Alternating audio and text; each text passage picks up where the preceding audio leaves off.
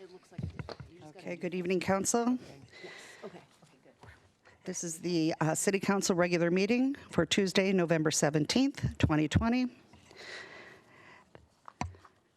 This is for meeting accessibility this evening. Pursuant to the Governor Emergency Proclamation 20-25, the city is unable to provide an in-person location for the public to listen to the virtual city council meeting this evening. Meetings are still accessible to the public and public comment is able to be submitted. To view live, the city website is www.sammamish.us/TV21. You can view it on city YouTube. You can also Comcast TV channel 21 in Sammamish only. To view later, meeting videos are available the day after the meeting on the city website, again, www.sammamish.us/TV21 on YouTube or Comcast TV 21 within Sammamish only. And Lita, will you call roll? Mayor Karen Moran. Present. Deputy Mayor Christy Malchow. Present. Councilmember Ken Gamblin.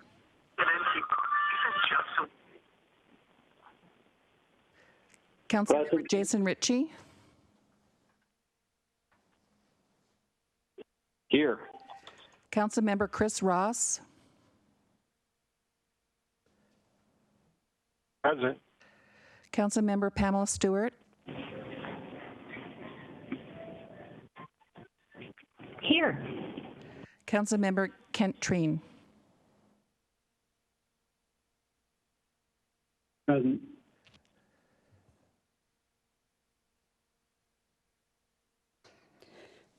Perfect. Looks like we have a full board tonight. Okay, so next up is our Pledge of Allegiance. Mr. Treen, would you please lead us?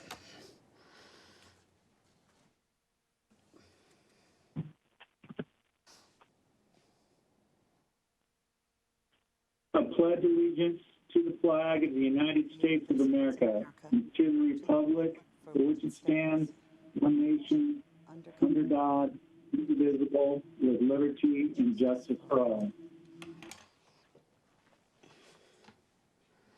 Thank you, Council Member. Tonight we have a couple of things we need to switch around on the agenda. First thing being that we need to move the executive session to the very first thing because we have an attorney that needs to leave right at 7, so we need to put that as the very next thing we do. So even before emergency management, so we need to move executive session to next. We can still have one at the end, but we need to move the one that was scheduled for 7:15 to now, and then come back and do the emergency management. So the executive session that was scheduled for 7:15 will be moved to right now, followed then when we get back by emergency management and public comment, and then move to the rest of the consent calendar accordingly. Correct, Mayor. That's the collective bargaining negotiation discussion pursuant to RCW 42.30.140-4A. Is there anybody who has any other changes they wanted to make?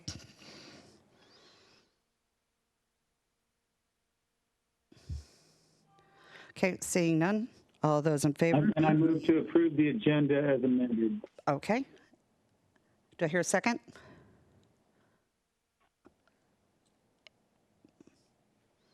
Second. Okay.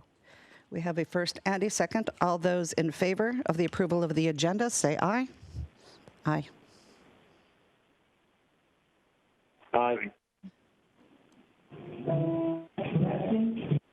Opposed? Okay. Then we're going to go right into executive session. Again, this is executive session, and it is pursuant to collective bargaining negotiation discussion pursuant to RCW 42.30.140-4A, and to review the performance of a public employee pursuant to RCW 42.30.1101G. What do you think? 20 minutes. Yeah, probably 20 minutes. So we should be back at 7. Did you have another one scheduled at 7:15 still? No, I thought I heard you suggest that we were splitting these up. we are moving that one up to now because we have got an attorney that needs to leave us at 7.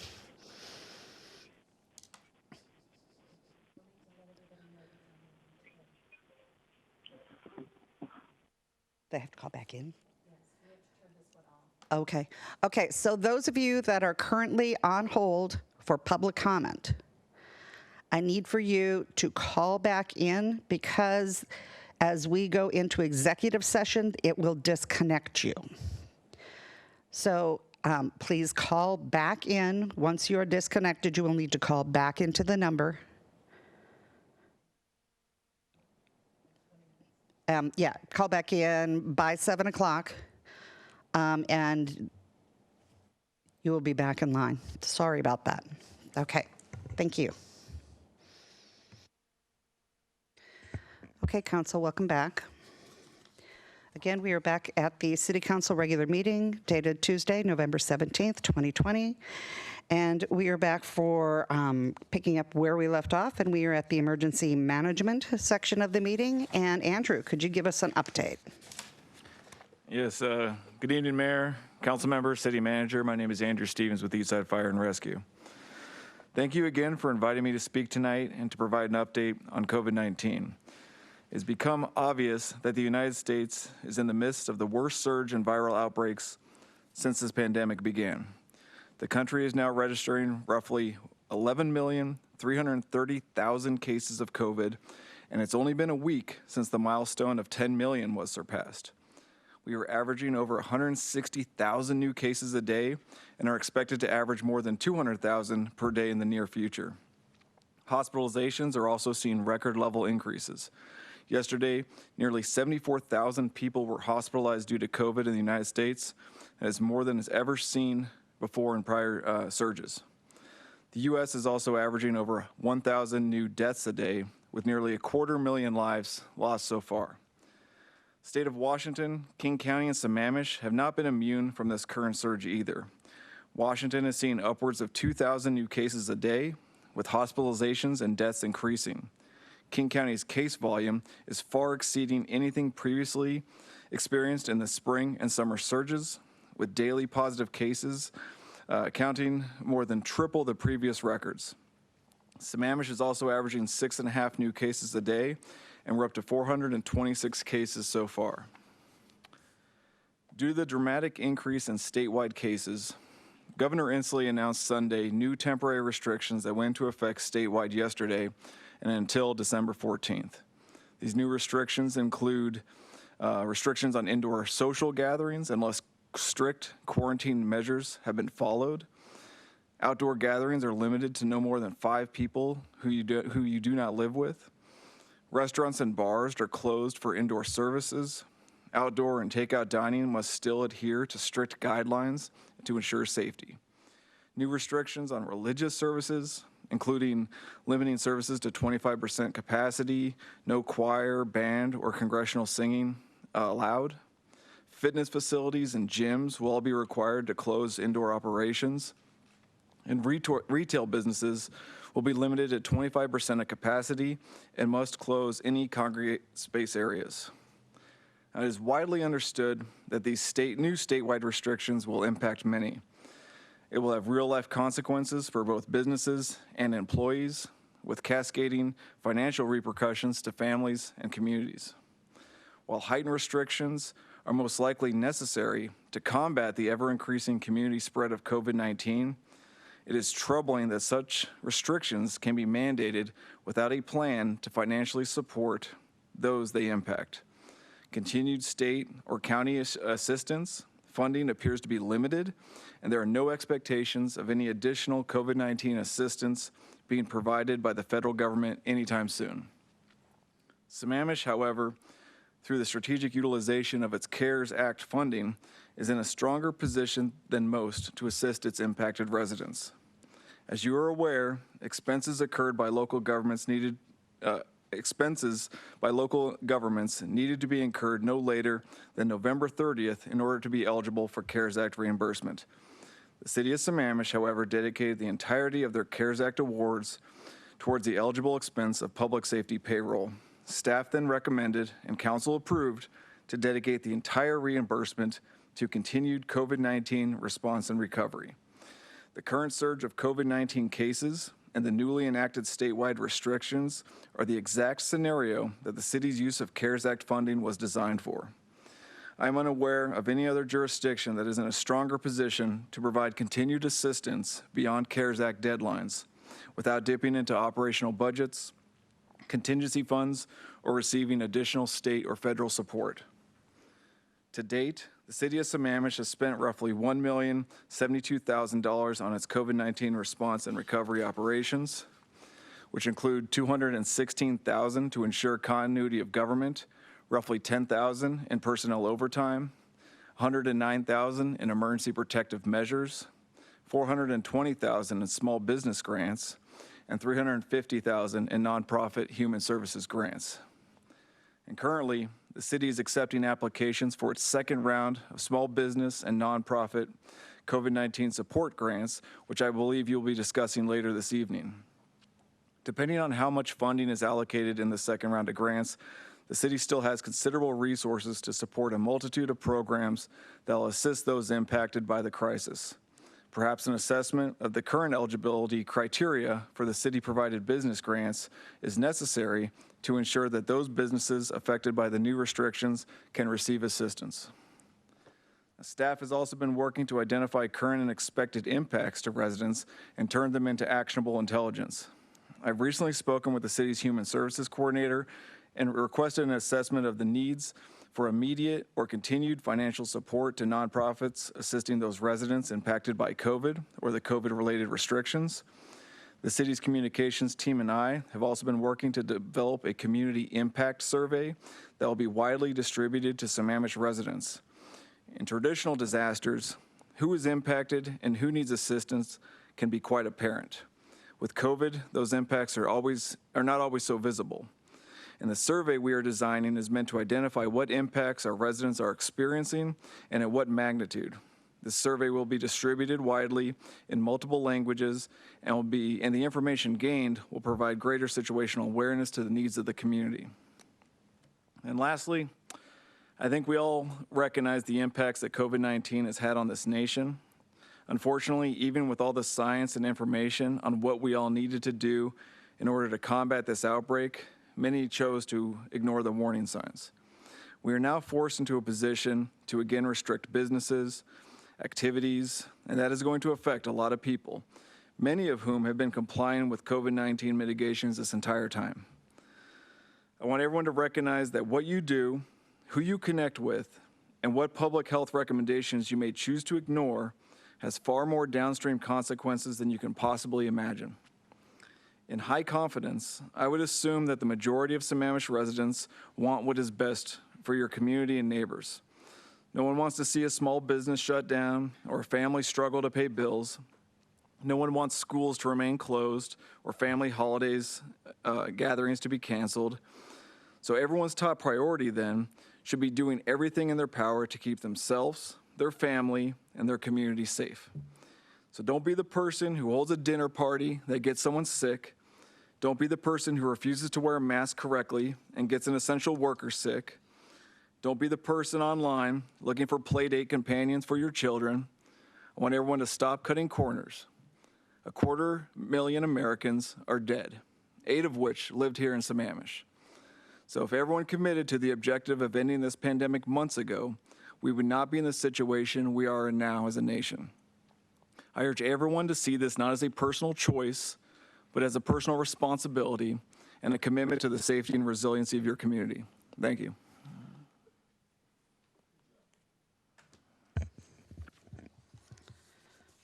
Great report. Thank you, Andrew. Hold on. I want to go to chat box here and see if we've got it closed on me. See if we've got questions.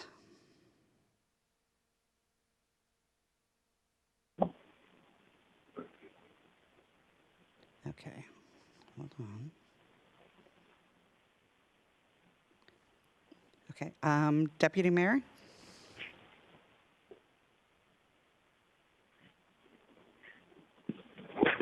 Thanks. I think I see Ken Gamblin in there. Okay, well, I haven't gotten there so far, so. Actually. Okay, I think Mr. Gamblin is first. Yeah, thank you, Christy. Andrew, thanks for that information, as usual, quite informative. So this is going to be maybe trying for you, might not want to answer this. Do you have a crystal ball? Can you give us in the short term what you see happening for Sammamish and King County? I don't have a crystal ball, but everything as far as the data is telling us that if we don't begin to, again, take this all very, very seriously, especially as the weather drives people indoors, drives more people together around the holidays, you're going to continue to see these numbers increase. We are running close to 80% capacity of hospital beds right now.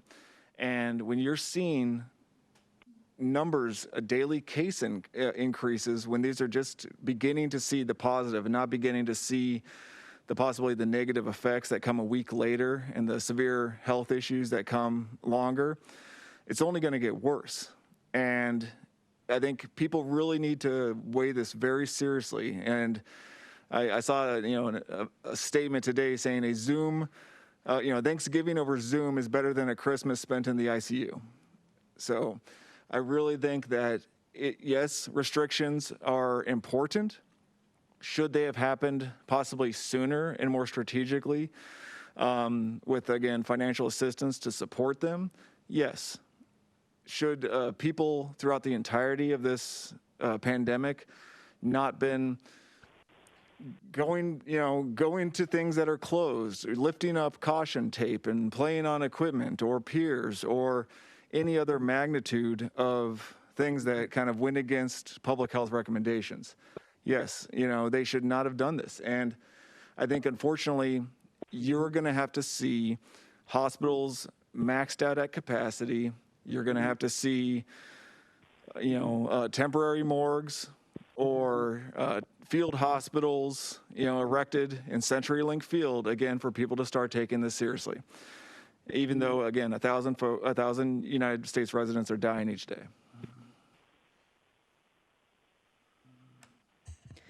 You got it. Thank you, Andrew. Valuable input. Appreciate it.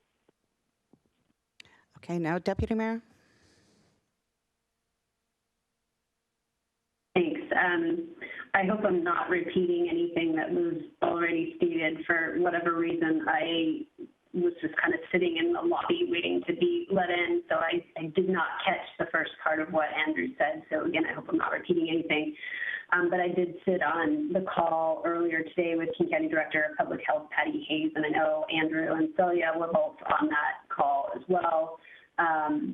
And again, stop me if Andrew already stated some of this stuff. There was some discussion relative to the vaccines that we've probably all heard about on the news, and the state is preparing for dissemination of that. And of course, the Pfizer one does require a deep freeze, and so the state is looking at what that might look like. The Moderna one does not require that deep freeze, but does have a short shelf life, was my understanding.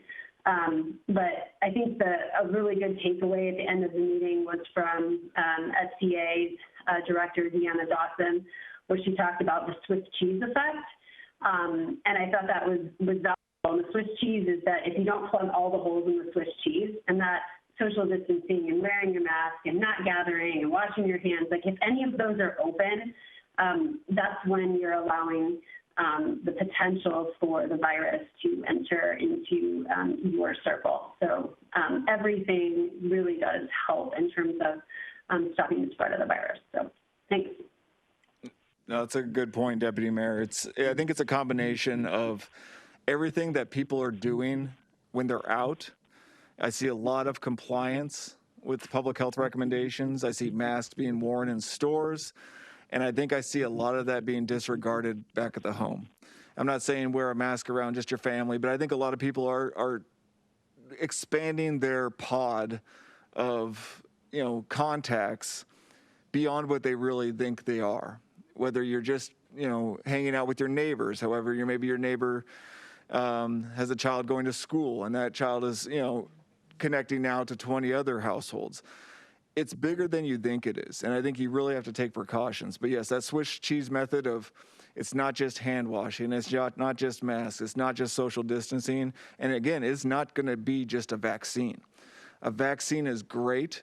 A vaccine is one of the better tools we have against this outbreak, but it will most likely not be until summer, until something like this is widely distributed.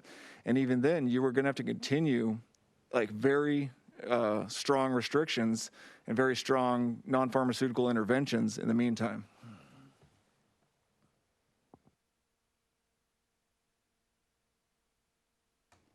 All right, I do not see anybody else in the chat box at this time. Does anybody else have any questions?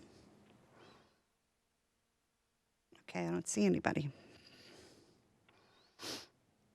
Okay, thank you.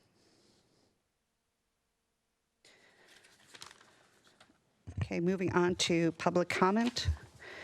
Pursuant to the Governor's Emergency Proclamation 20-25, the city is unable to provide an in-person location for the public to listen to the virtual city council meeting this evening. Meetings are still accessible to the public and public comment is able to be submitted. Written public comment will be accepted until 5 p.m. on the day of the meeting. Submit your written comments by email to the city clerk, lhatchie@sammamish.us, and the city council at citycouncil@sammamish.us. Verbal comment, up to 3 minutes of verbal comment may be provided per person live during the meeting. Call the following number and input the access code when prompted the day of the meeting. Today it was by 7 o'clock. The phone number, 1-571-317-3122. The access code of 929-348-197. Once you have joined, you will be placed on mute. The meeting operator will unmute you when it is your turn to comment. You will hear an automated voice say unmuted when that occurs, and the operator will ask you to begin your comment. If you would like to provide public comment on the public hearing this evening, please say so when you are unmuted. You will then be placed back on mute and will have an opportunity to speak under the public hearing. How many people do we have on for public comment? Madam Mayor, we have 3 people waiting for public Excellent. comment. Thank you. And again, I want to, for those that are waiting for public comment, thank you very much for calling back in. Callers, I will unmute you in the order that you've joined the meeting.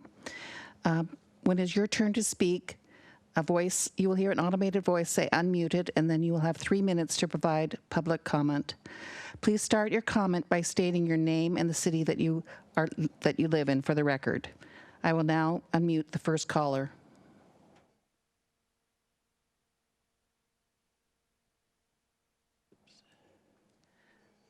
Caller number 4. Are you speaking for public comment or public hearing, or for both? Hi. Possibly for both. Let me go for public comment. Okay, thank you. And my name is Aurora Merchant, and I am calling from Sammamish. And the comment that the reason I was calling on public comment, part of it also is this question, because I've been rerouted multiple times trying to understand how the zoning in Sammamish works in regards to how properties are zoned as either R1 or R4. Because in the conservancy zone, as I know I've called in multiple times, asking about building that has been permitted just below our parcel that fits technically the definition of R1, because the conservancy zone of the shoreline is supposed to be essentially very limited building. We have now, in the last year, allowed 4 large homes to be built, and I'm very concerned after last year, the rising of the water, and where we are coming at this year now, also with the water rising at this point so early in the season, if our dock will even exist within a year after this.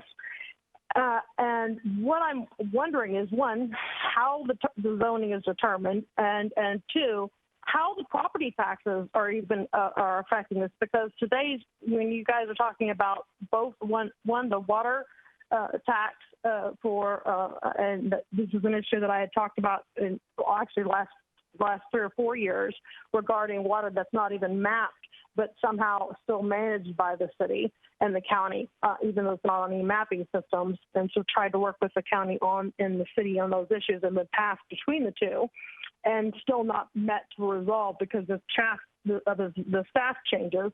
And now we're facing water that is still going to be coming from more than 500 feet above my parcel that will be draining down onto us.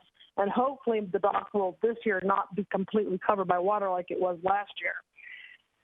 And my concern is that I don't understand how these new homes that are being built are being valued at literally a quarter of what the value that they purchased at. For example, there's the Chan parcel, the Paul parcel, which are on in the conservancy zone that were divided up. Both of those parcels are for the Chan parcel sold for less than a third of what it is now being valued at. In fact, even the house valuation for the permitting was only like $660,000. They bought the property for approximately 1.3, and now it's worth 4.18. That is unbelievable to me for the tax valuation. And the same thing with the Paul parcel. Doesn't even have any building on it, does not meet the standards for building, and no one is holding them liable actually to the two permits. The city has the ability or has the requirement in order to be able to issue variance permits. So if you need a variance from the laws of those shoreline laws that are adopted by the city and the state, or the Sammamish Municipal Code, those are variances, meaning that they're breaking the law in order to be able to build. And by giving them the variances, their property values are quadrupling because the land should not be built on. The land testing is being combined so we can see that the water the water table is way above where it supposedly should be. And we're on a seismic zone, so you guys have literally removed more than 50 large trees in one area and are expecting no environmental effects. And even the community development manager himself testified at one of the hearings stating that it would cause no environmental problems. But they're now all asking for large cement walls to be installed into the ground. Okay, I'm going to have you finish your thought. Which is 202. Okay, I apologize.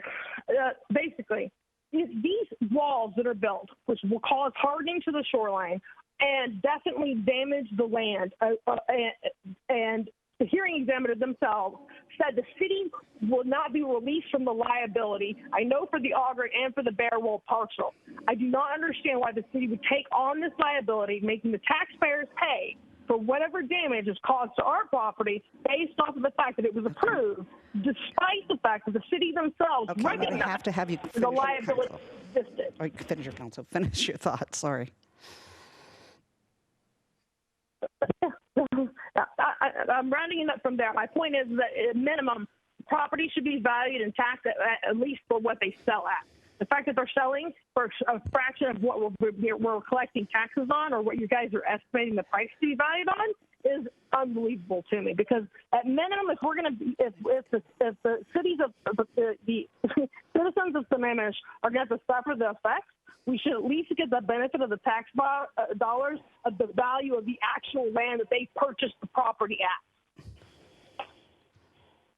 So I'm sorry, I'll finish on the rest and I'll send more information on afterwards. But I'm trying to work with the state at this point too, because of the fact that I've been fighting it for 4.5 years at this point. Okay, I understand frustration. Thank you.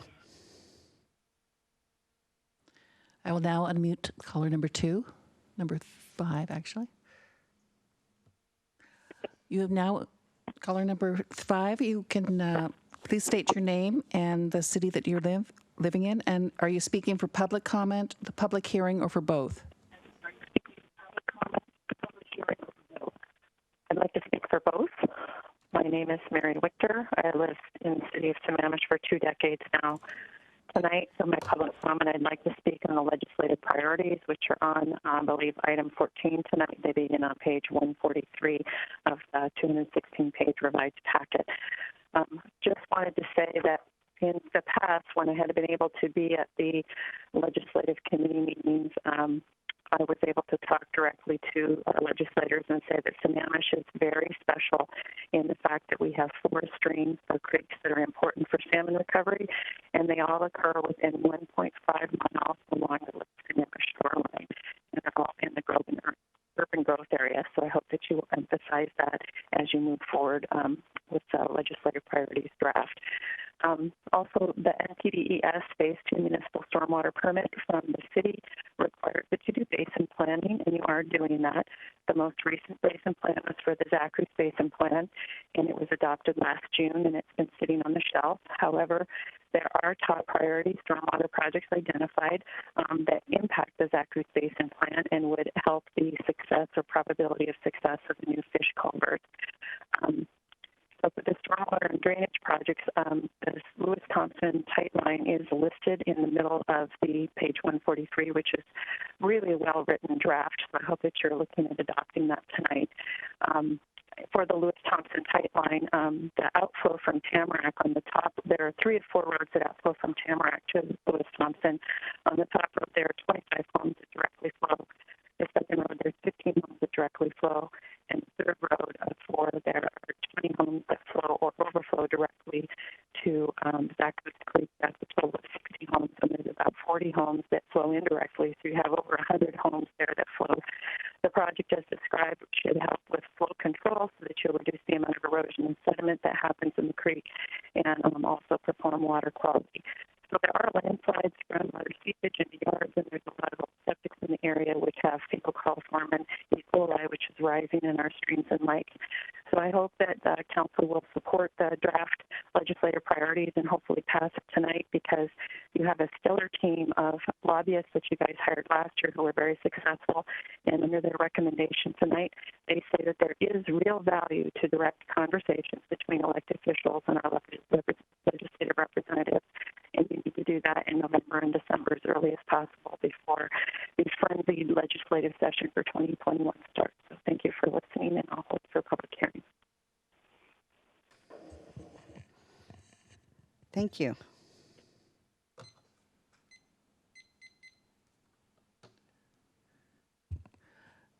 I will now unmute caller number 3.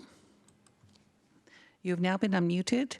Are you speaking for public comment, public hearing, or for both? Public hearing for the budget. Okay, I will mute you so you can speak again later when the public hearing. Thank you. Thank you.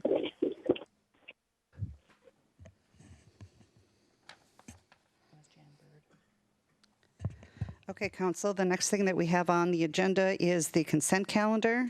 So I'm looking for a motion.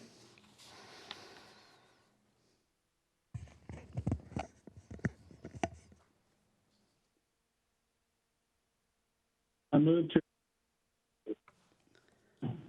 to approve the consent agenda calendar. Okay. Second.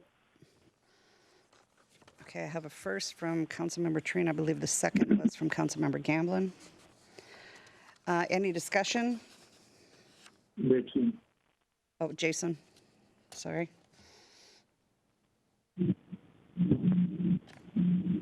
And I'm not seeing any. Okay. All those in favor, say aye. Yeah, hold on, Mayor. Can we remove, please? Hold on. Can we remove item number 3, please? Sorry. Okay. Okay, back up. The master fee schedule. Okay, you're gonna have to. Okay, what does she want? I can't hear you, Pam. Can you repeat? I would like to remove. Yes. Can you hear now? Yes. Can you hear? Yes. Hello? You can hear me? Okay. Can we remove item number 3, the master fee schedule, please? Master fee schedule. Okay. Move to adopt the consent calendar with number 3 at the end. Thank you. Second. Okay, you want, okay, so we will take number 3 out. So motion to adopt the consent calendar as adjusted. Anything else by the council? All those in favor, say aye. Aye. Aye. Opposed? Aye. Nay. Okay, we have got 1 nay. Okay. Okay, so moving number 3.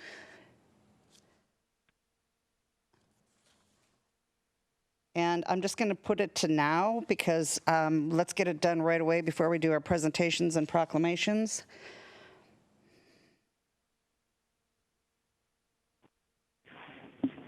And did you want to speak to your question on that, Councilmember Stewart? Sure. So there were a couple of items on there that most of the changes are very minor and fairly routine. There were a couple of major changes. One was that we added fines for the flyers.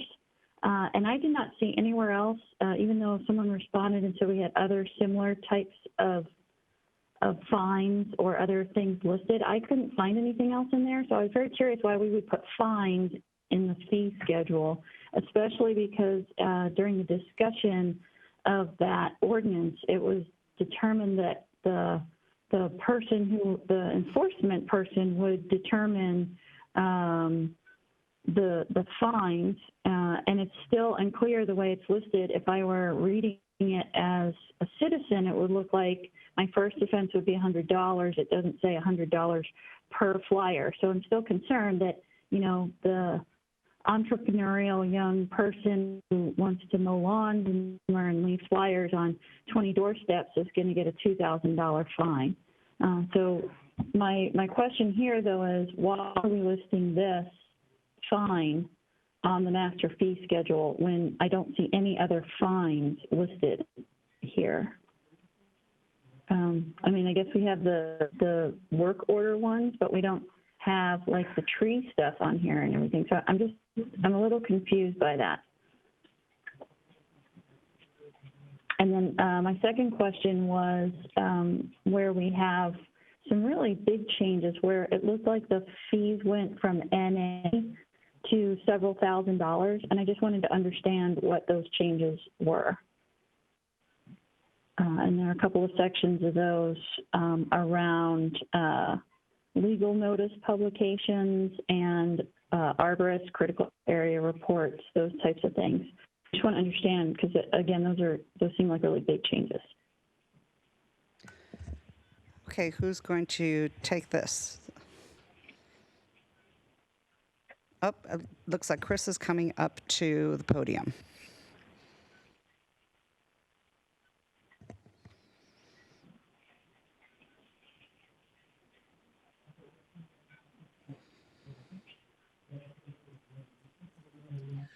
So we added the fines for the unsubscribed literature, basically because we want this schedule to be available to all of the public and the people at the front counter for just about everything that's going to be paid.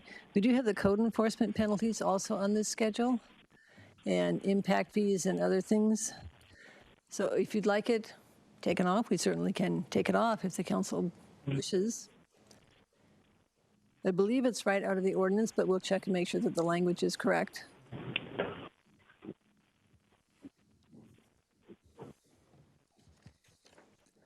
And which other ones were you looking at? The legal notice publication?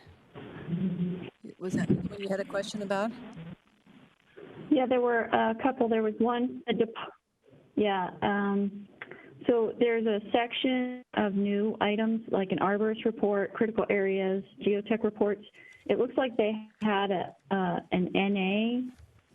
I don't know if new additions, and that's why they're there, or were they previously there and didn't have a fee and now they do? So is and then it says in a comment, full cost of service, is it $2,500 or is it whatever it costs? So which particular fee are you looking at? What page is it on?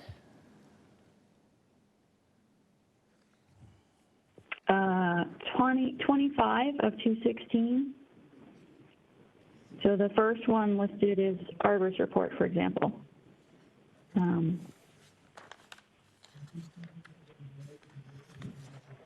Chris, this is David Pyle. I'm here to assist in any way needed.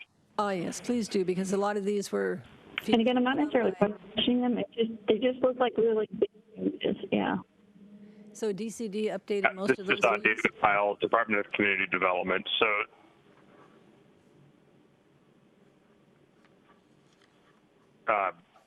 David Pyle, Community Development. I don't know if you can hear me on that end. Okay, yes, great. Yes, David. Hello. How are you? I'm great. Good evening. Great questions. We've been doing some internal evaluation as to how we handle deposits for on-call services when we identify as part of an application process that a service is needed. We do that on a deposit basis, meaning that we require an applicant provide an initial deposit because those are pass-through costs. You'll note that there are several $100,000 in the DCD budget that are considered pass-through costs for on-call consultant services. That's one of the ways that we remain elastic in providing services for our customers. So when we see an application come in the door and the generalist staff who are in review of the application sees that there is an arborist issue, a critical areas issue, a geotechnical issue, an inspection monitoring requirement, they flip a switch, if you will, in the permit tracking system that then requires that the applicant provide a deposit. The deposit is the initial amount that we work against. Sometimes it's more, sometimes it's less. And it ultimately comes out to be the actual cost of service. When the deposit is depleted, we ask for a supplement to be provided based on the cost not to exceed contract that we have, or task order that we have with the consultant. That way, we are ensured that the applicant is paying for that service, not the taxpayers. Got it. And so that's just clarifying. So it's increasing the deposit amount for those, or just clarify that deposit amount? Is that, and then they'll actually be charged whatever it turns out to be? Yes, it's increasing the deposit amount for those, because we were finding that those costs have gone up over time, and those professional consultant services are actually quite expensive. And we were commonly chasing the applicant, consistently asking for more supplemental deposits be made. So we decided that we would want to take that on up front at the beginning of the process, and also better disclose to the applicant what that might cost by providing that initial upfront deposit. Makes sense. Thank you for that. I'm also happy to clarify the mailing if you'd like. Sure, that'd be great. Yep. So when the council increased the radius of mailing to make sure that additional neighbors were notified as part of projects that require mailings, it also caused for quite an increase in our mailing costs related to project review. As part of that, we ended up switching to a consultant service, and we now have an on-call consultant contract, which you'll be seeing here in a few weeks because we are renewing that contract. And we use a mail center out of Issaquah, where they provide a service for us to print and mail the mailings. So that is simply the cost of providing that service. We typically see that there's a notice of application, then there's a notice of decision, and there might be a notice of public hearing. The deposit represents the average of costs on those projects. If the cost is less, then the applicant is refunded the balance. If the cost is more, then we do ask for an additional supplemental deposit. Excellent. Thank you. Thank you. those were all of my questions. I guess my final just clarifying question around this unsolicited or unsubscribed literature is, by putting these dollar amounts on here, are we fixing what those fines will be, or is it still going to be up to the enforcement officer? And can we also clarify on here that it's per, flyer, so that it's not looking like it's $100? I still worry very much that, some poor person's going to get hit with some whopping fine because it's unclear what the rule is here. Well, we'll certainly go back and check the ordinance to make sure that what we have in here is correct, and we can alter it if it's not correct, or we'll amend it. Or if council would prefer, we can leave this off the schedule. Great, Chris. Appreciate that. I wouldn't hope that you would pass this tonight or approve it tonight, because we need to send this to King County. They do our stormwater billing for us, and the stormwater fees are on this resolution, and they require us to send this to them so they can do the stormwater billing. Councilmember Trine, you have a... If we approve it tonight, can we still get this amended if there are changes needed? Yes. Councilmember Trine, do you have a motion? Right. If we approve it tonight, we can still amend this to fix it. She said yes.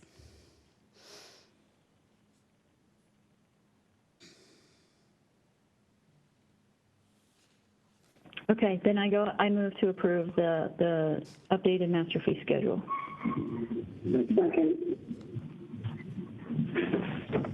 Okay, we have a first and a second. Any more discussion?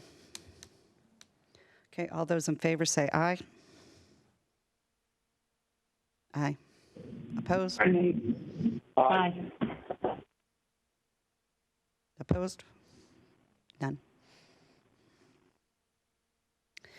Okay, we have two proclamations this evening. And Councilmember Gamblin, I'm going to ask that you read the small business one. And Native American, Deputy Mayor, since you brought that one forward, I'll ask that you read that one. And so, Councilmember Gamblin, would you please read the Small Business Saturday? Okay, give me 1 minute to pull it up here, Mayor. Proclamation, Small Business Saturday. Hold on.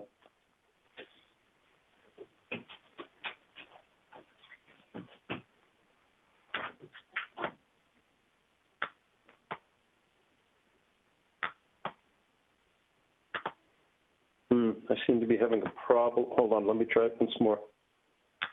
Agenda item.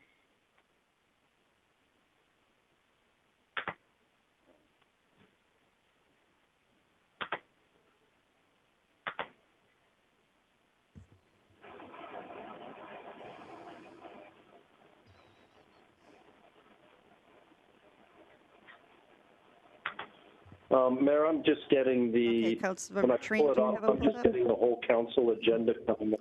Okay. No, who has it pulled up on their screen? I do. Jason. Jason, would you like to read it for us? I do. This is Jason. I'd be happy to. Thank you. Thank you. Proclamation marking Small Business Saturday. Whereas the city government of Sammamish, Washington celebrates our local small businesses and the contributions they make to our local economy and community. According to the United States Small Business Association, there are 30.7 million small businesses in the United States. They represent 99.7% of all firms with paid employees in the United States, are responsible for 64.9% of net new jobs created from 2000 to 2018. And whereas small businesses employ 47.3% of employees in the private sector in the United States, 62% of the U.S. small businesses reported that they need to see some consumer spending return to pre-COVID levels by the end of 2020 in order to stay in business. 65% of U.S. small business owners said it would be most helpful to their businesses to have their regulars, quote unquote, return and start making purchases again. And 3/4 of U.S. consumers are currently looking for ways to shop small and support their community. And whereas 96% of consumers who shopped on Small Business Saturday agree that shopping at small independently owned businesses supports their commitment to making purchases that have a positive social, economic, and environmental impact. And 97% of consumers who shopped on Small Business Saturday agree that small businesses are essential to their community. And whereas 95% of consumers who shopped on Small Business Saturday reported the day makes them want to shop or eat at small, independently owned businesses all year long, not just during the holiday season. And whereas Sammamish, Washington, supports our local businesses that create jobs, boost our local economy, and preserve our communities, and whereas advocacy groups, as well as public and private organizations across the country, have endorsed the Saturday after Thanksgiving as Small Business Saturday. Now, therefore, I, Karen Moran, Mayor of Sammamish, Washington, on behalf of the Sammamish City Council, do hereby proclaim November 20th, 2020 as Small Business Saturday and urge the residents of our community and communities across this country to support small businesses and merchants on Small Business Saturday throughout the year.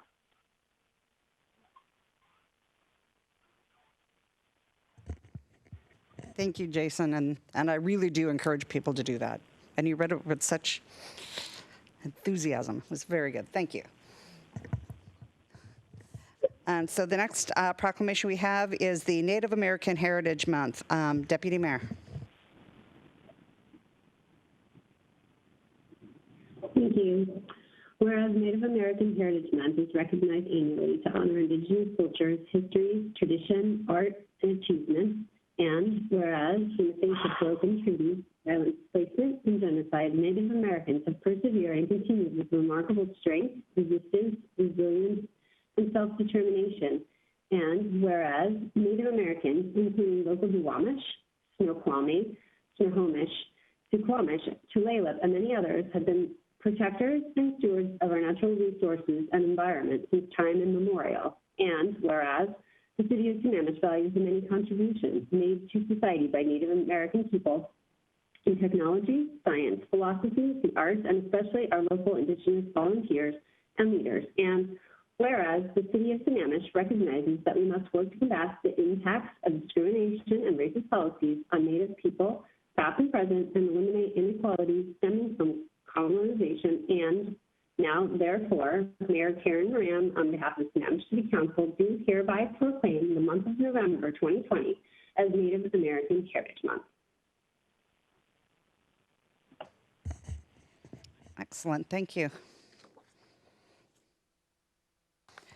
Okay, the next we have a series of public hearings. Okay, the first one that we have is the second reading, and it is on the ordinance adopting the 21-22 biennial budget. And this one was continued forward from, I believe it was, whatever date, the 10th. Thank you. And so I'm going to open the public hearing for the second time for the 21-22 biennial budget.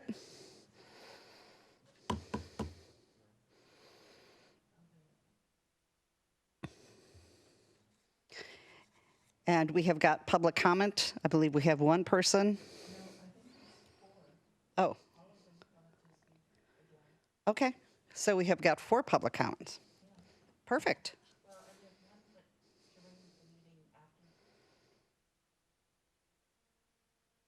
Okay. Okay.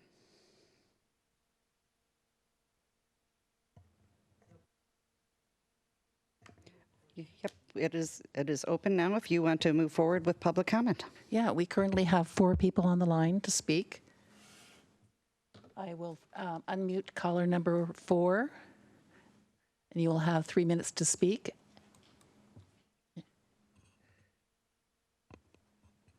Are they there? Caller number 4?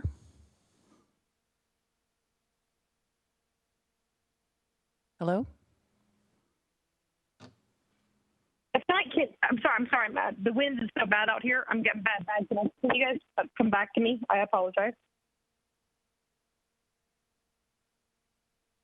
I don't know if you can hear me at all. Yes, we can hear you. Can you hear us?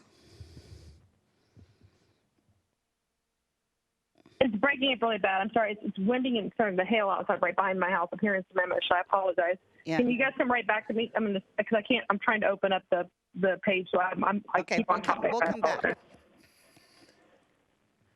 I will now unmute caller number 2. Can you hear us? Hi, my name's Mary. Yes, I can. Okay. You can begin speak. My name's Mary Wichter, and I'm speaking on the public hearing to the budget. Hi, my name's Mary Wichter, and I'm calling in to speak for the public hearing for the second reading of the budget. And I believe, due to the conversations that Council had yesterday, that the public hearing would not be closed tonight. It would continue until next Tuesday, the 24th. So I had sent in emails earlier on November 10th to be included in the public hearing. I did want to impress upon the council that Tamarack is the neighborhood that I live in. It was built, it was an assessor's plat of Tamarack in 1964. There were 126 homes that King County had permitted. There's about 167 homes that have been built because the city added 40 more new homes since 2000. And over that time, we've paid, from 2000 to present, we've paid about $580,000 in surface water management fees, and that doesn't include this next coming year. You just heard that the rate's going to increase from $380 per house by 2% to $387.60.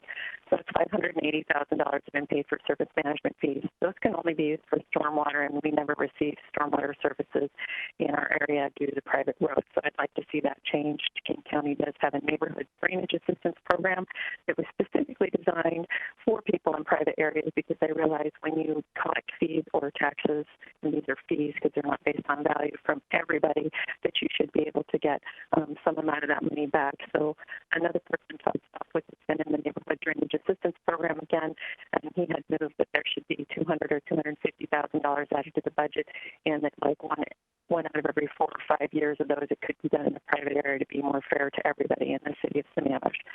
There are also system and development fee charges that have been collected from the 40 homes that have been built in Sammamish and Tamarack as infill development.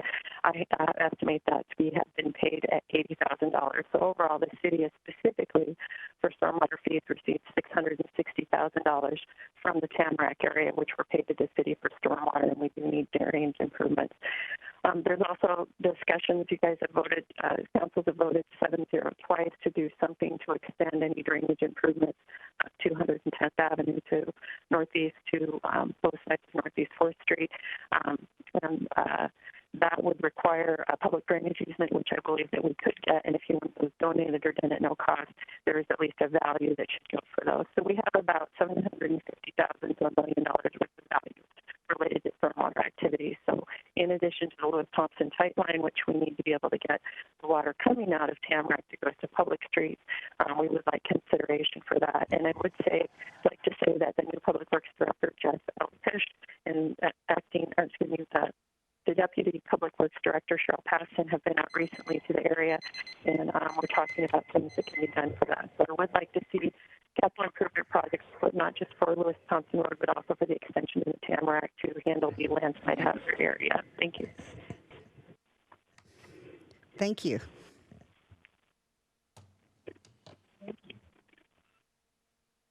I will now unmute caller number 3. Hello, you've been unmuted. Please state your name and the city that you live in. Okay, this is Jan Bird. I live at 3310 221st Avenue Southeast here in Sammamish. And these are comments basically that I've sent last week, but in case you didn't get a chance to read them, I'd like to repeat them. And I'm one of the city's native plant stewards, and tonight I'm representing the thoughts of a variety of Sammamish stewards. We volunteer in the parks and want to thank the council and staff for past requests you have accommodated in the city budget. And one was for funding the native plant nursery over at Beaver Lake Park maintenance area, where we're able to propagate and hold plants until they're needed for park projects. Another request was funding for the Washington Native Plant Society training in Sammamish, which was completed at the end of last year. We now have 20 new park stewards working in 2 parks, East Sammamish Park and Evans Creek Preserve. All these activities feed into the urban forestry management, which is, of course, the plan that we're still working on and hopefully we'll get back to completing in 2021. So my ask for this year that we keep the $150,000 in the community development budget for implementation of the urban forestry management plan. And as I see tonight, it's still in there, so that's good. My hope is we'll finish the plan in 2021, and in 2022, use some of that money and direct it towards starting a Green City program here in Sammamish, which is a regional program with 15 cities partnering together with Forterra, and most recently started to work with the city of Issaquah. This probably would require new in-house support to manage the contract as well, so that's something we need to start looking at, this money for that sort of thing. Forterra can take planning to the next level of implementation. Besides land and canopy analysis that we have with Davie Resources for the 3 sections of Sammamish, Forterra would then take this further, do a forest health assessment for each forested park and natural area in the city. This would involve forest management data like the dominant overstory, midstory, understory, type of species, slope, invasive plant cover, and other topics. We also create maps that show these and help set priorities for restoration projects. They take the data, put together a plan that has cost estimates, goals, timelines, annual benchmarks, strategies for restoration and maintenance of all the city's forested parks and natural areas. They can also help us maintain and expand our current park steward program by providing recruitment and training for new stewards, as well as continuing education for the existing stewards.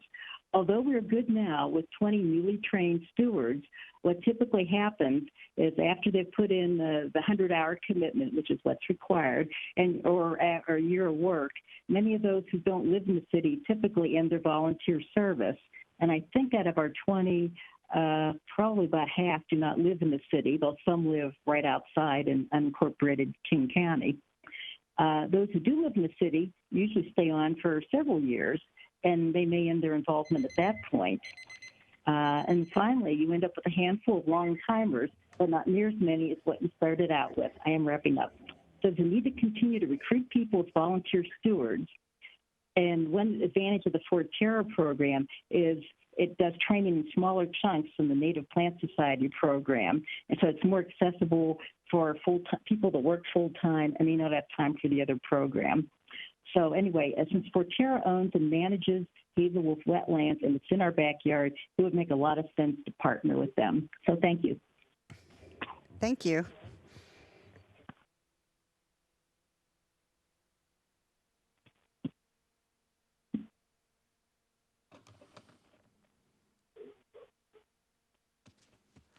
Caller number 3, please state your name and what city that you live in, please. Am I on right now? Yes, you are. Hello? You're on, Romero. Go ahead. Okay. This is Romero Valderrama from Sammamish, and for the public hearing on the budget. For the 10-plus years, 8 of which I was on the council, I have argued the need of the city to curtail spending and demonstrate fiscal responsibility.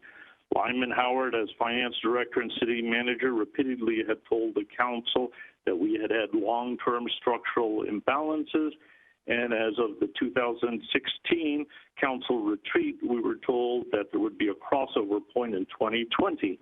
Now, at this budget, we are looking at a $16.1 million operational deficit in this budget, and this after removing $8 million in contingency funding of the 2019-20 budget. Watching the last 2 budget reviews, it is clear that the council still does not come to grips with the basic issues of managing the budget.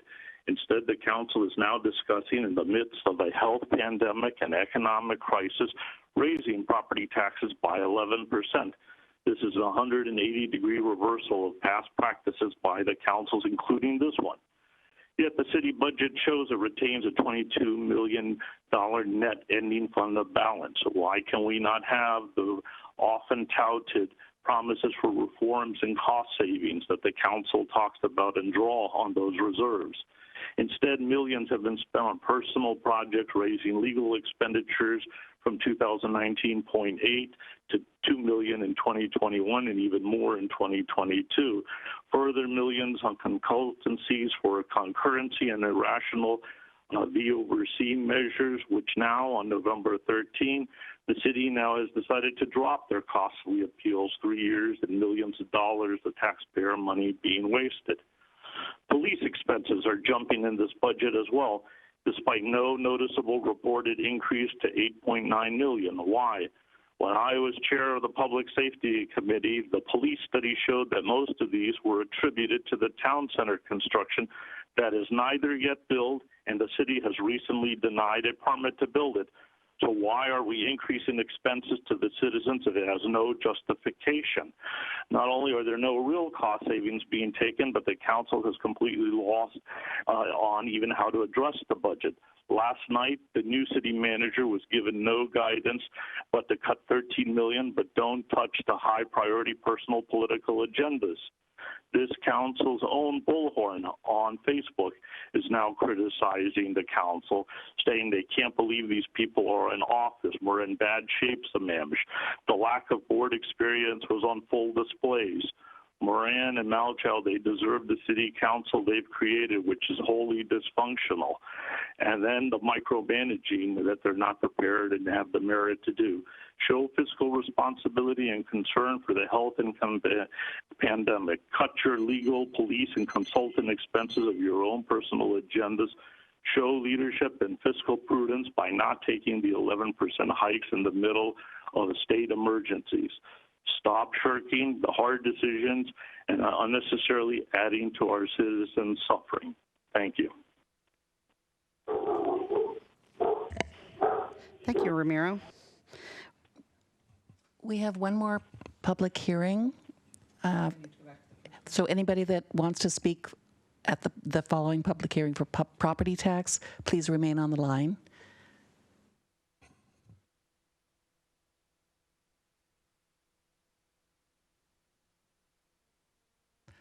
I will unmute caller number 1.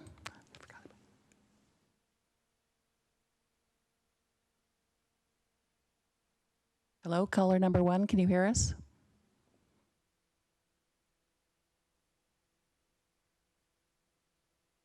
I can hear you. I'm sorry. I've got a terrible connection. I apologize.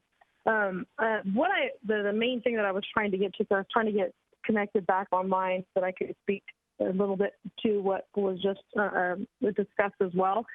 And this has to do with even whether it's increasing the property taxes or increasing the permitting costs, for individuals that are being allowed to build on the properties. One of the things that has concerned me is that while we have actually increased the number of employees, thereby increasing the number of actual of salaries that need to be paid, there is not an equal return to what we used to have.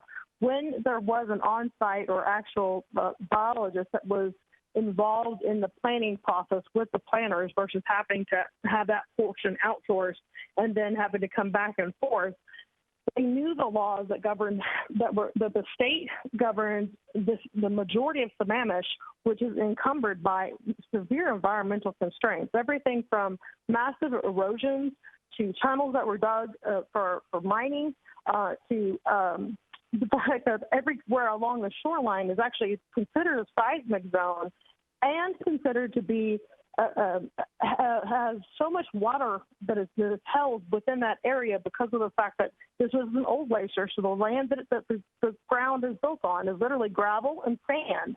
And so they have to pull the land out and then put in new dirt and hope that it lasts.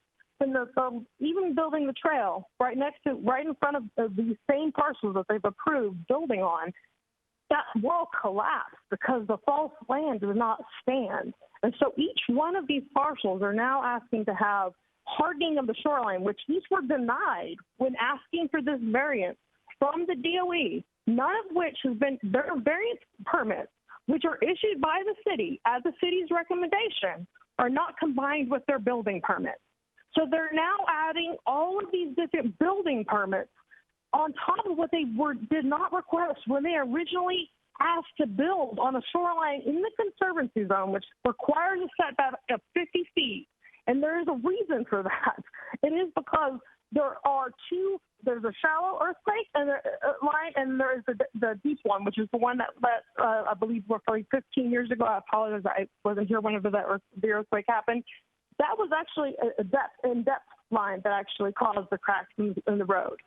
We have now removed massive amounts of trees along the shoreline. By doing that, we have put ourselves in a kind of majorly compromised situation, especially at the base where literally all of the water that's supposedly coming down to us is coming from 500 feet above.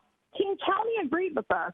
When we found a water source that is for some reason not mapped to any drainage, but has a drainage bit marking on it that says it's stream, but then the hearing examiner, after a decade of other planners telling us that it is definitely a stream or a tributary of a fish-bearing stream, that it's not a stream and that there's no way that's possible. Yet last year, our entire dock went completely under the water. I don't feel comfortable now knowing that these lands are don't even have viable true surveys. They are literally basing it off of old surveys and not knowing that government lots run diagonal to the water, unlike regular lots that would run straight if you're in upland. So if you're running diagonal, those measurements need to be exact. It can't be approximate, especially whenever they're talking about building on properties that are going to cost others, and you're building on land that's not straight. So the elevation is all in the FEMA zone. Every one of those parcels that have been granted building permits right now are all in the flood zone. And so we remove over 70% of the massive vegetation. Okay, I'm going to have to ask you. What is going to happen is very clear. I can't believe even. I'm going to have to ask you to. I understand, and I apologize, but I have to say it because we'll wrap it up. And the reason I'm saying this is if this is not tax, and if this isn't something these people have to pay for, they bought the property a fraction of what they're worth for the reason that they thought that the city would hold the same ground that it did in 2005. In 2005, and all the way up until 2016, they were denied the right to build in these lots. They are now been granted the permission, and the property values have more than quadrupled for that very reason. Yet we aren't meeting the tax values from that. Look at the value of the houses after the houses are built. Even if you look at the Chan parcel, which is the last one that was approved, you guys valued the permit at $660,000. Their house is now valued. That property is valued. Just the house is valued at more than $2 million. Someone needs to figure out how to recalculate, or whatever it is, the system you're basing the calculation of the value is based off the fact that that land shouldn't have been built on. And that's the reason they bought it for the price they were able to buy it at, and why it's now worth as much as it is, because it should have been protected. Okay, thank you.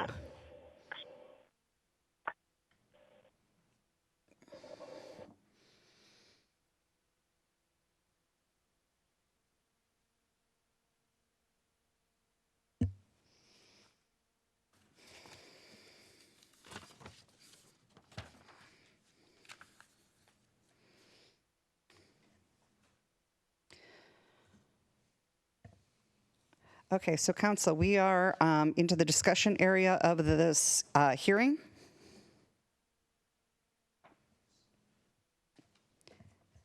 And it looks like staff, and I don't know who's going to present this, it looks like staff has got something that they are going to present to us. Mayor, members of council, this is Dave Rudette, City Manager. Mike is going to pull up a worksheet that we prepared for the council.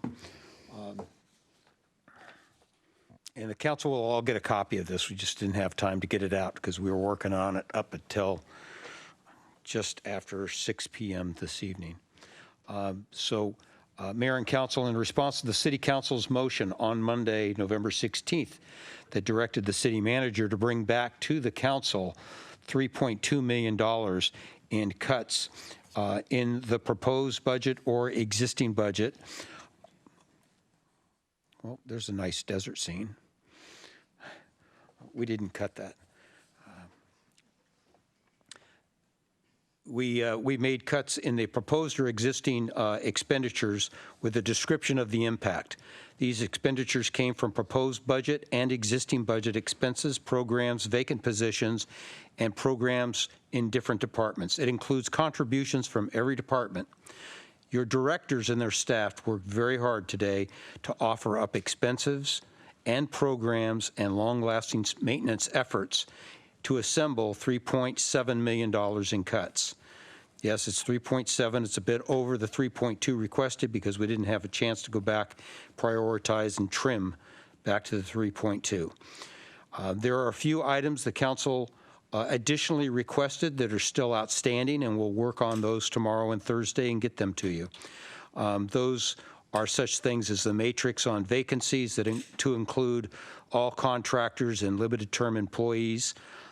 We were working off the ones for our full-time employees and the list of other recommended positions so that we could substantially build on that 3.2 cuts that the council requested. Also, the total of the legal expenditures for the last 2 weeks will be provided. This effort today was a big lift, and now you'll have it. Mike will tee it up, and we'll show you what the layout is, and then the council can review it. It does not have any recommendations for subsidy from reserves, taxes, or fees. I was not able to offer up my priorities on any of these cuts as they came across from every department and required relatively deep cuts from all departments. Council will need to go through them and identify which priorities of the expenses that they might want to see reduced or maintained as we move forward. So, Mike, would you take us through this? You've got teed up there. No, we're just going to go, we'll go through the pages in general so they can see what the layout looks like. Right there on the summary page. We're not seeing anything yet. Sorry, we're not seeing anything yet, Mr. City Manager. Okay, Mike is trying to tee it up on the GoToMeeting site. Do you see it now?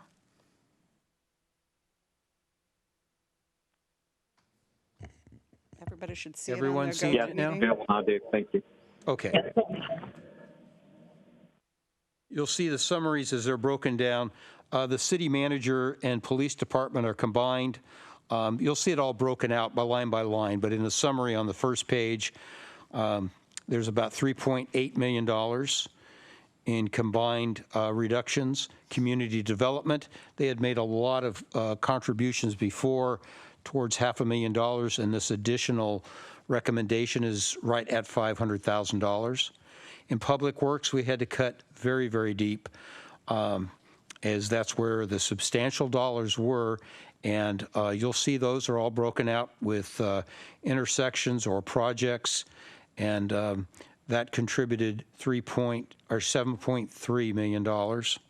Parks, recreation, and facilities was another $1.755 million. Finance, very lean there and not much room to cut. They always run lean. That's $146,000. And information technology went back through and trimmed where they could, making do with the systems that we have right now and rolling back on any recommendations for an increase in programming. On the next page, you'll see what the general layout is. I'm not going to go through all of these. It would cut very much into your valuable council meeting time tonight. You'll need to read these and study them. They'll identify the department, the division, account numbers, a description of the reduction, and then there's the 2021 budgeted amount and 2022 budgeted amount, and then the combined budget, and then the reduction. Is it in 2021? Is it in 2022? Is it a combination of both? Combine the reduction and then the new budgeted amount. And if it's got a zero, then it was eliminated. And then you'll see impacts and comments over to the right. There's several pages of this. Mike can just kind of overview so that they get an idea, and the public does, of what was involved. And what we can do is we'll get it out to you, council, and then we'll post it so that the public has it as well, since it's a public report.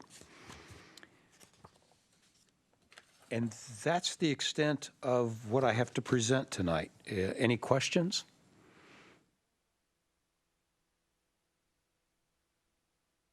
Okay, thank you very much. Mayor, back to you. Looks like we have a question from Council Member Stewart.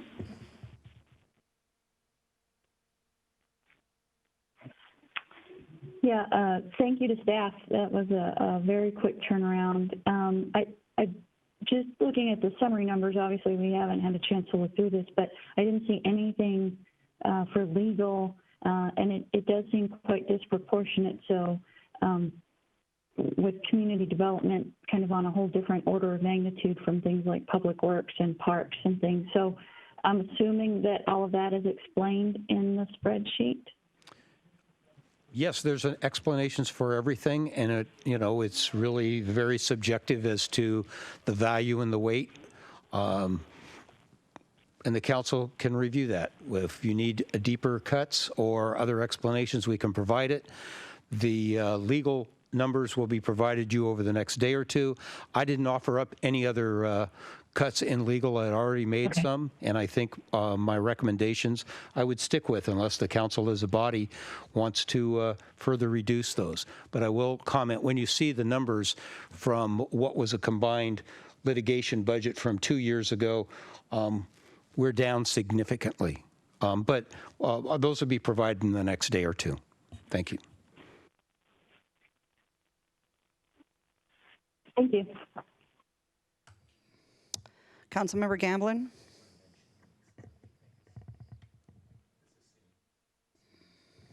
I'd like to defer for just a minute if I could. Okay. Sure. While they're taking a look there, Mike suggested, and I agree, that what this assumes is, in the bigger picture, is that of the city manager's office, that there's no administrative analyst that was recommended, an existing department head for administrative services / personnel director that the city had been holding on to. That's been unfunded for the next 2 years. And it has no recommendations for increases in the police except for the SRO officer. I did keep that in there because it's hard to profile, find the right person. We have done that. The chief's pleased with it. And the position will be reimbursed by the school district if and when they open back up. But in the meantime, that officer is needed for helping out the patrol folks and helps in our staffing levels. It was pointed out to me by the chief, just a side note, that staffing has been slim and it's been difficult to staff because a couple of years ago, there was an urgent need and 2 of the patrol officers were moved over to motors to do traffic enforcement. And those positions were never replaced. So it's made it very thin and a big challenge for the department. So that SRO is still funded and recommended to be funded. Some of the other significant cuts, well, there's just many resurfacing, reconstruction programs in public works, but that's where the big money was. Some of the positions in CDC in Department of Community Development have been reduced significantly over the last year already and repositioned to be lean and be very responsive. But do look at it closely because in order to contribute to these cuts, there is a position or two that is very impactful to some of the product that is put out that the council has requested. We had to dig deep into the human services and grants. So you'll want to look close on every line item. But everything was scrutinized and looked throughout the department's budgets and throughout the city.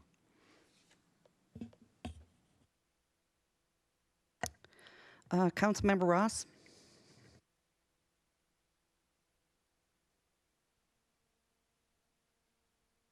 This is extremely helpful. All your hard work, this really helps us so we can spend next week looking at the details. I really, really, really appreciate the extra effort.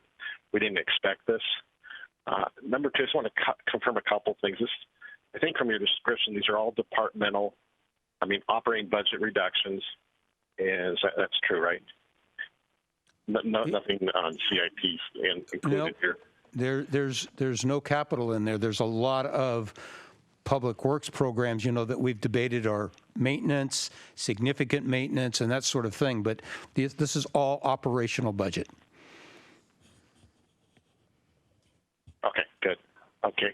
And then I know you mentioned that you didn't have an opportunity to prioritize across departments, but was the ground rules carried out that the lowest priorities on their given budgets were offered up as potential cuts in this risk analysis?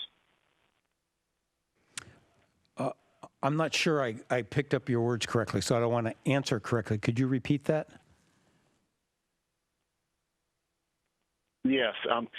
Each department put together their potential reductions to help come up with the stretch goal of $13.2 million. In offering those potential cuts, were they cutting at the lowest priority items, or is it a mix? Because could there be some high priority items that are potential reductions summarized here? Well, again, and I'm not trying to be smart aleck here at all. The priorities are in the eyes of the department head and myself. It did generally come from the lowest priority to the highest priority. But it got into high priorities everywhere because to meet 3.2 and you have 3.7 offered up to go for, we had to dig deep. I didn't want to dig in deep into human services, but it was there. I dug deep into the police officers. I highly support the police department. There are significant issues out of every department.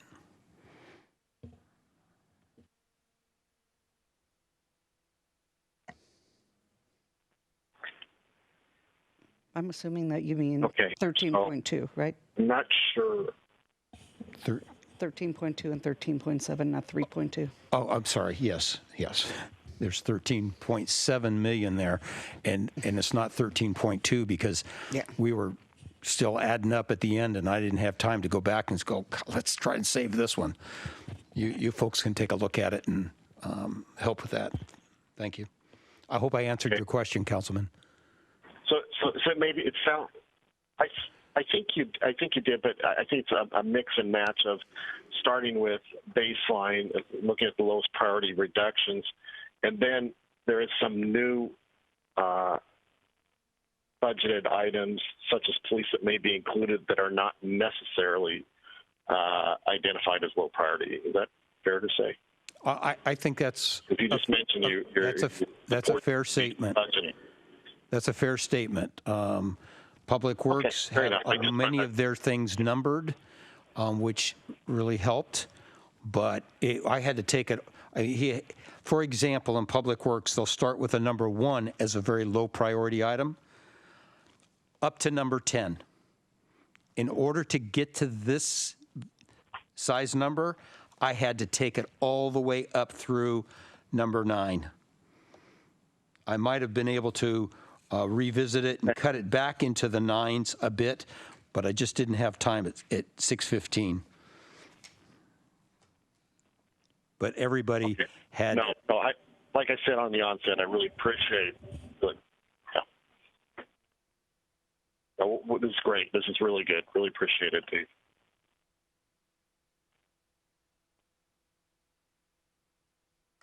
Okay, I'm going to go back. Councilmember Gamlin, did you want to hit your question? Yeah, thank you, Mayor. Yeah, so I'm trying to understand what we're trying to accomplish here.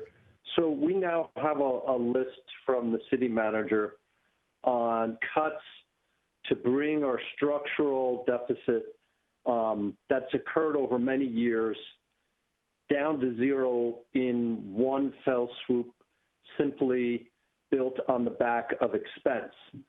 Are we now, as individual council members, each supposed to take this list and go through it ourselves and advise the city manager based on our individual priorities where we feel $13 million, $13.7 in cuts should occur?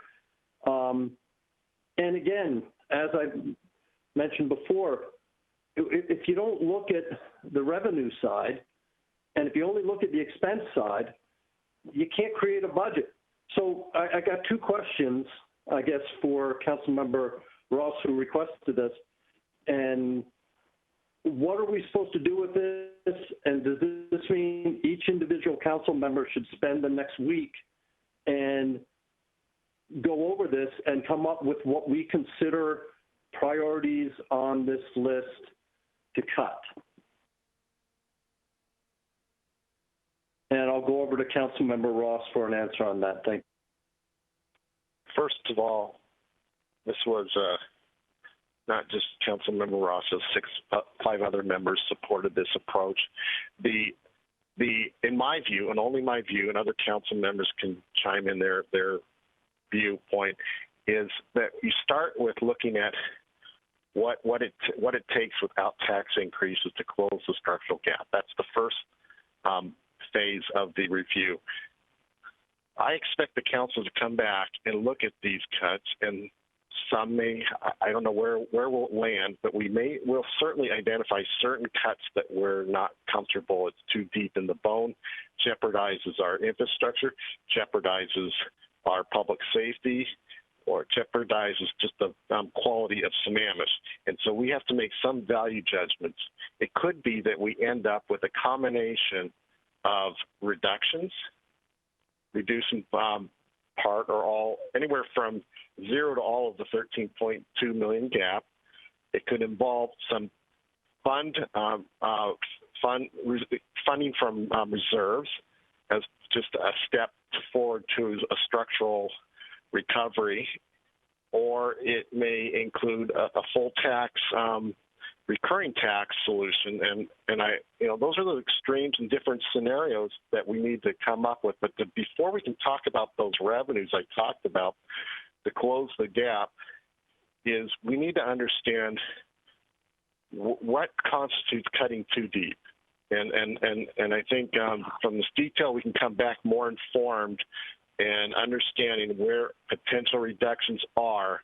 And I think you've mentioned this, Ken, which I absolutely agree with you, is what is, and before we're done with this exercise, what is our strategic plan to close the structural deficit if we decide not to fully fund the deficit? Say we decide to get through this biennium with a portion of reserve balances.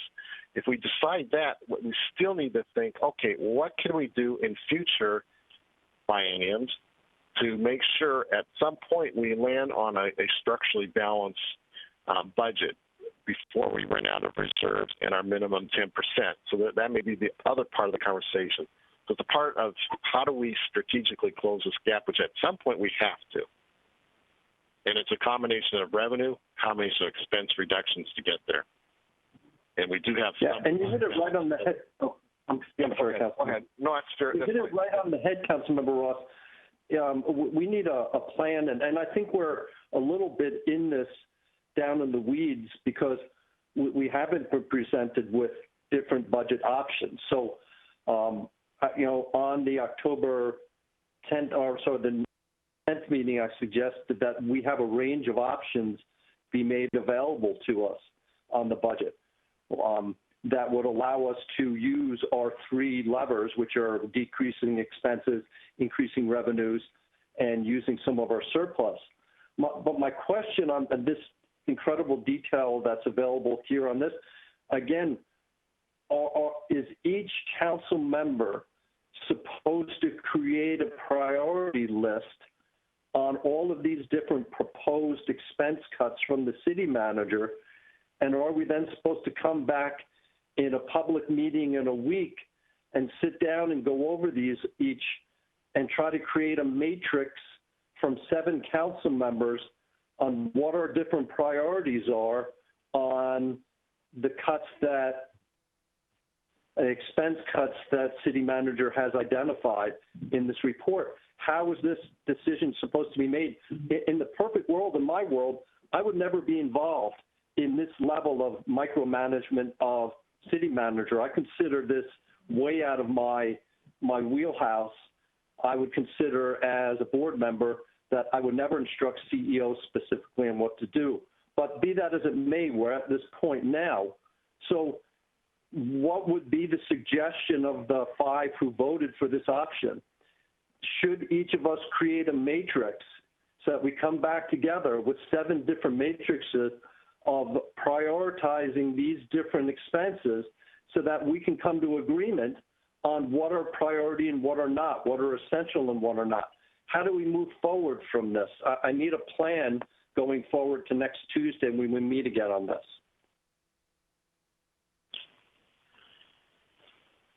Well, I'll have to say this.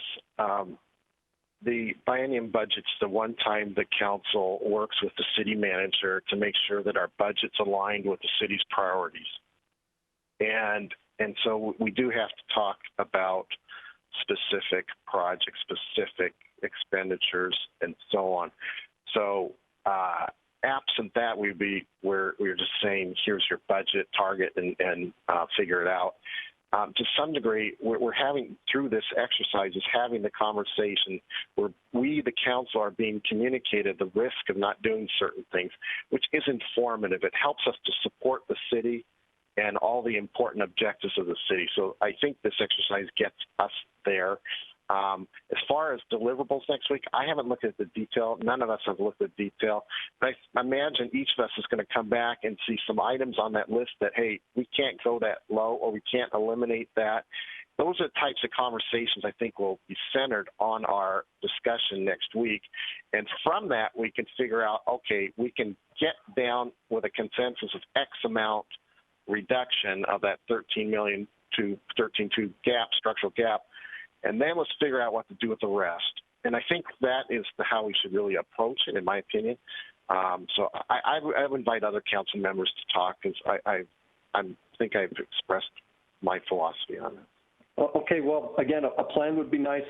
Do we rate each one of these on a 1 through 10 on our priority, or 1 through 10 on the impact of the city, or 1 through 10 on specific safety issues?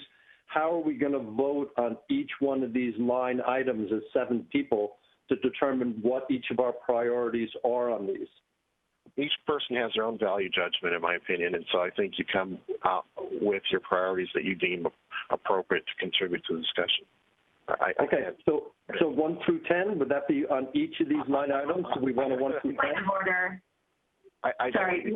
Point of order. Mayor, we're having a conversation here, and this council meeting is not supposed to be a conversation. We're supposed to be going in order, so if we can. Okay, well, I will respect that, Deputy Mayor. And again, what we're being tasked with, and then I'll make a statement, what we're being tasked with here on this long list of expenses is to come back on Tuesday and have some type of hierarchy put together. And I don't understand what we're supposed to show up with. So possibly that can be handled during this meeting so that we all leave with the same marching orders. That'll be all. Thank you.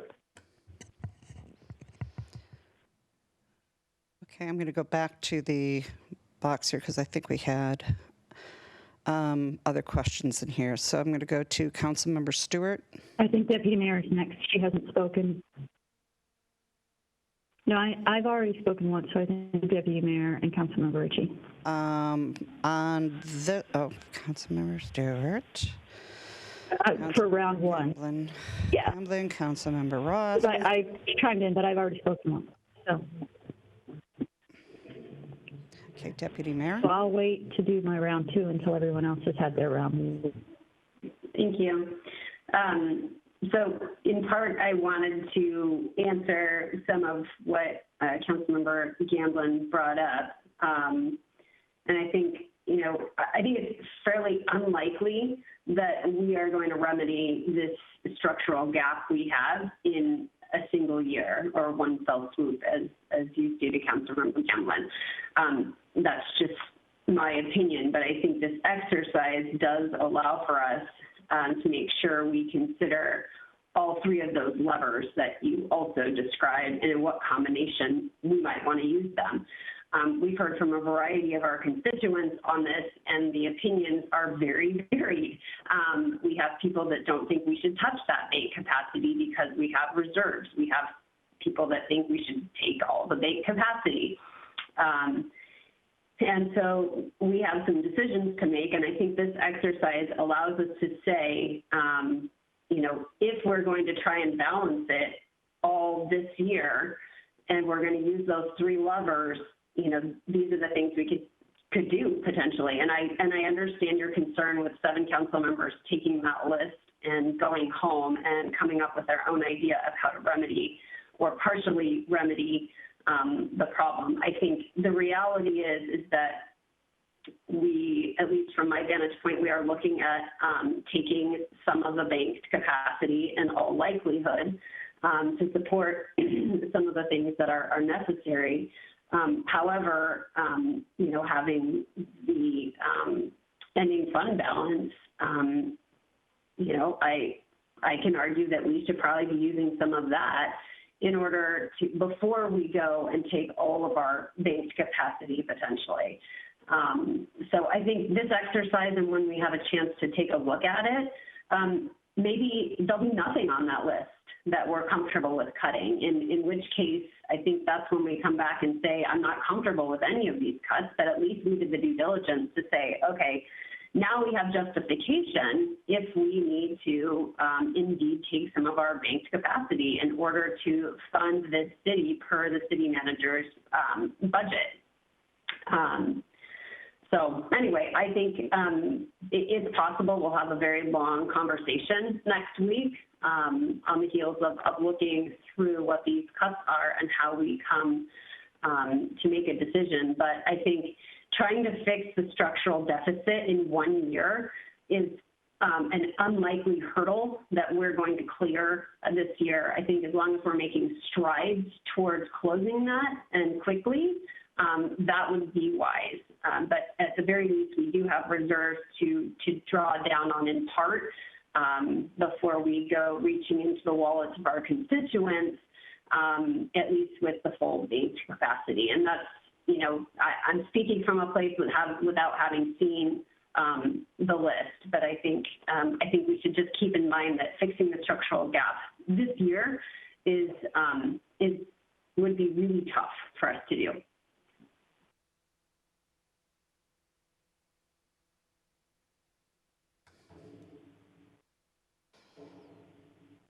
Okay, I'm going to go through the box here, and Councilmember Ritchie.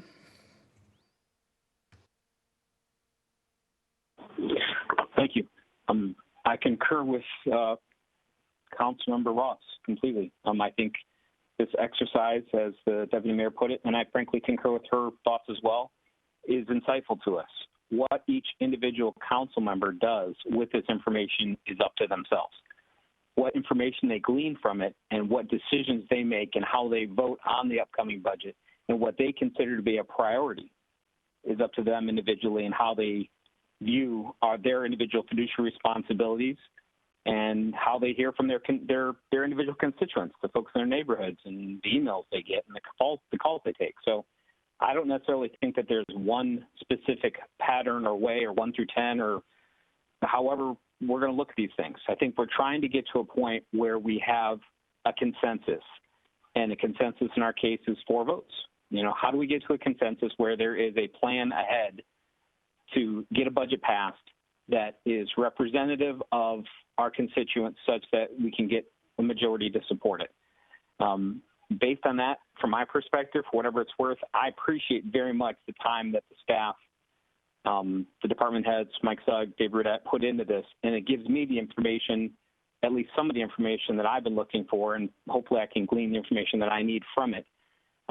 If it isn't just, right out there in the clear, I can spend some time this week and review it and see what this means. I do not support blindly following or just at will taking the direction of an executive. I've served on several committees. I serve on several boards right now, and that is, I can't think of an example where that works. Everyone tries to pitch in to try to give their 2 cents and to try to figure out where that consensus is. And when we find consensus as a council, there's going to be people giving a little bit and getting a little bit, right? There's going to be a little bit of give and take here as we try to horse trade, if you will, trying to negotiate ourselves into trying to figure out what this means. The budget, as Councilmember Ross said, the budget is the one time in the past 3 years of my time on the council that there's been a lot of interaction. Our budget speaks to our priorities. Our budget speaks to our philosophical beliefs and what we want our city to be. And it is something that we do every 2 years, but we also have that biennial adjustments that we can do as well. So it is a frequent conversation. It is important that we take the time to do this right. And I don't necessarily think that there's one way to walk away from this meeting with this new information that's been provided by staff and say, let's do it X, let's do it Y. I really appreciate the information. I don't think we should have a fixed way of taking our next steps here. I'll add one more thing from my own 2 cents here. I appreciate that there is a need to try to structurally balance the budget. I do believe in balancing and adjusting and fixing our budget and not kicking the can down the road. We have the capacity to do this now. We have the capacity to wait and do a little bit now, do a little bit later. But my experience before I got on the council, my experience on this council is unless we go ahead and try to figure out what that means and take responsibility for it and own those responsibilities and to make those decisions, tough as they may be now, as this council, as individuals now, it won't get done. I've seen it happen. I've lived it. And it's frustrating. And I want to be a part of fixing this. And I'm grateful to the city manager and my fellow council members for taking the time to try to figure this out. And I'm grateful that we're talking about these things finally, and we're actually looking at the actual problems that we're seeing structurally in our budget, and we do have a clear path forward. The question is, do we raise income taxes, raise property taxes, or or cut, or both, or one or the other? And these are individual decisions we have to make as individual council members.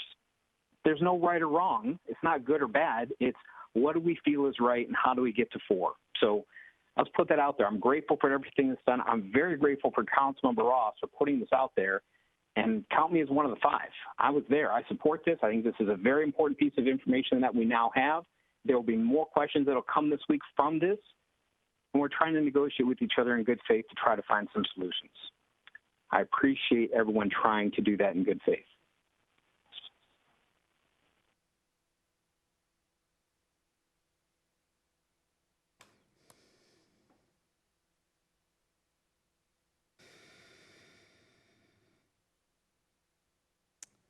Okay, Councilmember Stewart.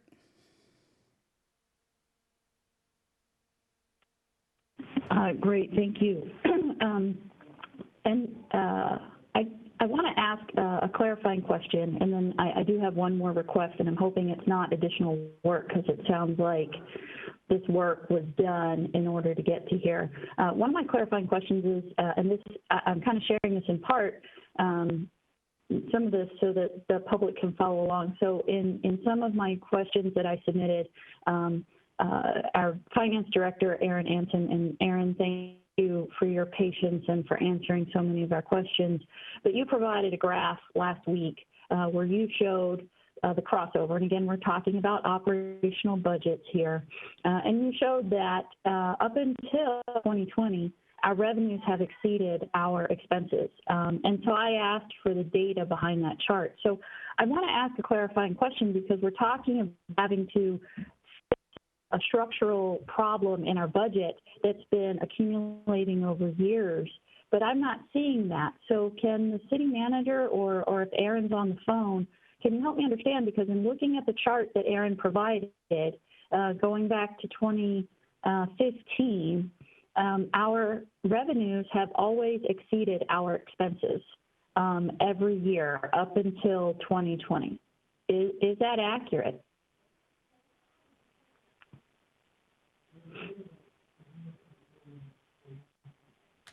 He's coming to the microphone. Yes. Up until 2019, the actuals were actual operating revenues were exceeding operating expenses. What had crossed over was the budget. So budget is different than the actual, but actual performance through 2019 was structurally there. Excellent. So I think that, and I really appreciate that, Aaron, and I think that what Councilmember Ross is trying to get to, and at least in my head, what I'm trying to get to is I appreciate that sometimes when we budget, we kind of have that our eyes are a little bit bigger than our stomach issue.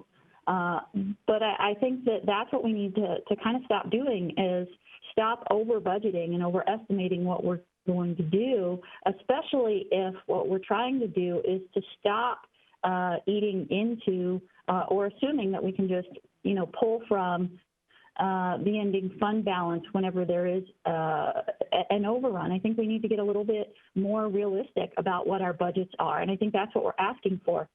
If you look at the actuals from 2019 and even the actuals from 2020, not the budgets, but the actuals, then, and we start there. So I think to Councilmember Gamblin's point, in the past, what we've gotten from our city managers has been sort of a starting point with here's where we are, not with where we budgeted for 2020, but here's where we are, and here's what we're proposing to add or subtract, and here's what the new budget would then be. And I think that, at least in my head, that's what I'm trying to get back to. In 2019, our revenues exceeded our expenses on the operations side. 2020 is where we hit that crossover point where we're estimated to have that crossover. So how can we take like the 2019 actuals and see if we can get back to that and start from there. And then if we want to add on to that, if there are things that we find that are really important and we want to add on to that, then we add that on and then we talk about how do we pay for that. But I just don't think we should be starting with additions in our budget on top of a budget that was not realistic, right? The 2019 and 2020 actuals were well below what we budgeted for. So we shouldn't be adding on and inflating a budget that was potentially already inflated.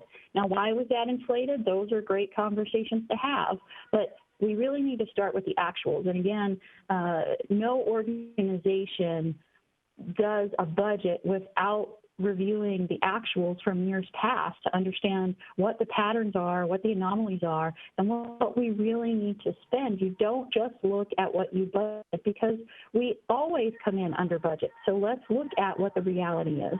And so I really do appreciate getting this data and really being able to start there. My other request from the city manager would be, it sounds like you had a list of priorities from your from the various departments. I think it would be really helpful. We have this list of cuts. I think what would be really helpful for me and what may help the rest of the council as well is if we could get those lists of priority items, right? Those line items of what's still in the budget then. So if we look at public works, you said you had to cut all the way up, to the 9s. Well, what 9s and 10s are left, right? In the budget. And if we could get that for each department, I think that would be helpful as well so that we know here's what we have, right? Here's what we haven't cut. And then here are all the things that are on the chopping block, and we can look at if we want to add any of those back in. But for me, I need to know what that base budget that if you pull these out, to me, that's the base budget. What does that base budget include in those list of priorities? Because I think, Mr. City Manager, you even called it out in your summary letter that this council has not actually given you a list of priorities. We have not come up with an overarching list of priorities. So I think it's really important that we know how each department created their list of priorities because they were kind of left on their own to do that. And that's where I think this isn't micromanagement. This is us making sure that we are looking at those priorities and that we are all aligned on that. And I would agree with Councilmember Gamblin, this probably would be an easier exercise if we had been presented with some budgeting options, which again, in the past, we've often gotten, which is, you know, here's your minimum budget, here's the budget with options A, B, and C, and then here's the budget with options A, B, C, D, and E. And then we choose that, and that's how we voted on it in the past, is we've kind of had those groups of things that we've either added to, and that's what we passed. We don't have that. We're not there. We have this level of detail. We go through and come back with that. And I would agree with Councilmember Ritchie that I think this will go very well if we all come at this with, you know, a good faith effort. We don't get angry or nasty with each other, and we really try to work to coming up with a balance. But we owe that to the citizens of Sammamish to attempt to have a balanced budget. Again, from the operations side, it's something that we've had in all of our past years. I don't know that we should be the first council that doesn't try to really balance it. And understanding where we may have things that go over. You know, the other option we have is, like last year, we as a council had approved some additional money for human services after we had the two overdose deaths in our community, and we approved more money for human services, and we did take that out of our ending fund balance. We have that as an option to do throughout the year if we want to be able to pass a budget that is bare bones, that doesn't require any, you know, additional spend, that when we come up on things where the staff says, hey, we have this additional spend that we really need that money for, we can approve that as a council. But I don't know that we should be approving a budget that we then are saying we're going to take a 12% tax increase that we may not need. That seems irresponsible to me. And so I think that's why we're trying to go through it at this level, because just, you know, 12% tax increase, that's not a responsible action for the council, especially in the middle of a pandemic and sailing into the headwinds of an unknown economic environment over the next couple of years. So, Mr. City Manager, do you think that's something we could get, is the sort of the list of priorities that are still included in the budget that haven't been cut? Councilmember Stewart, the items that are included in there were prioritized by the departments. They don't all have numbers 1 through 10. They're pretty much listed in there as they went through their budgets. I think that's, I don't know how to provide that to you. I think when you go through item by item, you'll see that many of them, because nobody anticipated trying to provide this much up. So they were working very hard today to try to figure out, wow, I had some priorities, but I've got to dig deeper. So there are some significant programs in there. I think it's up to the council to decide from this point what's a priority for you. Pretty much what's in there are the priorities in the largest one in Public Works, starts with the lowest priority, goes to the highest priority. Pretty much the other ones follow suit. But I understand that, but you're giving us what's cut. What? No, I understand that, but this is the things that you're cutting out. What I'm not clear on is what's left in the budget. Let's assume for a moment we actually cut all of these things and we pass the budget, which I'm not saying we will, but if that's what we did, what would we be passing? What priorities are we approving that aren't cut out of the budget? That's what I'm asking for, is that list of what's still in there. I'll see what I can provide if you're going to get in there and try and second guess what your department heads are providing. So we'll go back and take a look at it over the next day or two and see what we can provide you and the rest of the council by the weekend. I'm sorry, Mr. City Manager, I take issue with your comment. I am not asking to second guess anyone. I am asking to understand what priorities we would be approving, because I want to be able to support our department heads. I'm not going to second guess anyone. We'll try to provide what we can.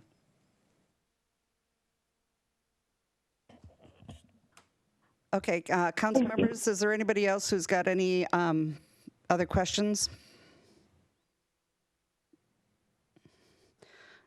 Okay, I want to point out just a couple of things about the budget from the last 2 years. One, we had 16 positions that were funded in there, and we actually had a $12 million gap.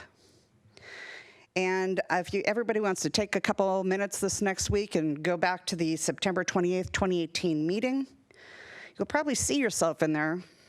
And you'll see everybody's talking about kicking the can down the road and how we don't want to do that. And how you'll see, you know, a lot of us in there talking about how we should pass that tax and how we should pass that 1% and we shouldn't be kicking the can down the road. And now, you know, for some reason, we should be doing it here. I'm failing to understand how everybody can talk about that was a thing to do, and I would like for them to go look at what they said 2 years ago and explain to me, except for that it is their election year coming up in spring, I'd like to know why it is different. Because it does not make any sense to me. And I don't understand from the standpoint of it being certainly less than probably 90% of anybody's homeowners' dues, or dinner out, why we are having so much time. We have just paid, I don't know how much to our staff to have this discussion. So, go back and watch the meeting from September 28th, 2018, before next week. If you take a few minutes and do that, I think that would be good for the majority of the people that have been on the council for a while. And if we're done with the discussion, that would be, we will move on to, I guess. We have 3 people in the queue, Madam Mayor. We have only 3 people left in the meeting? Or in the queue? Well, you have 4 people now in the queue. Oh.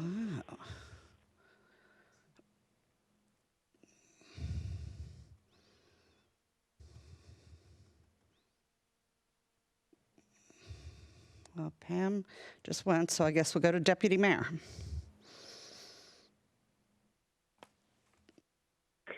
Thank you. I can't say that I recall the September 28th, 2018 meeting, but I know for the last 2 years, I have voted to take the 1%.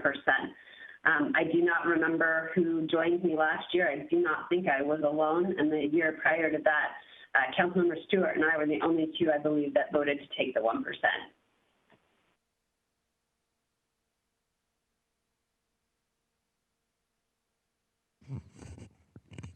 I think you'd be surprised. Okay.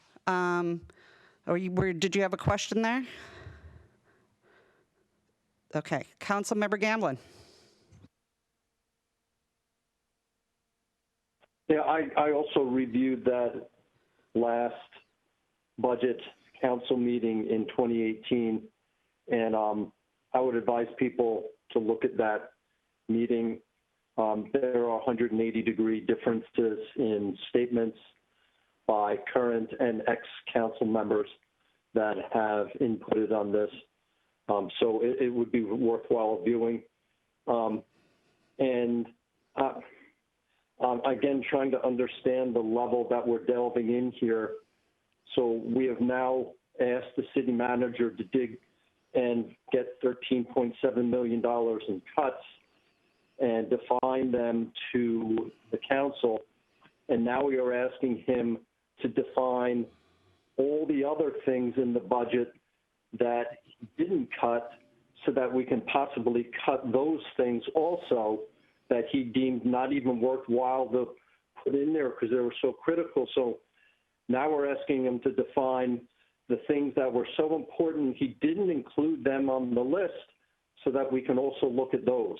So I'm just scratching my head to what level we are going here and asking the city managers to provide cuts, possible cuts in expenses to us beyond even the 13.7.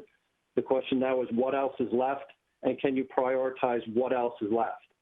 So Again, I don't know how we come to a 7-person matrix of decision on going. We're going to have to go through each one of these line item pieces. So again, scratching my head. Thank you. I believe it was just, if I may, Councilmember Stewart, I believe she was just looking for them to be in numerical order so that she could see to what in what order of importance they were. Oh, I have that wrong, so I'm going to let her answer that.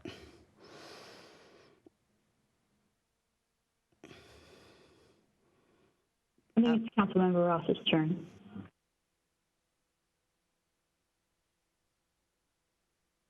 I can clarify when it's my turn again. Oh, go ahead, Councilmember Ross. Okay. All right. So a couple of things. One, it is absolutely the job of council to define the city's priorities. And so what I asked for was, what are the list of priorities that are included in the budget? I don't think that's an unreasonable ask. I think that is absolutely what our job is. And if you would like to know, Madam Mayor, what is different this year than in past years, because yes, the first 2 years I was on the council, I voted for the 1%. As a matter of fact, I warned the council that if we didn't start taking the 1% back then, we would potentially one day be in an unenviable position of having to take a big chunk of the bank capacity all at once, and nobody wants to do that, and we should never do that to the residents of our city. But what's different this year? We're in the middle of a pandemic and an economic crisis, and no one knows exactly what the world economy is going to look like when this pandemic is over. So moving into this next budget year with the most caution possible is smart. It is the prudent thing to do, and that's what's different. It's pretty clear. I mean, this is a worldwide event that we haven't seen in 102 years. It's different. Oh, are you talking about the 1%, or are you talking about the bank capacity? I'm talking about what's different about this budget year than past budget years is that this budget year we are moving into, in the past several years, we've been in an economic growth situation. I'm aware of that, but we're not in the middle of a pandemic and an economic downturn about to go off a cliff. Okay, thank you. So I don't need to answer any more questions. You asked what was different. I asked about the 1% of the bank capacity. Thank you. Councilmember Ritchie.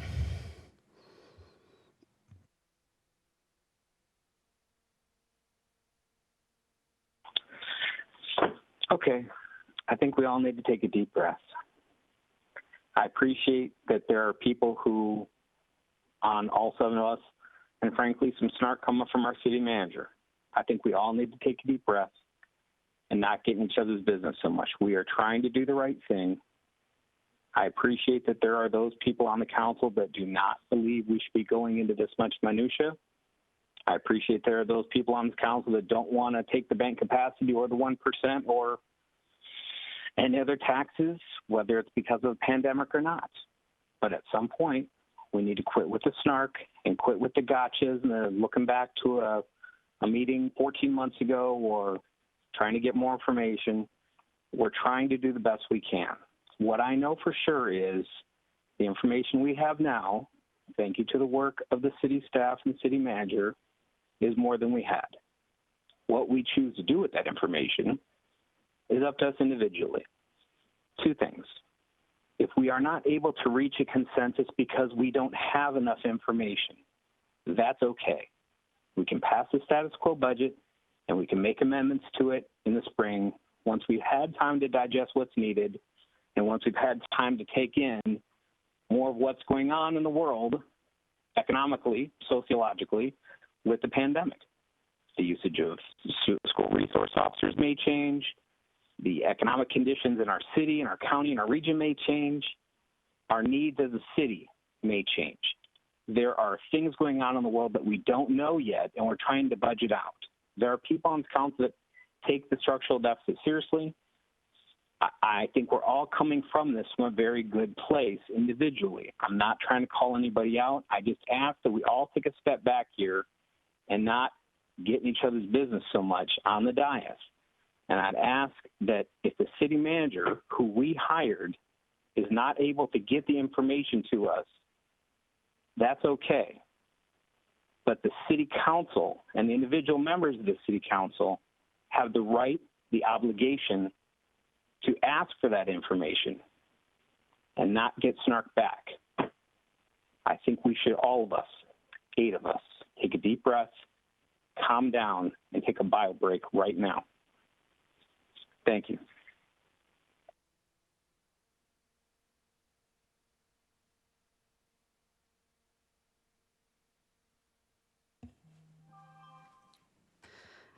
Is there anybody else who had any comments on this topic? I saw Councilmember Ross. Is there anybody else?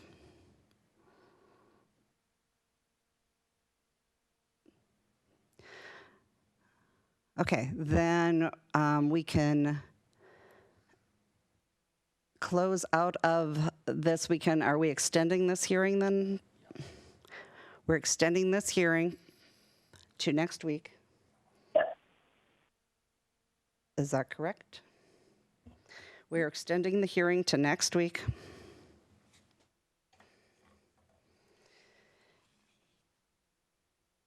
And I look forward to see what our group brings forward.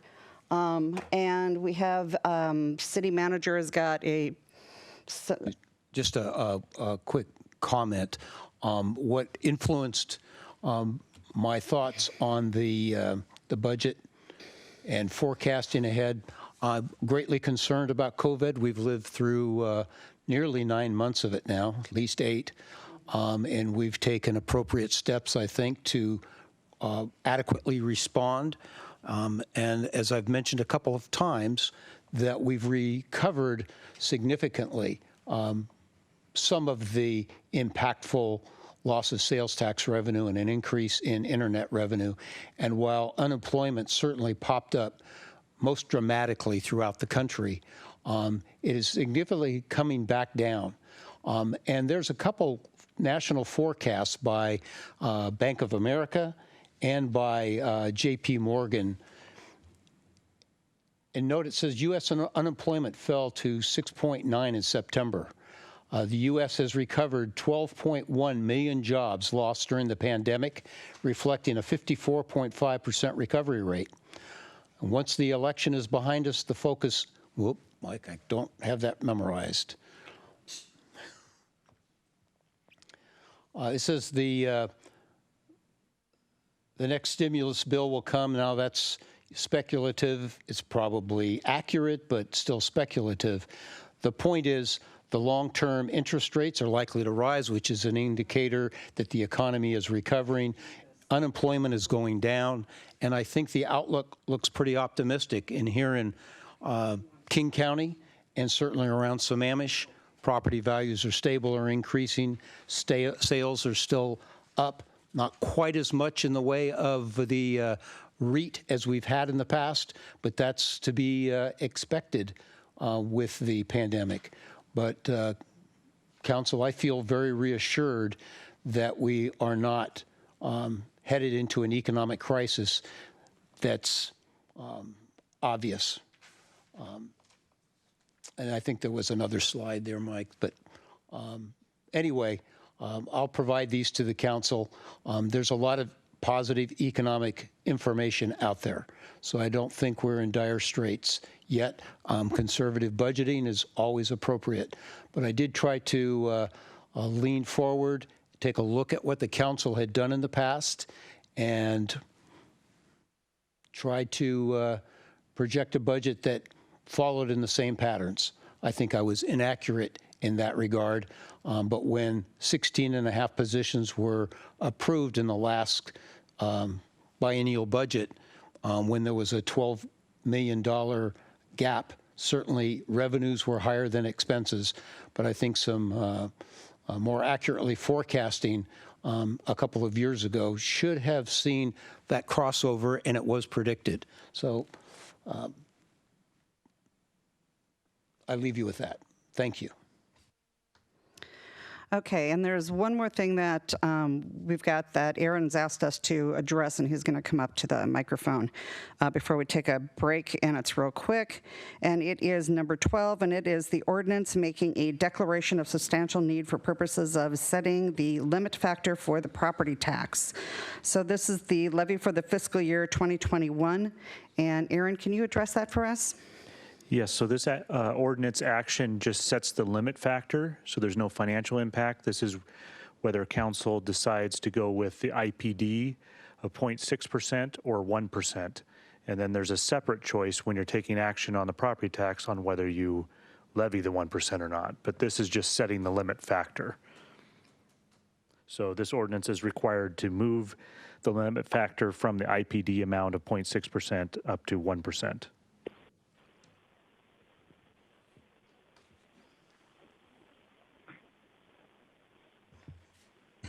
Okay, so what you need from us is... So it's a declaration of substantial need, and that's the ordinance setting Okay. that factor. So you need for us to pass the ordinance. Right.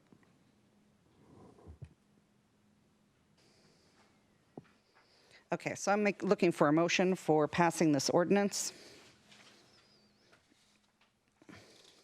So I move to approve this ordinance setting the 2021 property tax increase limit at the allowable 1% rather than the IPD limit of 0.602%. Second. Okay, and this is whether we take it or it's banked capacity, so it's either either. Okay, we have a first and a second by the deputy mayor. Any discussion on this? Hearing none. Oh, wait a minute. We do have a question. We have got Deputy Mayor. Yeah. Hang on, I got to see if there's anybody else in the chat box here. There's not. I don't see anybody else. Deputy Mayor? Yeah, I want to clarify what you just said there, which is it's an either-either on the IPD and the 1% or the bank capacity. Can Aaron please explain what you mean by that, Karen? Yeah, actually, this ordinance action is just talking about the limit factor. So you're just setting the limit factor from 0.6 to 1%. It's a separate decision on whether you take the 1% or bank it. Okay. That's what I thought, but the mayor just said it's an either-either, and that. I meant whether you bank the 1% It's not or an whether you take either-either, is it? No, it's whether you take the 1% or you bank it, it's still just 1%. No. It's not, explain that. Then maybe I've got it wrong. So this action is just about the limit factor, Yes. whether it's 0.6 or 1. And you're moving it to 1%. Yes. Yes. So passing it will move it to 1% Exactly. as a limit factor. Okay. It's not Right. actually taking it. That's what I meant, but I'm saying it wrong. Okay. Okay. I'm just Yes, saying it thank you. wrong. That was my understanding. The mayor's comment was mistake. Okay, now that raised a bunch of questions. Okay. All right, so hold on.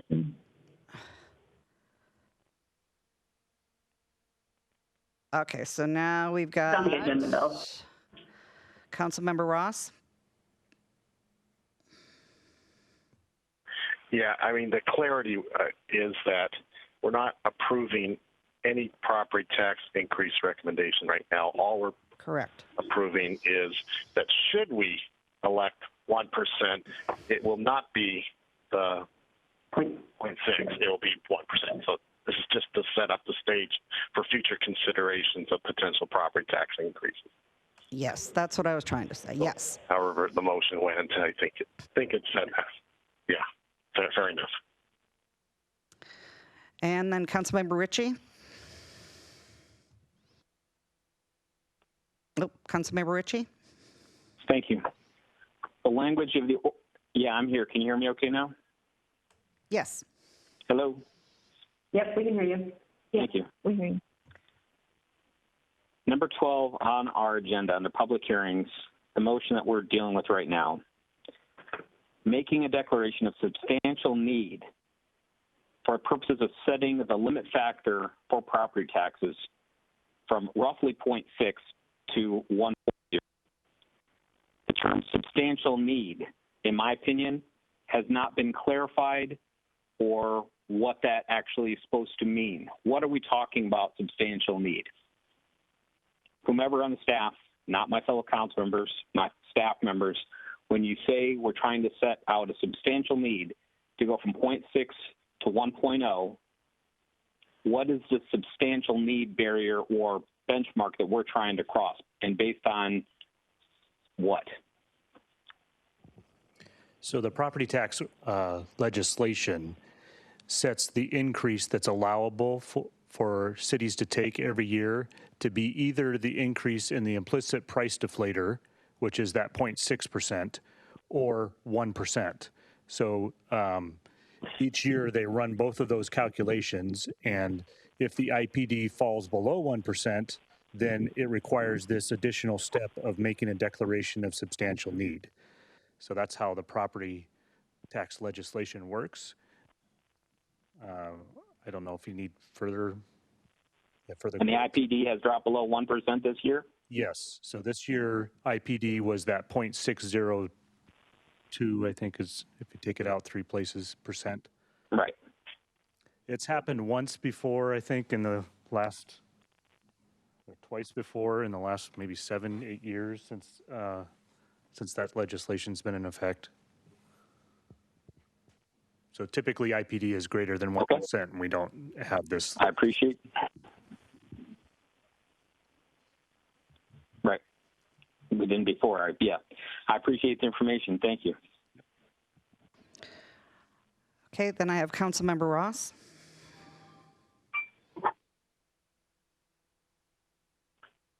No, am I in the queue? I apologize. Strike me.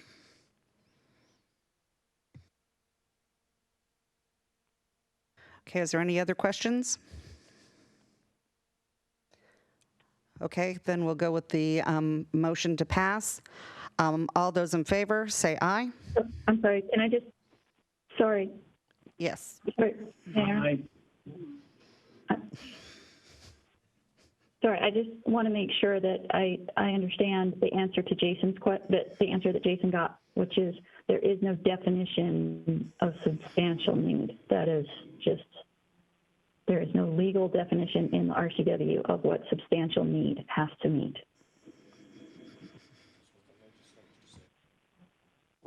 It's just a term that the legislation uses. I don't know of a particular definition for that.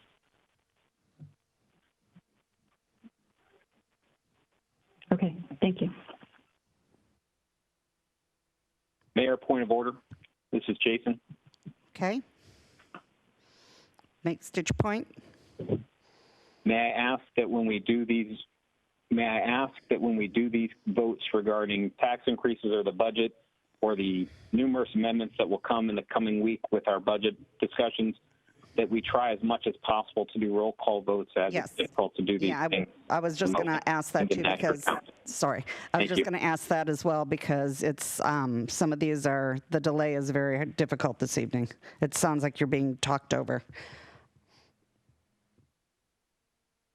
Okay, so I will have, Mike, do you want to call them?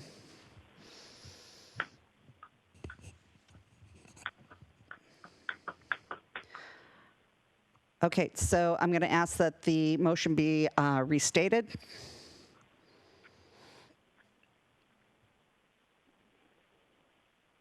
The council should approve the ordinance setting the 2021 property tax increase limit at the allowable 1% rather than the IPD limit of 0.602%. Thank you. Mayor Moran. Aye. Yes. Deputy Mayor Malchow. Aye. Councilmember Gamblin.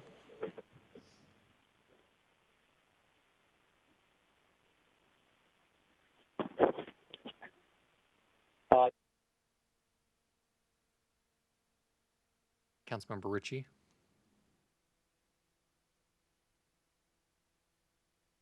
Nay. Councilmember Ross? Aye. Councilmember Stewart?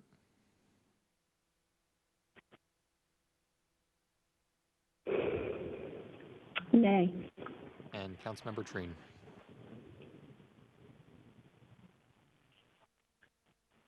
Aye.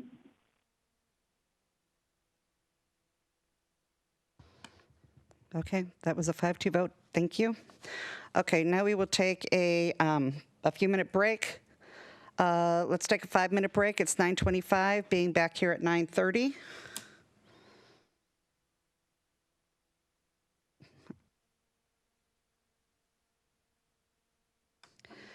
You bet, Okay, Madam Council, are President. we all back? It is 9:34, so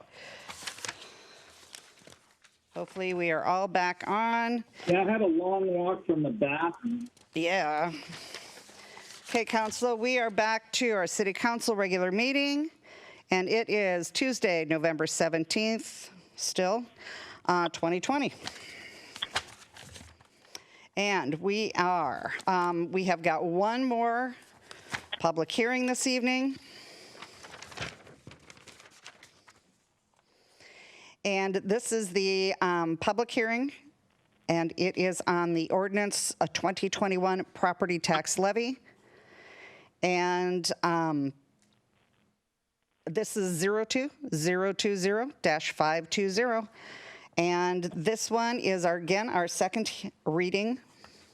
And we are going to open this up. Do we have public comment this evening? We have one caller tonight for the public hearing. Perfect, thank you. And the caller just left, so we have no callers this evening. Okay, do we have anything from staff on this? Okay. All right, so then we have nothing to discuss on this with council because we have no budget to put through. So are we keeping this hearing open or are we closing this hearing? We are closing this hearing, okay. So then we will close. I'm looking to see if anybody has any input on this. Okay. All right, so I'm looking here for Councilmember Stewart has a question.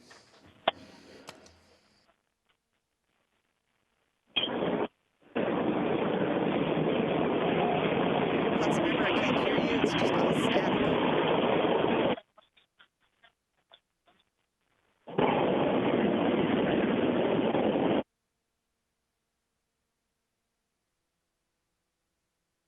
Okay, I think you're on mute.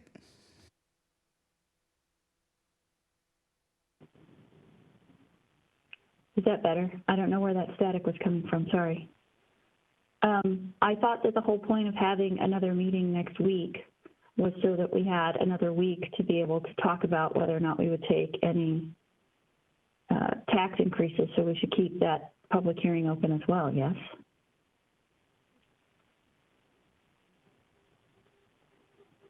So we have more clarity on the budget before we made any decisions on the taxes? Yes. So I think we should keep the public hearing open for another week on the tax increases. Aaron? So it's certainly council's option if they want to keep the public hearing open. The two hearings that have been noticed, which have already occurred over the last 2 consecutive weeks, for the 10th and the 17th, for the purposes of hearing the property tax for the public. So that has been met by closing the public hearing tonight, but you certainly, you would always have public comments, so you could have that on the 24th or continue, if you so desire, to the 24th as well. But you have met what is required by law in order to hold the 2 public hearings and the noticing.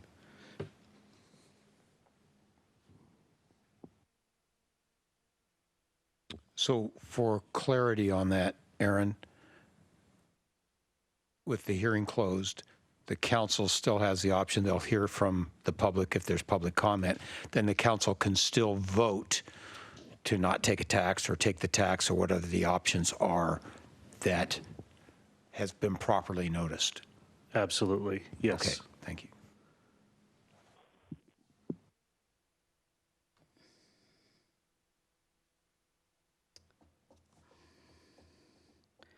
All right, hang on, let me go to my chat box here. Okay, Councilmember Ross.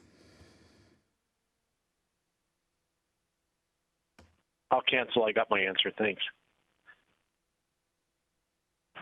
Do you need a motion? I move that we extend the public hearing until next week.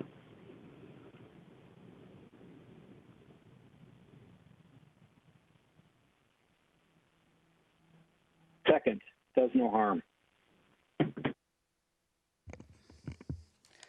Any discussion? I'll speak to my motion.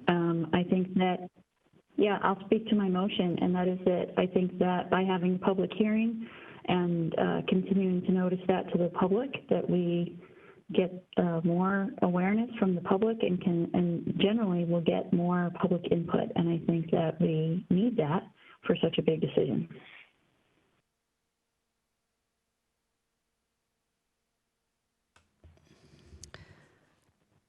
Deputy Mayor?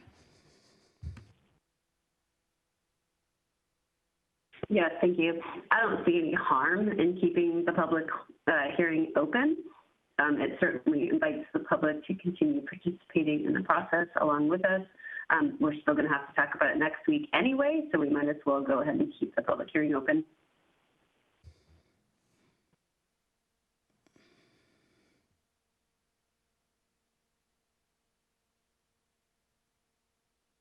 Okay, anybody else have any comments? Because I don't see a problem with it either. So does anybody else have any comments?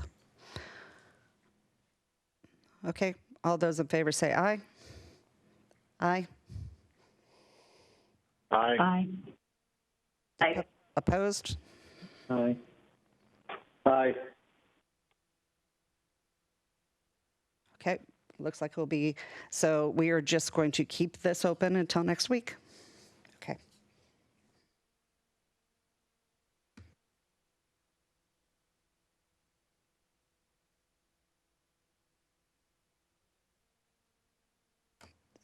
Okay, now we are on to our 2021 state legislative priorities.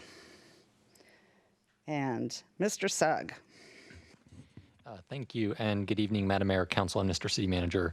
My name is Mike Sugg. I'm the Senior Management Analyst here at the City. I am joined by Luke Esser and Nick Federici, our contract lobbyists. And tonight we are continuing the discussion from October 20th on the Council's desired priorities for the upcoming 2021 state legislative session, which is scheduled to begin in mid-January. This agenda item provides an opportunity to further discuss the City Council's desired 21 priorities and to approve those priorities if we're ready. Recall that on October 20th, the Council discussed a variety of potential priorities the City could pursue during the upcoming session. The Council provided feedback, which staff used to develop the draft legislative priorities graphic, which is included as Exhibit 1 in your packet this evening. And I will go ahead and pull it up on the screen here so everyone can see it. Give me one moment.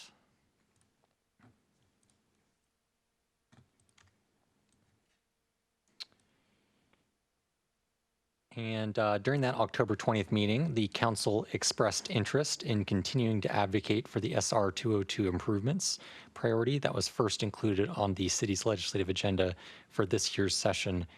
You will see that item included first under the heading State Route 202 Congestion Relief, making the S and the SAM. And there was also interest in continuing to pursue opportunities for supplemental transit service options, which has been one of the city's long-running priorities, originally under the heading Metro Monopoly Lifted. And those priorities have been listed once again under the third heading titled here as More Transit Options. In recent years, we've included funding requests for fish passage culvert projects, and we've been quite successful in this area. However, both George Davis Creek and Ebright Creek projects have adequate funding, and there are no other fish passage culvert projects planned, according to our stormwater staff. So as an alternative, the Lewis Thompson Tightline project may be considered by the council. This project will further the city's efforts to restore the native Lake Sammamish kokanee population and also improve water quality flowing into Lake Sammamish. The funding estimate that's shown on the graphic here is based on the stormwater improvements alone and does not include the non-motorized component. This project is shown under the second heading on the graphic on the screen titled Accessible Habitat for Native Salmon.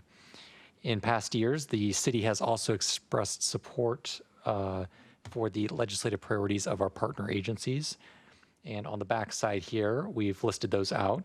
And you can find links to these respective legislative agendas in your packet this evening.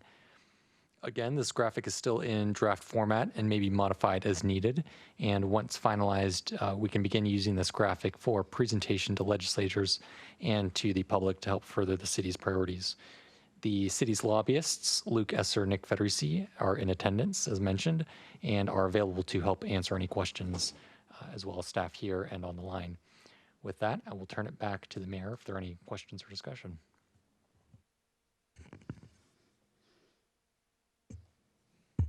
Okay, well, first off, excellent job as usual.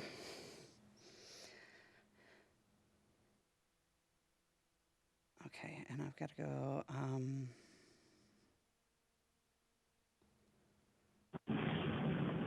Okay, I am going to, I should have put in a place here for where, Deputy Mayor, did you have a question or were you on the last one? Okay, I'm going to assume she was on the last one. Councilmember Stewart? Yeah, great job, Mike, always being able to come up with the SAM. That's very impressive. If we flip to the back, I see we have the support for the Public Works Trust Fund, Another item that came up in recent weeks was support to change the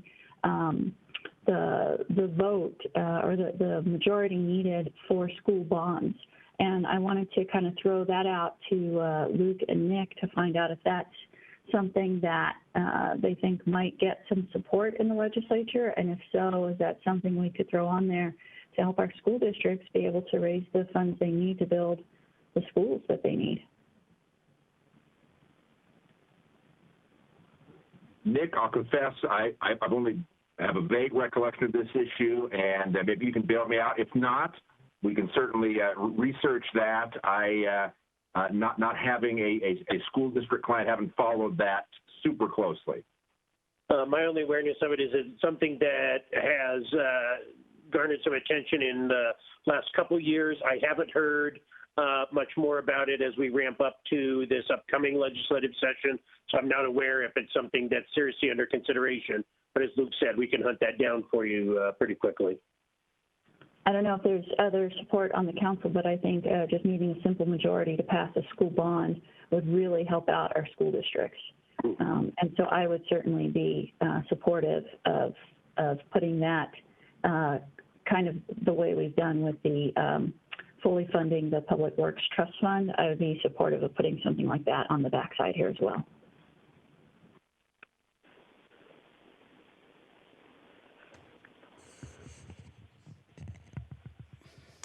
Councilmember Ritchie?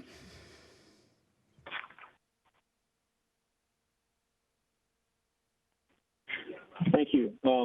Mike, thank you very much for what you've done again. You make us look good, and I think you give our representatives in Olympia something that is kind of cool to hand out to people and kind of cool to talk about, and, a pretty good example of what makes Sammamish, our namesake lake and our namesake fish and everything about it. So I appreciate that very much. So I have two questions for Luke and Nick.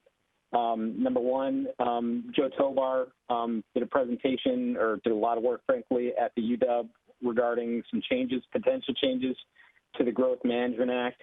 And I'd like to know from your perspective, is that something that we should be aware of going into this, or is there any political appetite in Olympia that you've been able to glean thus far? Or is it going to fall on deaf ears per normal? Number two, real quickly, then I'll just listen. Is there anything that you see coming up as far as legislators their initiatives, their ideas that you see as gaining traction that we might be able to grab onto and kind of coattail ourselves into to get some benefit for our folks here in Sammamish beyond our current priorities. Thank you.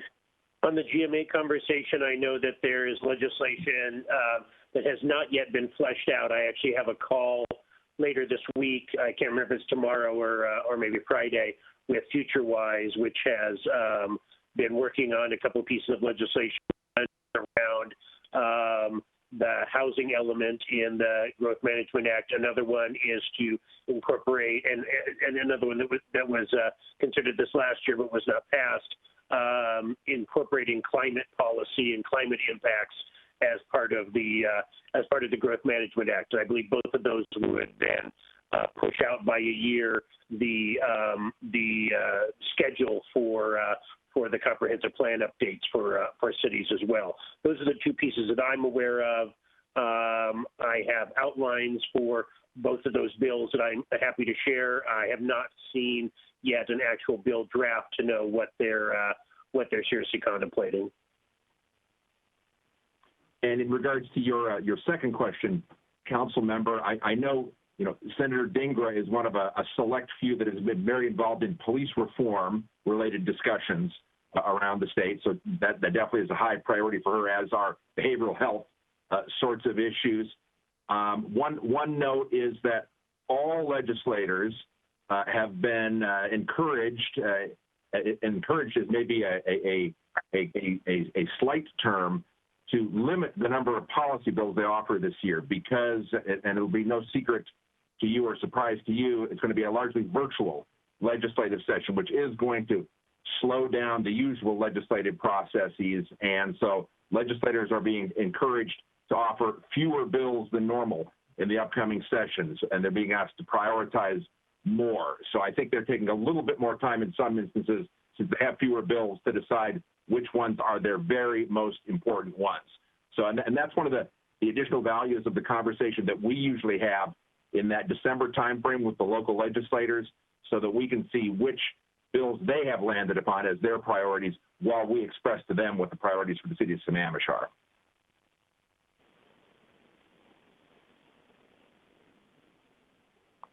Thank you both very much. Okay, Councilmember Treen. Yeah, so similar question as Councilmember Ritchie's on the growth management.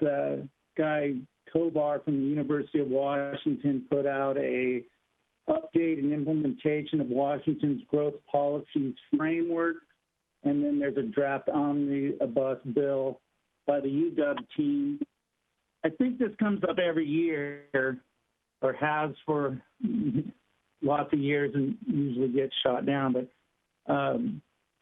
if I was a person who is in the region, looking wholly at the region, maybe it's a good thing, right, for the region. But when I look as a council member of Sammamish and asking my representatives or lobbyists to take a stand on this, there's a lot of changes in the language in this particular bill that would hurt the city of Sammamish.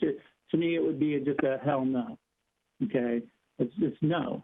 That's not going to work for us. Some of the language that stays in it that's really strong, that's great, and it would help. It helps our neighboring cities who are along the I-90 corridor and the 520 corridor, and it definitely fits with what they're trying to do. But when you start looking at the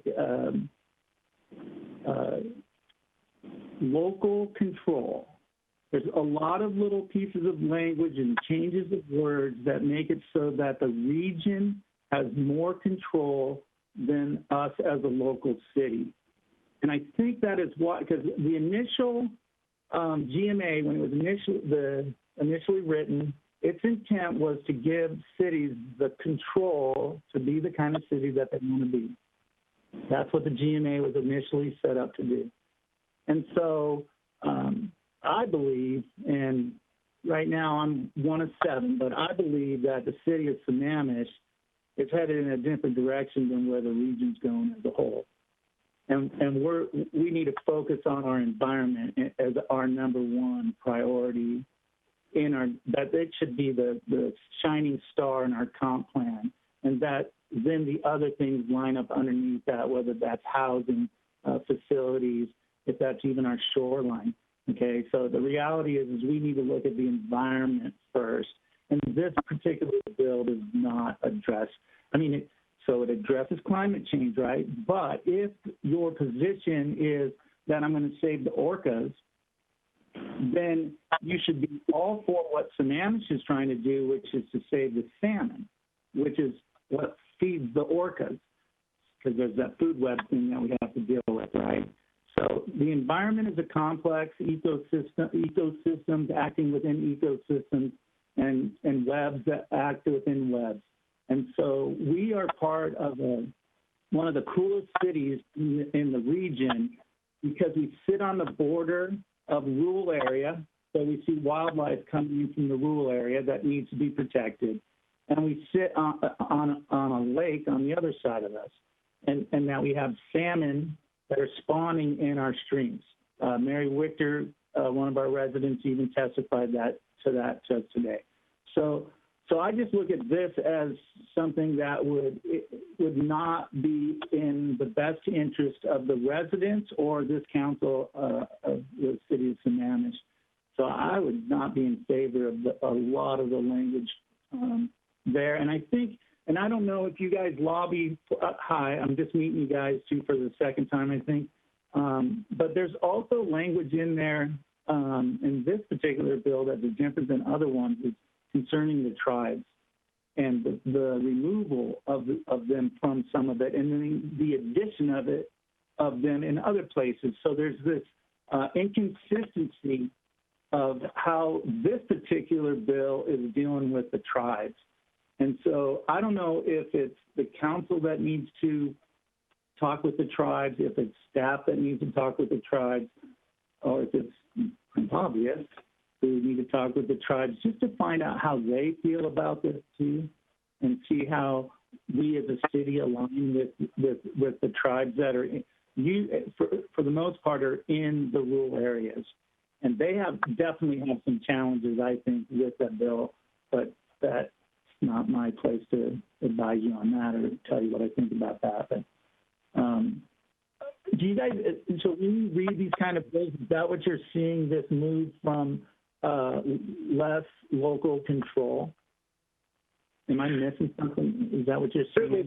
Certainly there have been efforts, and I haven't seen the draft from Mr. Tovar. Our conversations with AWC and other municipalities on these issues have focused more on the housing element legislation and the climate change impact changes that some of the urban planning and environmental groups are looking at.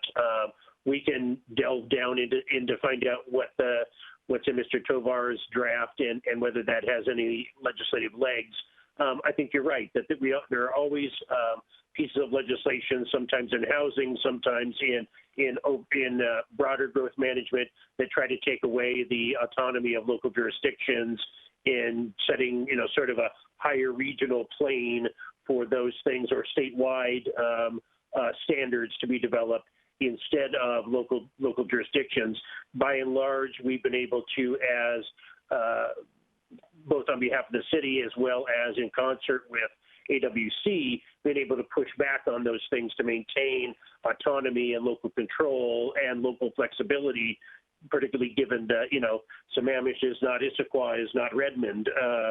And so, and all the very different factors that are involved. And I think AWC has been very successful at only allowing bills to move forward that are very tightly negotiated. Again, we can delve down into this and find out a little more about where Mr. Tovar's proposal is and whether there's folks lining up behind it, because I have not heard that's something that is getting a lot of attention right now. Luke, have you heard otherwise? I'll just say that in general, AWC and many cities are definitely not shy about advocating for incentives and preferences as opposed to mandates. when it comes to land use policy. So I think you'll continue to see that. I will also mention, Councilmember, that I do have a tribe as a client, though my tribe is in the far northeast corner of the state in Ponderay County. But if there's ever an issue involving tribes in the city, we'll definitely have Nick to handle that, because he does not have even a remote potential conflict of interest on those sorts of issues. Thank you, gentlemen. Thank you, Madam Mayor. Okay, I don't see any other So questions. we'll get a download in the next. I was just going to say, Madam Mayor, we'll try to get a download from the folks at AWC about what they're hearing on this stuff and get that to you guys in the next day or so. Okay, excellent. If you wanted, sorry to interrupt, if you want, I pretty much took a bunch of notes on their policy. If you'd like to have my notes, I made probably 4, 5, 6 pages of notes on how things I think should go. Yeah, I'd love to see that. And Mr. Sugg has all of our direct contact information and can make sure that we get that. I'll forward that to you guys. Thank you. I always tell how much of a dinosaur I am with my lucastro@AOL.com email address. I'm an AOLer. Yeah. Still doing dial-up, Luke? No, I do have broadband, but I still, for 25 years, AOL.com has served me well. Okay, all right, I see nobody else here in the chat box. Okay, guys, it's good to see you. And we look forward to getting... Do we need to finalize this? Well, I think we're going to get your information back, correct?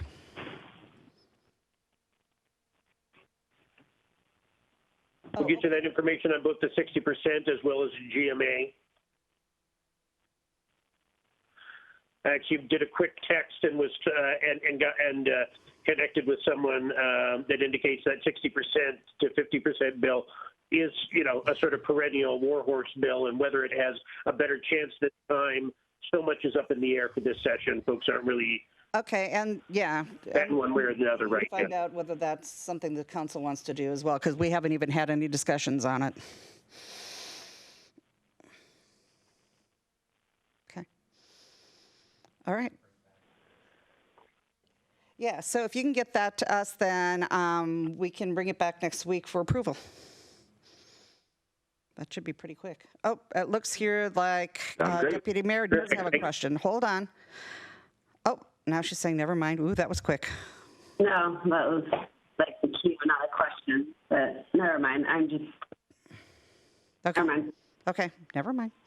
Okay, so I think we are good, and then it can come back next week for a quick review.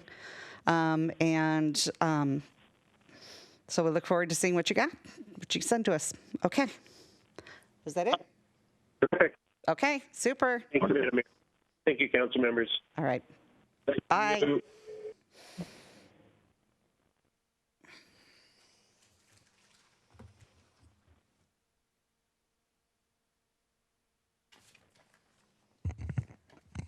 Okay, next up is the Issaquah School District, High School number 4 and Elementary School number 17, Providence Heights Campus, and that must be David Pyle. Is he on? Yes, good evening, Mayor, members of the council, David Pyle, Community Development. I just want to do a sound check to make sure you can hear me properly. I can hear you. Yes, we can, David. Great, thank you. So with this agenda item tonight, we have brought for your consideration the Issaquah School District applications for the new high school number 4 and elementary school number 17 at the Providence Heights campus.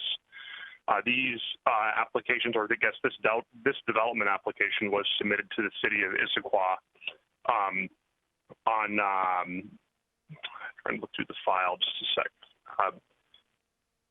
Earlier this month, and there's a comment period that I guess earlier in October that was initiated running from October 20th through November 19th. The comment period will be closing on the 19th. However, there is opportunity to provide comment if the council were to wish to do so, up through the holding of the public hearing with the Issaquah Development Commission. We've included this tonight for your consideration, as the council in the past has provided a comment letter to the Issaquah School District.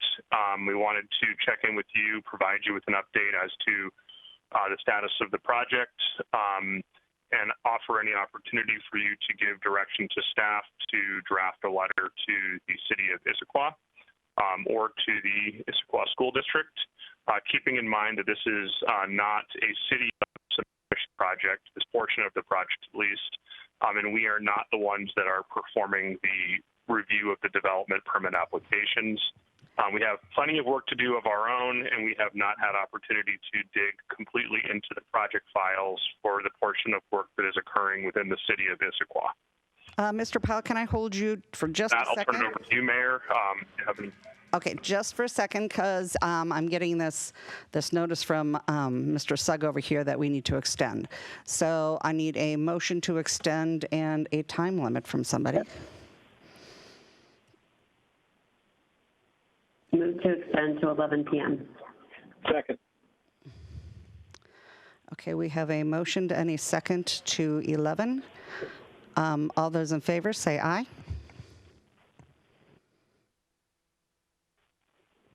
Aye. Aye. Aye. Opposed? Nay. Aye. Me.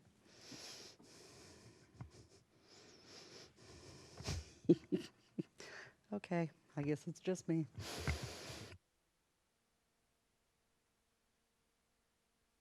Okay, and you can continue, Mr. Pyle.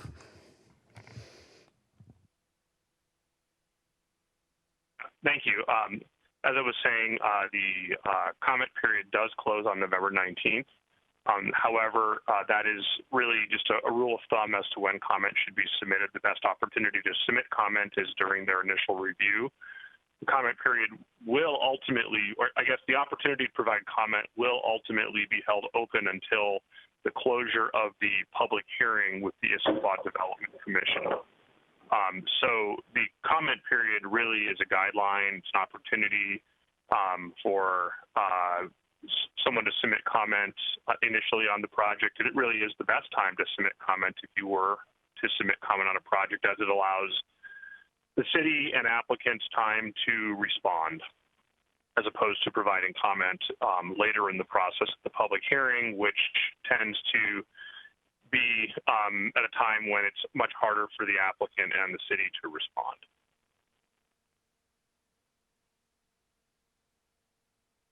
I think the question for the council is there any interest on the part of the council in providing comment at this point, or does the council have any questions of the city of Sammamish staff based on what we know at this point in time? Do you know when I'm looking here for the public hearing itself?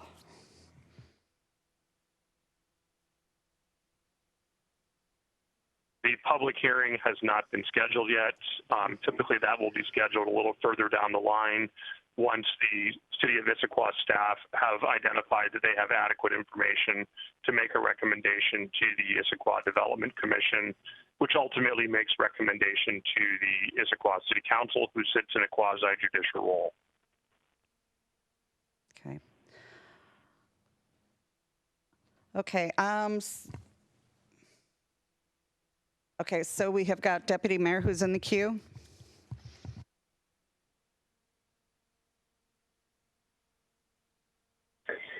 Thanks.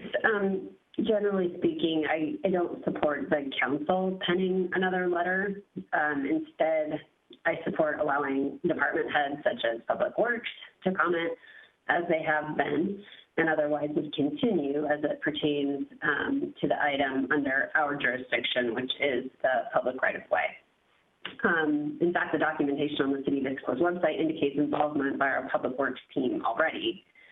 The trip distribution documents indicate that they have shifted their PM peak hour to match our municipal code in 14A.05.010.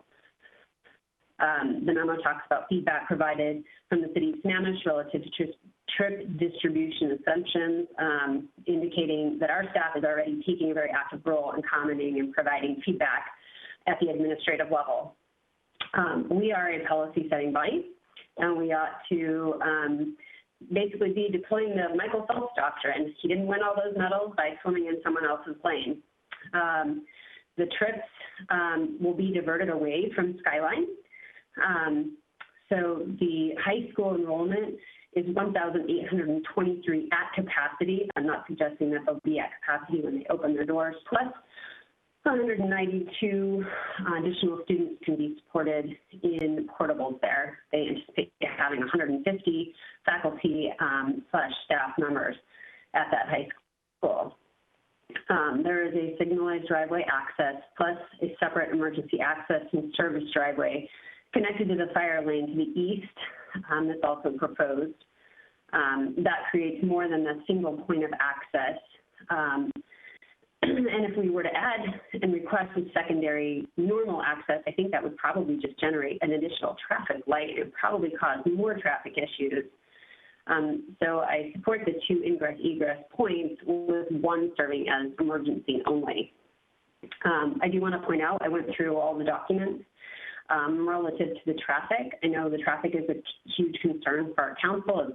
It's a huge concern of mine. There's no doubt there will be impacts. But I think it behooves us to point out to our constituents that the alternative for this site was going to be 140 houses, which would only further exacerbate the problems that we're seeing in our schools right now. And as far as traffic is done, I went and I looked and I read all the traffic stuff. They did traffic counts that were taken on Tuesday, Wednesday, Thursday, in early October 2019, reflecting pre-COVID data. They conducted the traffic counts at Discovery Elementary and Sunny Hills. The morning peak generated 327 trips at Sunny Hills and 271 at Discovery. The PM peak trips were 110 at Discovery and 119 at Sunny Hills. Keep in mind these could decrease and move to the new elementary depending on how they do the boundary adjustments. The high school trips counts were done at Skyline and Liberty High School. Skyline has about 200 more students at it currently than is proposed at the new comprehensive high school and generated 1,204 AM peak trips, 355 PM peak trips. Liberty High School, which is smaller, 1,300 students, generated 798 AM peak trips and 226 PM peak trips. And the peak hour began at 7:15 AM on Tuesday and Thursday, and they did accommodate on Wednesday when they have the late start for 9:15 AM. Their assumptions are that the new elementary will generate 1,410 trips total, 484 being in the morning between 8:15 and 9:15 a.m., and 149 p.m. peak trips between 4:45 and 5:45 p.m. The high school will generate 1,112 trips in the morning, with 706 going in and 345 coming back out in the AM peak, and 328 p.m. peak trips between 7:15 a.m. and 8:15. So they did accommodate for the 2 different start times, just as an FYI. Most of those come in a 30-minute block between 7:30 and 8 a.m. They studied intersections in Sammamish between Inglewood Hill Road at 228 all the way to the south end of Issaquah. Most of the trips are expected to be generated by student drop-off and pickup, and that's notable because we could avoid that with some changes to how we get kids to school, encouraging them to ride the bus and potentially school pool through King County Metro or otherwise. Certainly sidewalks will provide assistance in allowing kids to walk there. I think we all can appreciate safety elements and the concerns relative to the walkability of that school. Unfortunately, we can't require the district to put sidewalks outside of its nexus, but I am concerned about Sammamish Highlands and the Kempton Downs neighborhood, as they will see cut-through traffic, and that's all in the notes there too, to the tune of 90 additional trips is what they expect driving through on an average day between the morning and afternoon through those neighborhoods. And this is a neighborhood with 0 sidewalks. So I am conscientious of that, which will decrease the number of kids, frankly, that would walk to school. Snake Hill, just as a note, 24 additional trips coming up in the AM peak and only 5 going down in the PM peak. So I just wanted to give that flavor and color to on the traffic side of things. Thanks.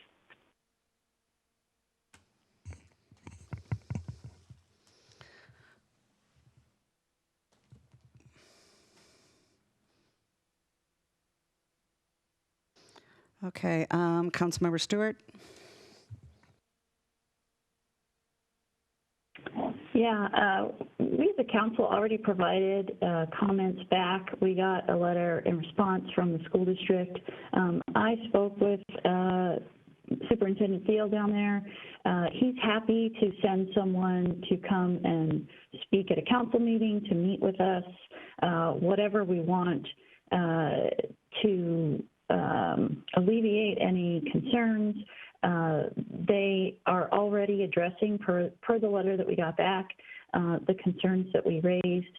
I don't think it's appropriate for us as a council to be sending another letter. It is not in our jurisdiction, and I think, you know, it's fine we raise the concerns, but our staff is on it, the Issaquah staff is on it. The school district has assured us that they will make sure that they conform to all of our codes, our stormwater codes. They'll address the traffic concerns. They're very aware, and they made, I think, some really great improvements at Pine Lake Middle, where they got the traffic, the waiting cars off of the road. They're designing this so that if there are cars that queue up, they will not be queuing up on the main road. So they're really on it. And I will tell you, in working with the folks at both Lake Washington and Issaquah School District, their facilities folks, they are working really hard to develop very environmentally sustainable designs for their schools.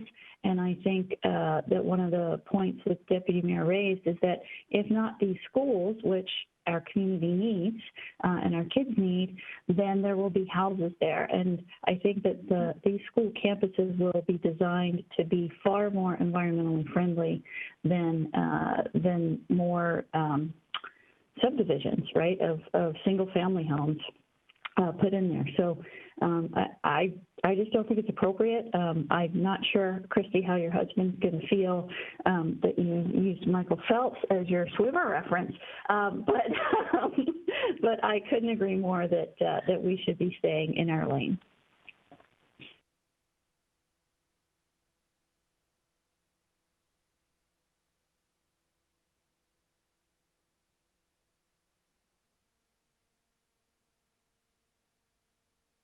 Okay, next I have Councilmember Ritchie.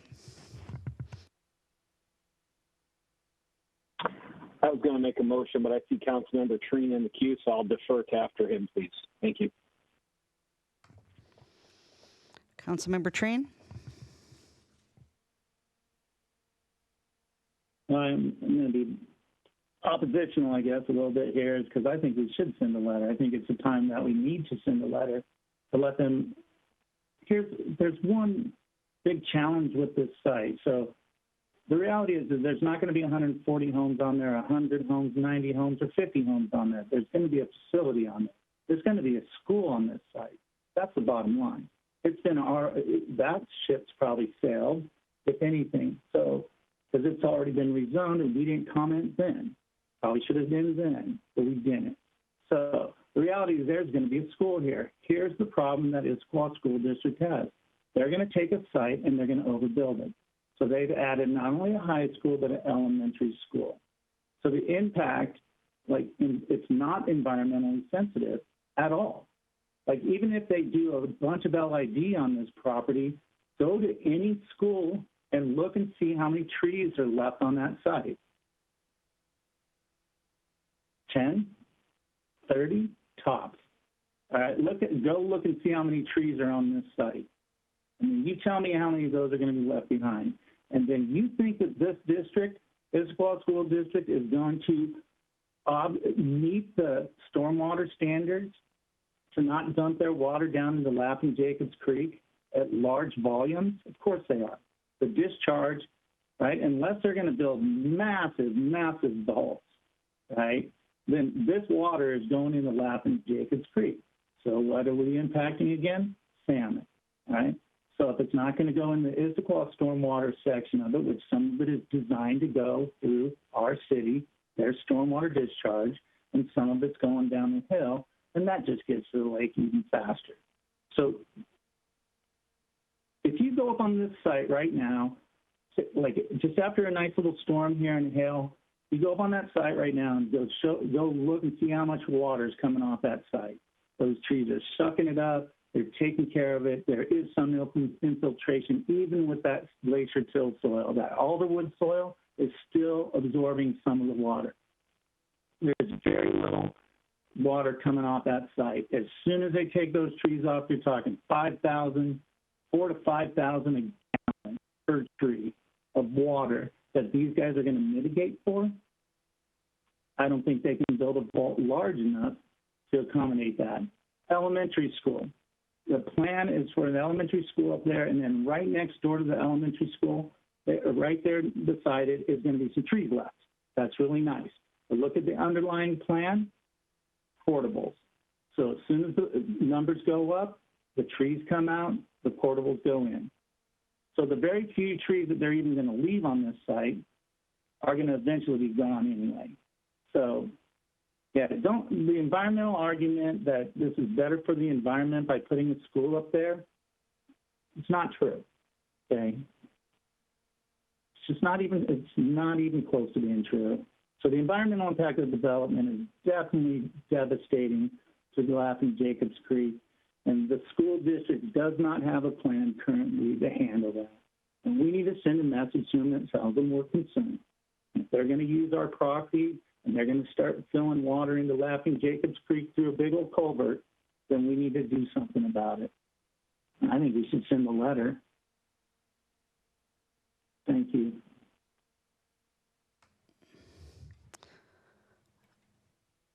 Okay, Councilmember Ritchie, can I just put in my 2 cents worth before your motion? Oh, yeah, of course. Okay, well, my 2 cents worth is I think that we ought to stand up for the fact that if there were homes in that were going in there, we would require a second ingress egress be open. Not one just for emergencies, but opened. It isn't safe. It isn't safe for it to be open just in an emergency. That's my big rub. It's been my big rub from the very beginning, is that it requires for safety a second ingress egress. It is something that, you know what,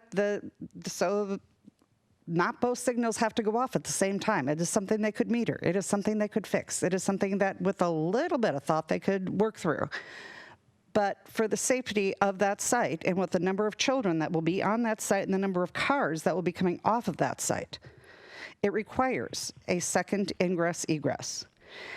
And the thought that the number of cars that will be coming from that site, the number of cars that will be pouring out on that road from an emergency, then I have to think about how many cars we will have leaving our city trying to get out of here and pouring off of that site should something happen during a school day. So those are two different issues that I have.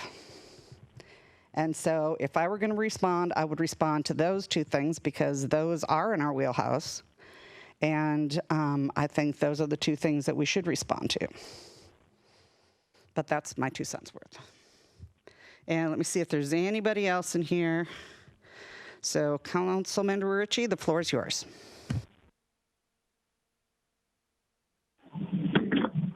Thank you very much, Mayor. I think we've added our 2 cents in the letter we provided. I think I'd like to make a motion that we follow Deputy Mayor's direction and her suggestion that we do not send another letter at this point as a council, but that we continue to grant the ability to, or encourage, frankly, the ability to allow directors to provide their input to the process as needed. Second. Any discussion? Councilmember Ross has a question.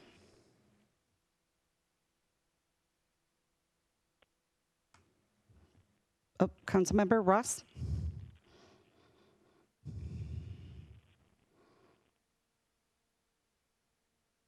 Thank you. There's a good point raised by Mayor regarding the second egress not being open all the time. And if that's within our wheelhouse, David Pyle, how do we influence that? And should we, I also recognize the point made by Deputy Mayor about the policy role of the council versus administrative, and it's really an administrative process right now. Can we have that influence through a letter from the staff instead of the council to articulate the major current concerns being expressed here and have that done and then continue to be updated by David Pyle? So, Councilmember Ross, David Pyle here. The school district has applied for what we call a pre-development services application. So it's not a pre-app necessarily.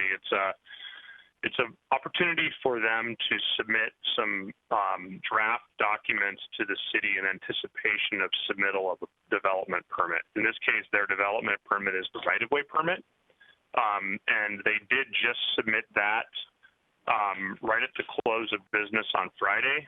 It's being routed in our system. Currently, I have not had a chance to take a look at it yet, given all the other work we've been tasking on related to budget.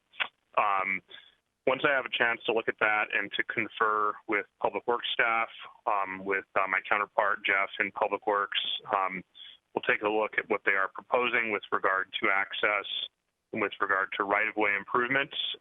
We'll then have opportunity to meet and to communicate openly with the city of Issaquah as to trying to make the project cohesive across the jurisdictional boundaries.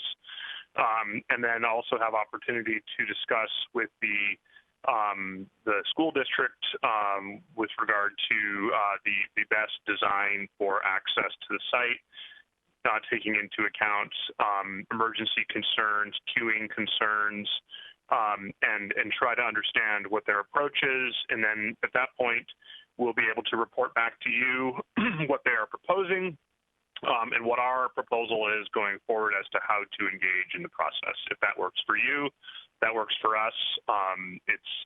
There is quite a bit of technical information that we need to access in order to properly understand what they are proposing.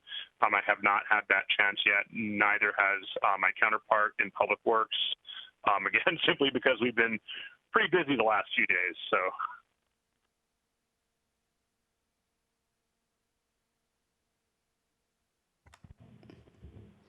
Councilmember Ross, did that answer your question? Yeah, thank you. Deputy Mayor? Thank you. I certainly don't want to dismiss the idea and/or need, especially in a situation where an evacuation of a site that has two schools would need to be done so rapidly, or the fact that normally if this were being constructed within the city of Sammamish, that we could absolutely require two egress points. But I do know from my dealings and in reading that the city, our Public Works Department, has asked for that second egress. And that's where my question comes in is, do we have jurisdiction on requiring that second egress? Or is that Issaquah? That is a question that I would have to take up with legal and with Public Works. I don't know the answer to that. I believe that we are a stakeholder in that interest, and definitely have influence in it. However, I'm not sure who ultimately is the decision maker regarding requiring it versus collaborating to obtain it. Sure. Well, I think, just historically, I've sat in a meeting before, and this would have been quite a while ago, but and we had our Public Works Department expressing grave concern over the fact that there was not a secondary egress. So I'm kind of guessing we don't have jurisdiction on that, but maybe we do. And certainly if it is our public works standards that rule in this event, I think, we would have jurisdiction to require that, and that would be done by way of our public works department providing comments to the city of Issaquah, simply stating that it does not meet our public works standards. And maybe they say that anyway, but, we have existing places in the city where we don't have more than one ingress-egress point. Highcroft, as an example, is, I believe, 121 houses with one ingress-egress. And then there's Trossax, which is 1,200 houses with one ingress-egress point. So there are other examples. I'm not saying it's a positive thing to only have one place to get in and out of a neighborhood or school or whatever it is. But I'm cognizant of what we can require. And then I think our public works team has been advocating for that second ingress-egress point. Deputy Mayor Malta, maybe I can help with the question. I think Dave and I are in agreement that if Issaquah School District decided that it was only going to have one point of ingress-egress, the city would have the legal authority to challenge a SEPA determination by appealing their SEPA and requiring a second ingress-egress through our SEPA process. And that's something that we know is available to us. Our hope is that that wouldn't be necessary, but that's something that we could use as a procedural process to require that second access point. Does it have does it meet that threshold or not? I'm sorry, I was not hearing you very well. Can you repeat your question? Sure, because they do have a secondary ingress-egress point currently, but it's designated for emergency purposes. Does it meet that threshold or not? I think that's the question. I mean, I think that if they're using that secondary ingress-egress for emergency only, then the argument would be that there is an environmental impact on the city's streets and rights of way if that secondary ingress-egress is not used for traffic and it's only used for emergencies. Even if the second, and I'm just asking questions because I think under, different circumstances, sometimes that ingress-egress point is on a different road, but in this event, the only other place it would be, and is the emergency one, is on the same road. Oh, okay. And this is David Pyle again. I think one of the arguments the district has been making is that it is more efficient to have one primary functional access with a backup secondary access, and that you lose efficiency in operation of the access point when you're operating two intersections within a certain distance of each other. That if you were to properly design the primary point of access that remains free-flowing and functional, and it's signalized, that you get much more efficiency out of that as opposed to two of them, which are competing with each other in a very short distance. Gotcha. Makes sense. Okay.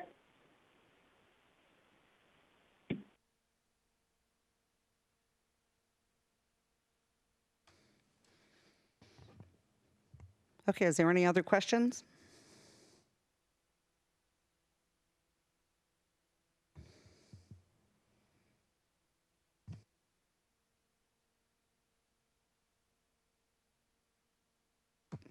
We do have a motion on the floor and a second, right? We do have a motion on the floor and a second.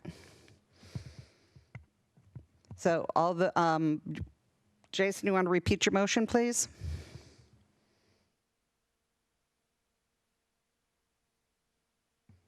Yeah, sure.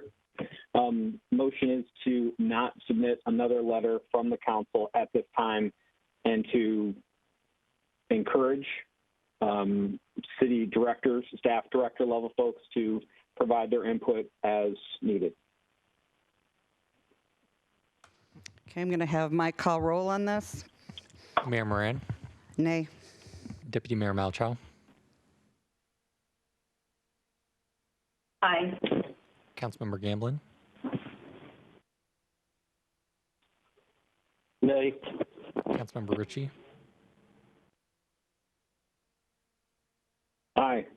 Councilmember Ross? Aye. Councilmember Stewart?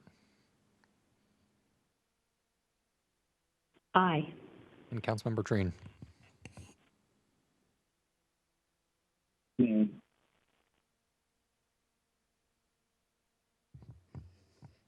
4-3.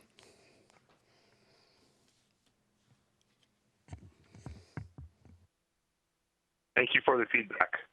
We'll continue to work on this project and proceed with review of right-of-way permits and work with the district and with the city of Issaquah.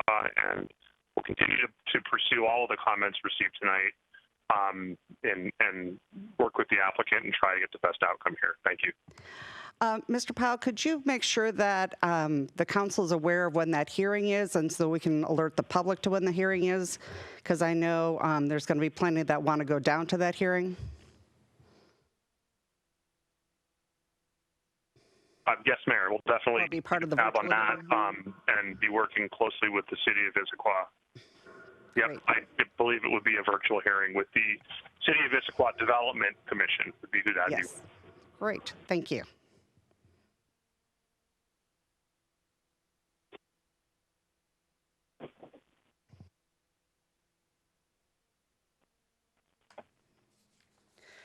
Okay, next we have is new business, and we have the discussion of the Ebright Creek George Davis Fish Passage Project. And is that Jeff? Is he on? Thank you, Mayor, and to the council. I believe I am. Yes, no? Yes, sir. Okay. For this item, I'm going to have Danica lead the effort. And all questions that we have, she'll be quarterbacking those. Danica? All right, good evening. Let me just get my PowerPoint presentation up. It's going to take just a quick second.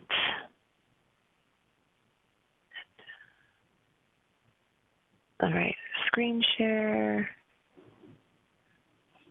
There we go. Councilmember Treen, I see you. Can you give me a thumbs up once you see it? Awesome. Thank you so much. All right. Good evening, Madam Mayor, council members, and city manager. My name is Danica Globakar, Senior Stormwater Program Manager.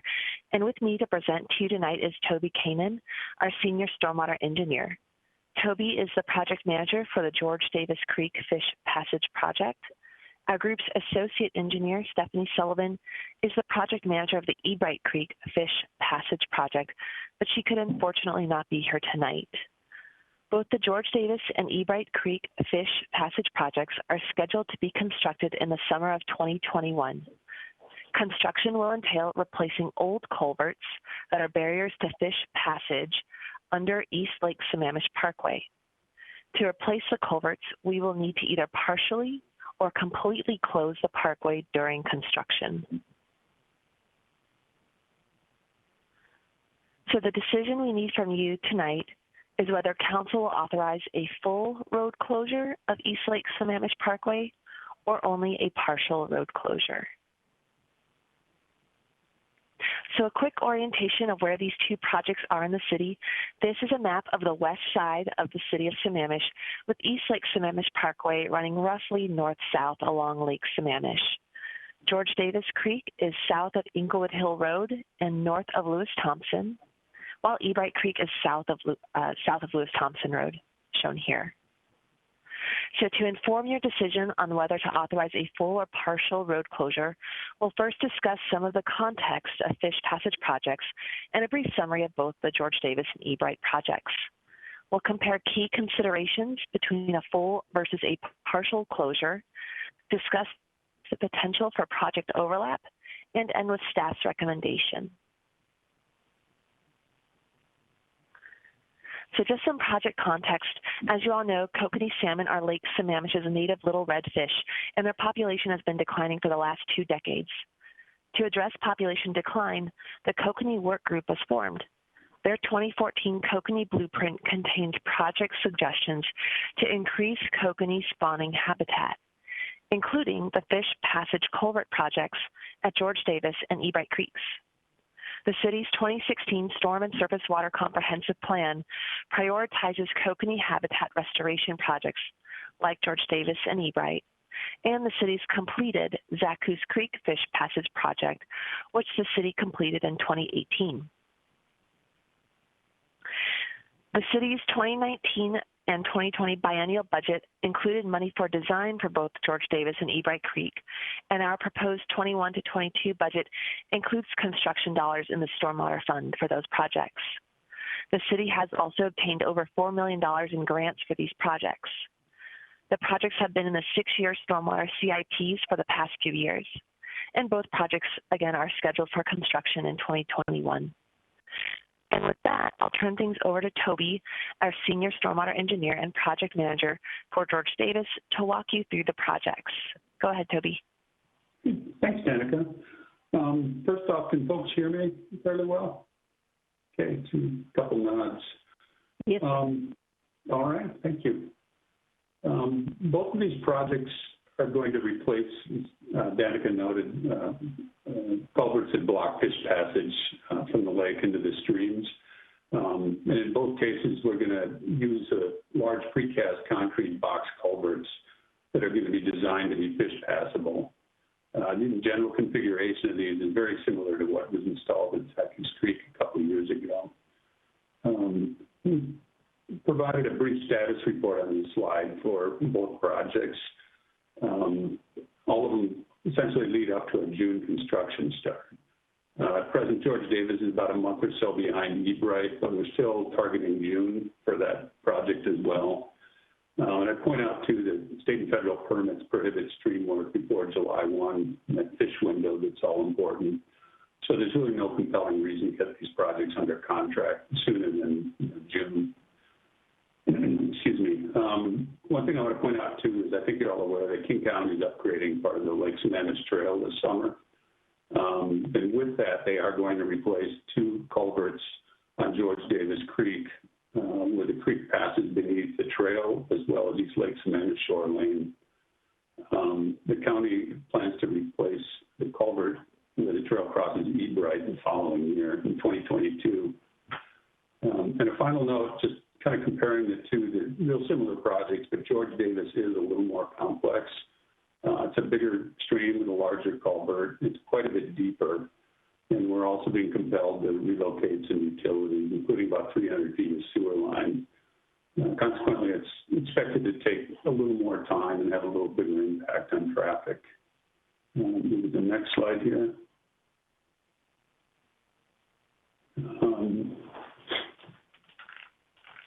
Well, due to the size of these culverts, traffic has to be routed around the excavation that we need to dig. So we're asking you folks to consider a couple options to achieve this. The first is a full road closure where the parkway gets blocked off at the construction site, and then a detour routes traffic around that area. This is what the city did for Zaku's Creek project. The second option is a partial road closure, and in this scenario, half the road gets closed off, and part of the culvert gets installed in that closed section. During the day, flaggers would alternate traffic through the work zone on the open half of the roadway, and at night, two-way traffic would be restored on a temporarily widened road section. This is, one option that I think is presented with Zaku's as well. Let's look at the next slide. As we compared the full and the partial road closures, we included the impacts of this on the stream, the duration or length of the closure, traffic impacts, available options for detours, and then, of course, a cost. Next one, Danica, thanks. The first thing we looked at was stream impacts. As we noted, the full road closure is preferred here, because there's less impact to both streams. The partial closure requires that temporary widening, which disturbs a bigger area. There's also just the additional time necessary to build that temporary roadway, tear it out, and then build it on the other side. So the full closure is a better option for stream health. Next slide. The critical concern for any road closure is how long this is going to last. And the main takeaway here is that a partial road closure is going to run about 2 to 3 times longer than a full closure. We offered some conservative time estimates for the construction for both Ebright and George Davis here. We learned a lesson on Zacchaeus where we initially requested a 1-week closure, and the contractor ultimately needed about 2 weeks. We'd like to avoid similar PR headache, so we've estimated 3 weeks for Ebright and 4 weeks for George Davis. It's important to realize that these are estimates, and there's a lot of factors, contractor means and methods, material availability, that type of thing that can influence that. Again, a partial closure in terms of duration is expected to run an additional month when compared to a full closure. So next slide. The next factor we considered was traffic impacts. And when we look at a side-by-side comparison between the full and partial closure, the full closure will cause shorter, more intense impacts. And the partial closure will basically just stretch out the pain, if you will. Not as intense, but it'll last a lot longer. The detour required for the full closure is, make no mistake, it's a significant inconvenience for commuters driving the parkway.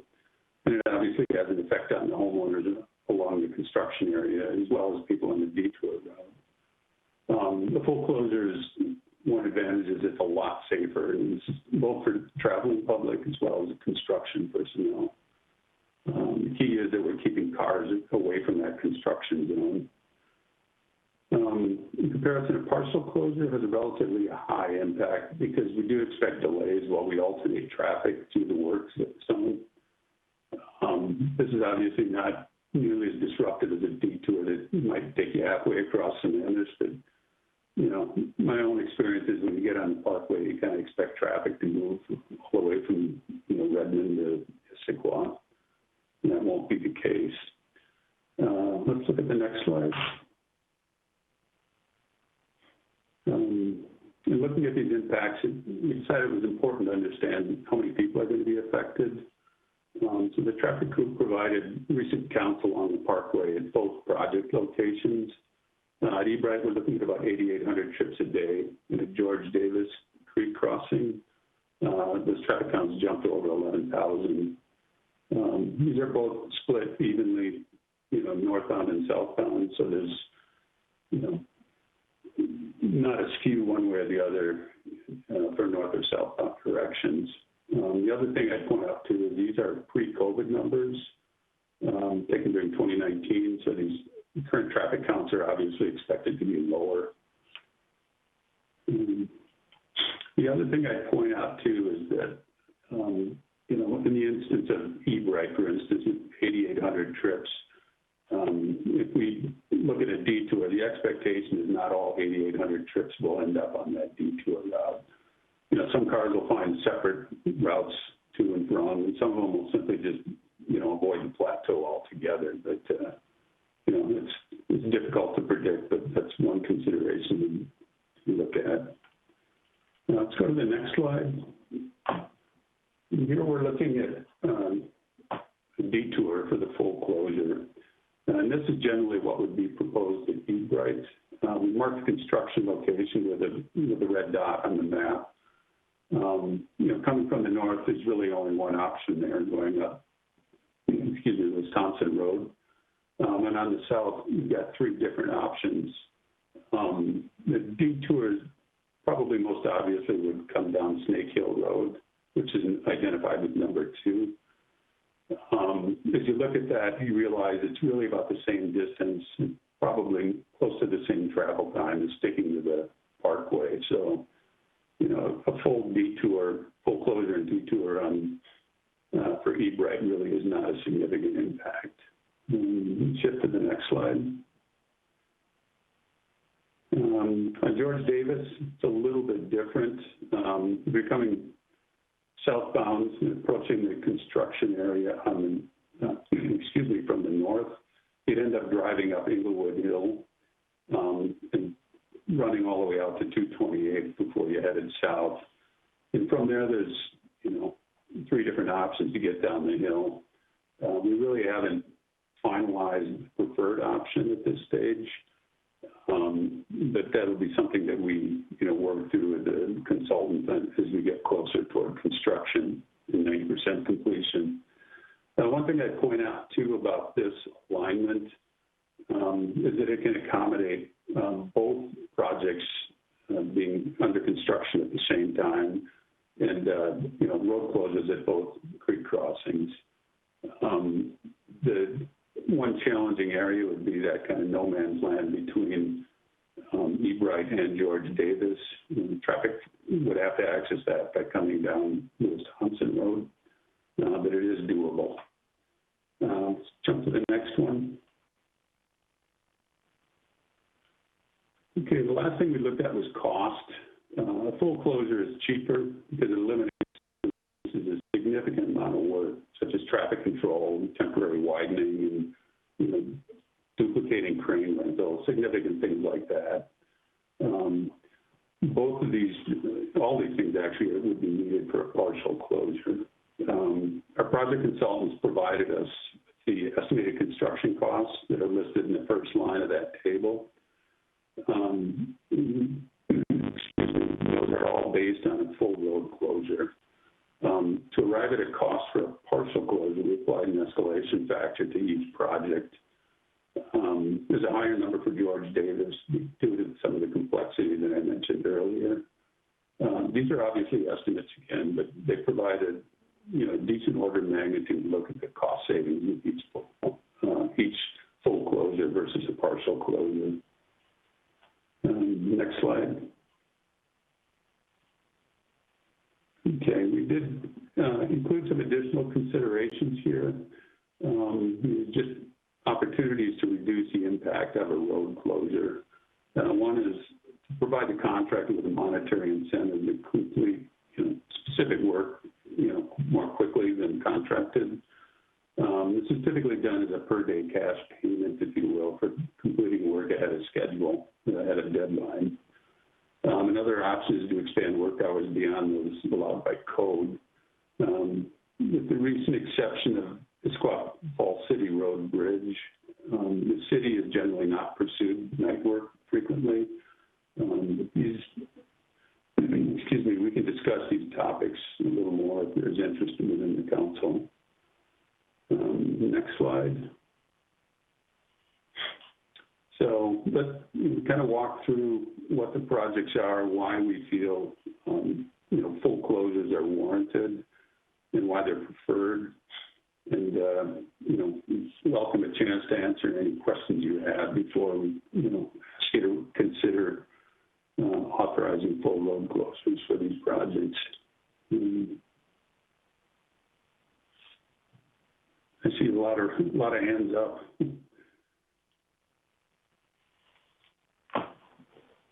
And I'm not sure if Jeff is back in the room, but I can, well, actually I can't see the hands up, so I'll leave it to the mayor to facilitate questions.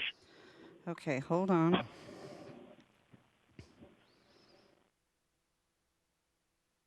Okay, first up I have Deputy Mayor.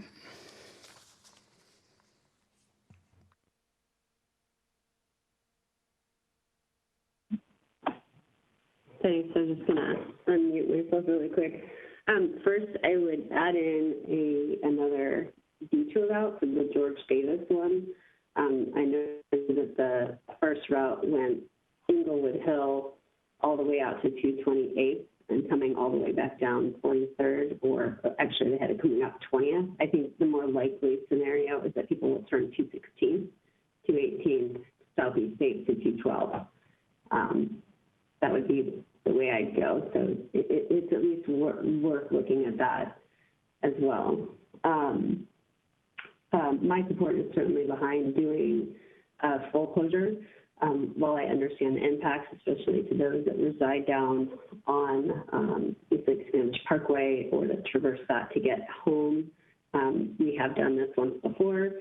And while it's never easy, the alternative is much longer. And the way I look at it is that we can't do any of this work until July 1. And if the partial road closure takes a month longer, that means we start running into school. And let's just hope that our kids are back in school by that time. That would be a greater burden on our community than if we just were to close the road down. So I can make that motion now if we're trying to expedite this, or I can hold for questions. But make the motion. Yeah, I think people have questions. We would support the motion. Great, I'll make that motion. I move that we close down both for both of these culvert projects. I second that. Can't turn. I didn't even hear it. So what was the? Did you hear it? Okay, nobody here could hear. I need a motion that we do a full road closure. Full road closure and Kent Train, a second motion. Okay, and then we're going to be on to still going back to questions. Councilmember Stewart. Yeah, I think I support this as well, especially the concern of this potentially running beyond the summer. And if the parkway is anything like when 212 was, Snake Hill was one lane and 212 was one lane, the backups can be quite lengthy. So it's still not an ideal route. But I do have some questions. One is, are those traffic counts summer counts or non-summer counts from 2019? Danica, No, I was gonna punt that one to Toby. Toby was going to say he doesn't know. Okay. All right, because the traffic definitely is very different in the summer versus during the school year. And I think you're right, this summer will probably be less anyway because we probably won't be 100% back, but that would certainly change those numbers, I think, quite dramatically. So a quick aside, Councilmember Stewart, to alleviate those fears, we requested these numbers from our traffic group, and unless I'm wrong, I'm pretty sure they collect those traffic counts during school sessions, so not during the summer, so they don't get those skews. So I'm pretty sure that does incorporate typical school business traffic in a non-COVID year. Great. So I think the traffic counts will be much less. One question I do have, though, is what about trucks? The Parkway is a big cut-through route for people cutting through from Issaquah to Redmond and vice versa. What would happen to trucks? Would they have a special detour route? Would we be able to head them off at either end of the Parkway to try to get them onto 228th and Sahalee as opposed to cutting through some of those other detour routes? Would there be a way to do that? I can take a stab at that one, Toby and Jeff. Yeah, so what we did with Zaxby's that proved to be pretty successful is we put up reader boards, way at the north end and really far at the south end on East Lake Sammamish Parkway. I want to say at least a couple of weeks, if not a month ahead of construction, warning of that full road closure. And so we really didn't see a lot of trucks that got close to the road closure, then had to go up our steep hills up on top of the plateau. We were able to detour them usually to like West Lake Sammamish Parkway, or they just took I-405, for example. So we've successfully did that in the past. That is excellent. And then the other thing you talked a little bit about possibly, extending the hours with this type of work. If it's in the summer, I was thinking, what about the lights? But probably lights wouldn't be an issue because it'll be daylight much longer. But what about the noise? Is this going to be a lots of bulldozers and things like that? So, or would we not discuss extending hours or weekend work until we got up on it? Because while I think it would be great to reduce the amount of time that the road is closed, I also want to be respectful of the people that live near there and not disturb them into the evenings or on the weekends. Yeah, right. I was going to say, thank you, Councilor. This will be noisy construction. The big tight window is digging big holes in the ground, placing shoring to keep the excavation from creeping out into the roadway, and then getting a large crane in place to drop the culverts and then backfilling them with gravel. So there's a lot of truck traffic, a lot of heavy activity, and I think my memory is the code allows construction up to 8 p.m., and I don't think people are even going to be happy with that. Yeah. You know, I think you're going to get complaints. I see Andrew's got some comments too.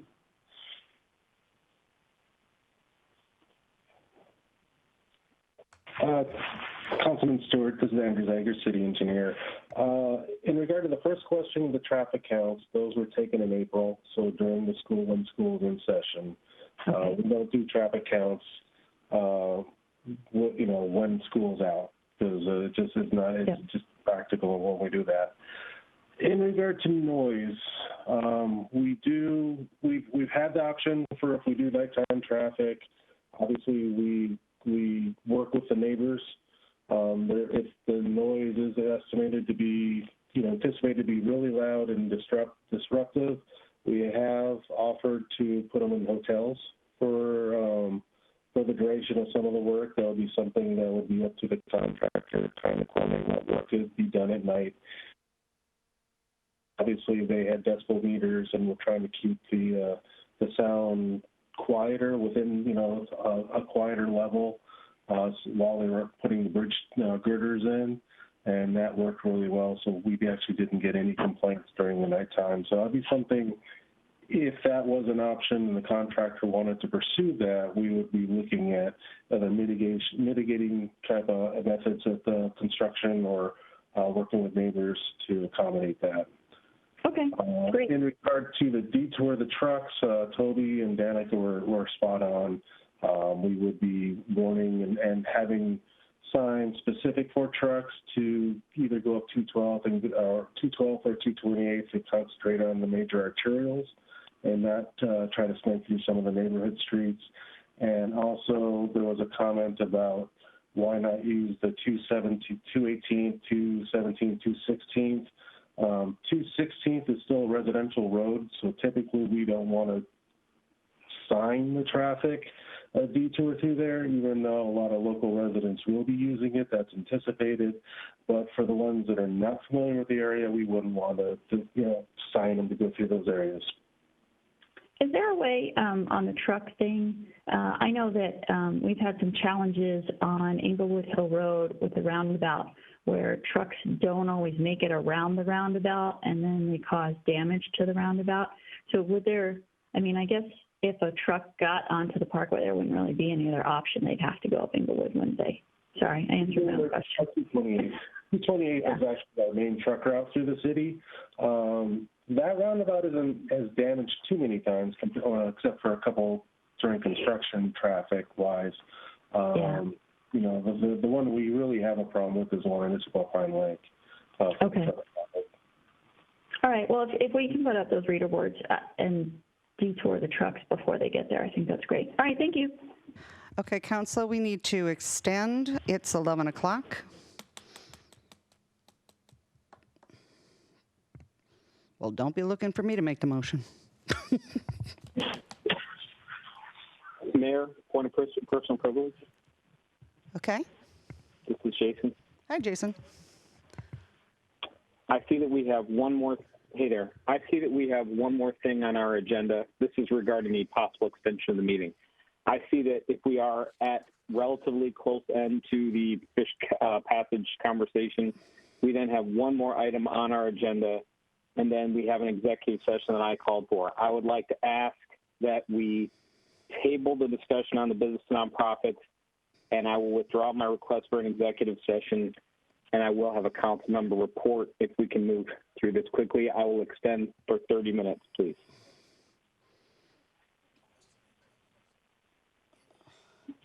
Okay, so you think we can finish this in 30 minutes? No. I'm rooting for it. Vote. Okay, so... Discussion first. Okay, so Jason has a motion on the table for a 30-minute discussion, or a 30-minute discussion, for a 30-minute extension. Does he have a second? Oh, it looks like Councilmember Treen. Yes, I seconded it. Okay, so Councilmember Train seconds that. And is there any discussion on that? Okay, all those in favor? Yes, I do, because there's one other additional executive session item that we didn't do the first time, so we still need to do that.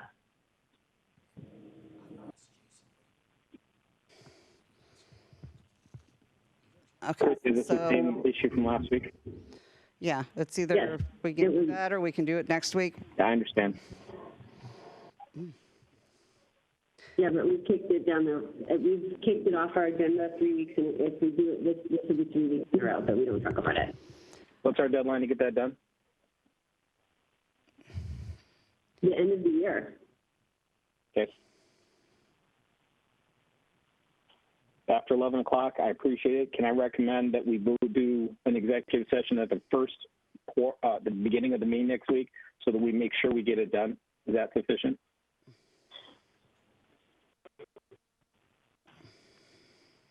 Oh my God, no. Okay, so there's a motion on the floor and there's a second to extend for 30 minutes. Are you withdrawing your motion, Councilmember Ritchie?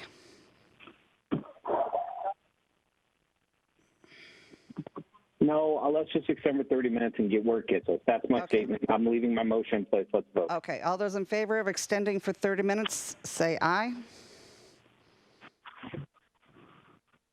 Aye. Aye. All those opposed? Hey, me. I guess it's just me. All right. Okay, so continuing on. Who was just, okay, let's go back now. I got all messed up here. We have a motion on the floor.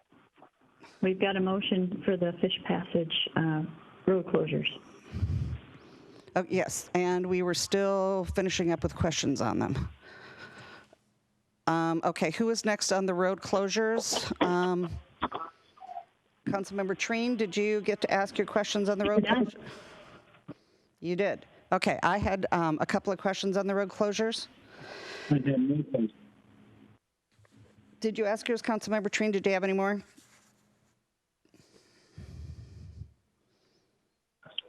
No, I don't have any questions. Okay.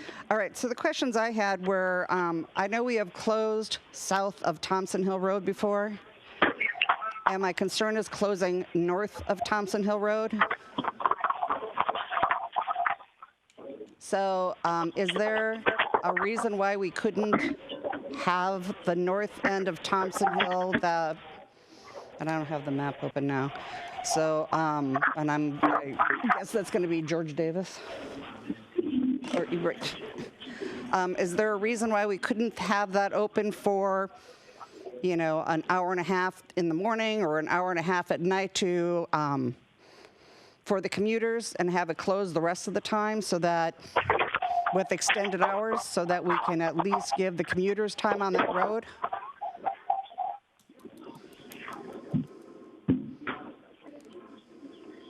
I can try to answer that, Mayor. And what it is typically no, that full closure, the whole area in the immediate proximity of the open cut, it's a very open cut. The entire parkway will be kind of opened up, maybe 10 to 15 feet deep, and we can't button that up every night for commuters. So that would be, the partial road closure would allow the commuters to go back and forth. But for a full road closure, it's, you know, the idea is to rip the Band-Aid off, get it over quickly. It is short-term pain, but hopefully there will be fewer commuters. COVID still might be impacting us next summer, and just with a full road closure. Okay. Well, I'm sorry, but for somebody who works in Redmond, I still use that commute, and COVID does not change my commute. Okay. So if there's no more questions, all those in favor of the motion, which is to close the road that commuters use, say aye. Aye. Aye. Aye. Opposed? That's me.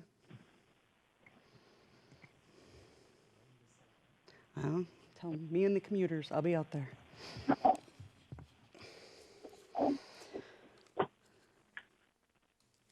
Okay, so the next up is the business nonprofit.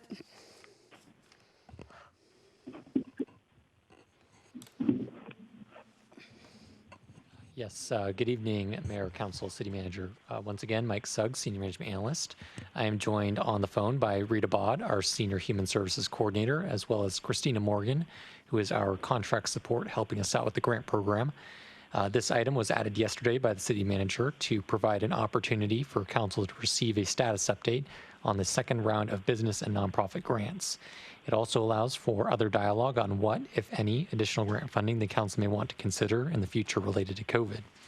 As you all know, and as the Emergency Manager mentioned earlier this evening, on Sunday, Governor Inslee announced a 4-week set of restrictions in response to the recent spread of COVID-19 in Washington. Unfortunately, some of these restrictions will further impact businesses that are only just getting back on their feet.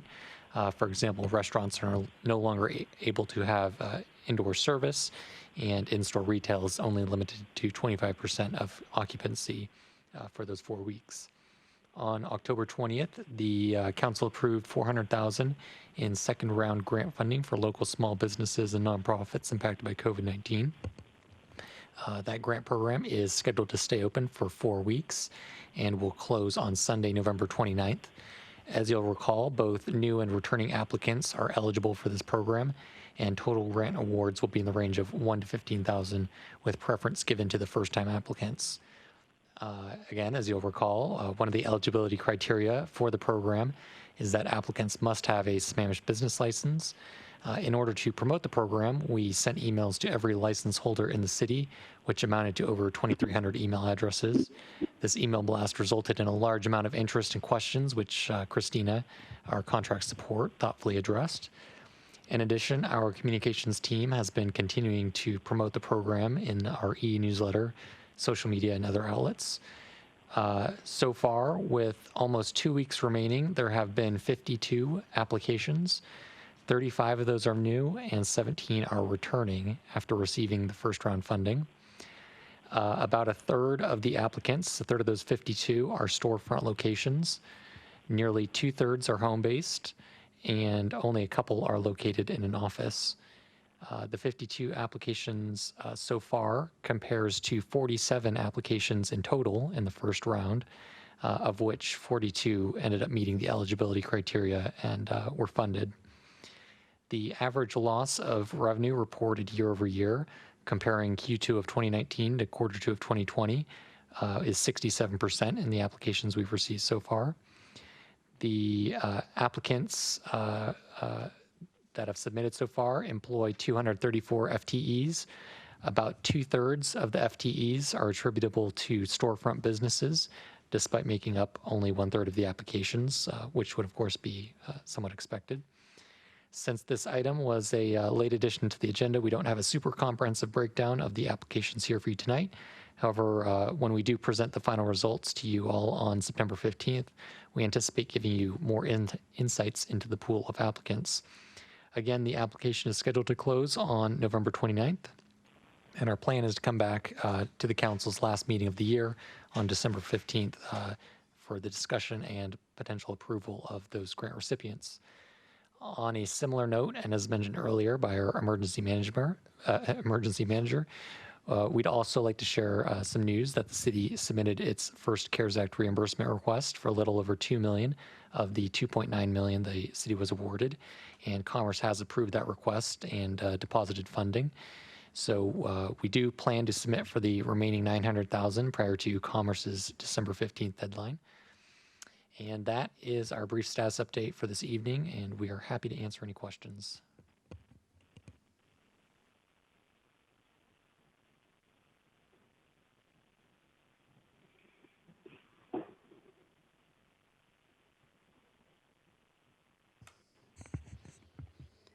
Councilmember Stewart?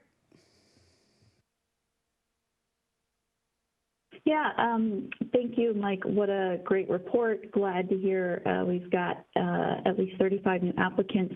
You said that you emailed everyone. Do we believe that to be all of the businesses because it's everyone who has a business license in the city of Sammamish? I would say it's the vast majority. One of our eligibility criteria was that they have to have that business license. So theoretically, everyone that would be eligible should have received that email. So that was kind of our thought process there. Okay.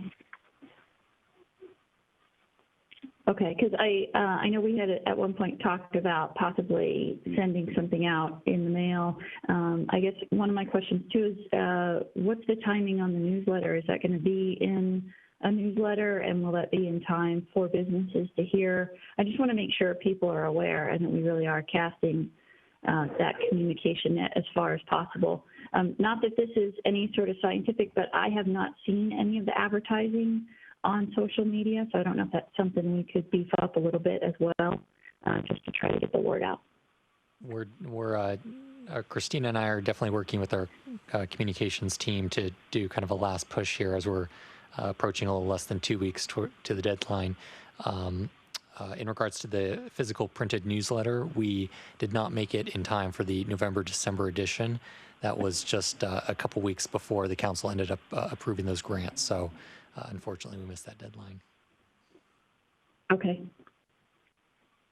All right. And just not that I need to state the obvious, but it would be great if we did that push now, because next week with Thanksgiving, I worry that it won't get a lot of uptake or action next week. So anything we could do, earlier this week, probably the better. Absolutely. So thank you.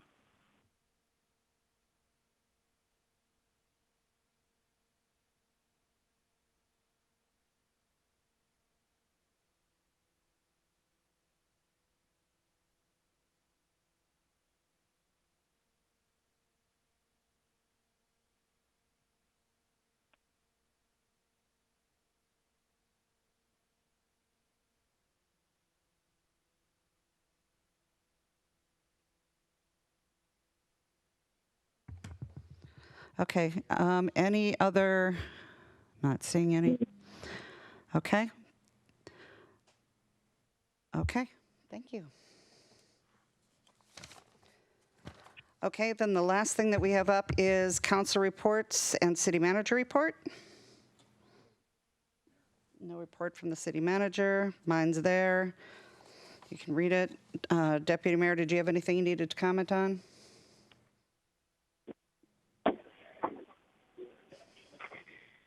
Yeah, really quick. So embedded in my report, the SCA annual meeting, we need to determine who our voting member from Sammamish will be. Anybody can attend it, but we can only have a singular voting member.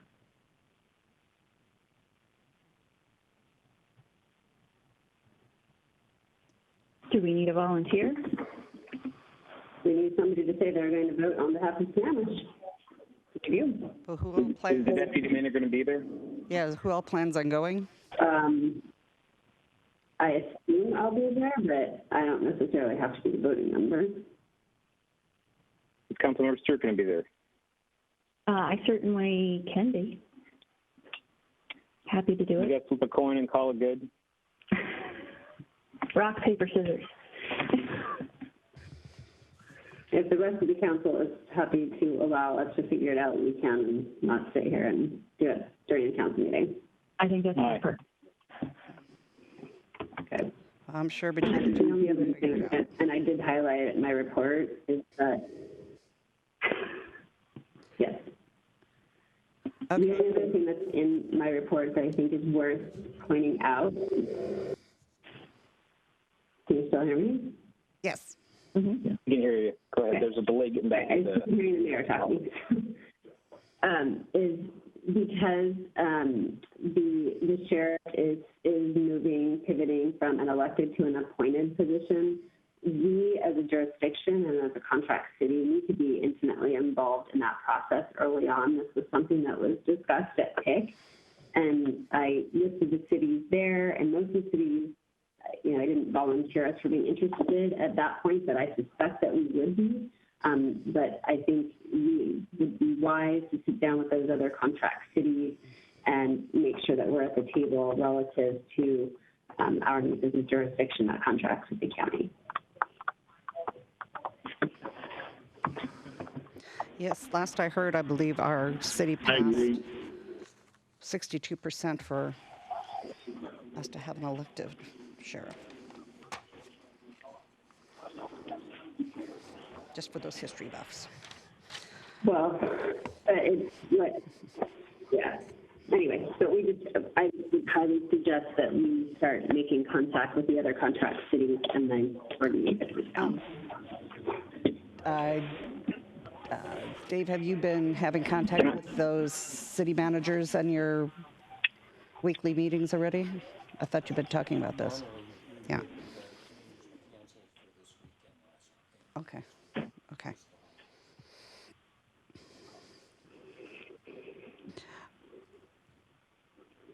Okay. All right. And then I had one thing I wanted to bring up because it came to me today, and I just wanted to see if there was interest from the council, and that was, it came to me today to do something new to go out to the community regarding the COVID. And so I kind of thought it would be nice if we did something from everybody from the council. If everybody's interested, then Celia would get in touch with everybody. It would be everybody just doing one or two sentences on a different topic that she would give you. And, you know, it would be kind of also a Thanksgiving message. So I just thought that would be kind of fun to do something a little different and it be from everybody separate on the council. So if everybody's game for that, then I just thought that would kind of be fun for a change. Is there anybody who would say no to that? That sounds nice, ma'am. Okay. All right, then I will tell her that's a go. And so she will be in touch with everyone. Okay, so we will only have 10 minutes for executive session. Do we want to pursue that or do we want... Mayor, this is Jason. Jason? Yes. Sorry, I have a report too. Sorry. Oh, okay. And who is that? Councilmember Stewart? Jason, did you want to go? Yeah. Go ahead, Tim. Okay. Just got the RIA 8 agenda in yesterday. I will forward it to the council right after the meeting. Take a look. We will be voting on the grant funding. So usually the technical committee and the implementation committee have really great recommendations on that. But if you have any concerns with that, let me know because we will be taking a vote on that on Thursday. Great. Thank you. Okay, Councilmember Ritchie. Mayor, with your permission, what we discussed earlier today, if that's okay? To put it for first up for next week? Mayor? That works for me. No. Oh, what? If you don't know, not regarding the executive session, I'll just speak to it. Oh, yes, and I'm sorry. Yes. We had a person that we, do you want me to do this, Mayor, or no? No, go ahead, and I apologize because I didn't, it's on my notes, but I didn't think of it, so go ahead. Not a problem. No, I appreciate that, Mayor. Yes. Council, you may not be aware, we had a passing of somebody that we worked with closely over the past few years. Newer council members, Trina and Gamblin, may not have known this person as well, but Kevin Jones, who worked at Transpo, passed away recently. Those of us that worked diligently on the past few years on traffic concurrency issues with Victor and Kevin and Stephen Chen and, you know, the staff and Cheryl, we all got to know Kevin pretty well. And he was a really good guy. He leaves behind 2 daughters. And I just want you guys to, you know, while we're going through all these things, we all are trying the best we can to represent our interests. And my own experience was working with Kevin professionally. He was very well spoken, represented his clients well. And I appreciate working with him very much. And it's a loss to our community and our city and to his family especially, to have him pass. And I just want to have him in our thoughts as we move into the Thanksgiving holiday. Thank you, Mayor. Thank you, Councilmember. My heart goes out to his family. I know his wife, I believe, was an educator, and my heart goes out to his family.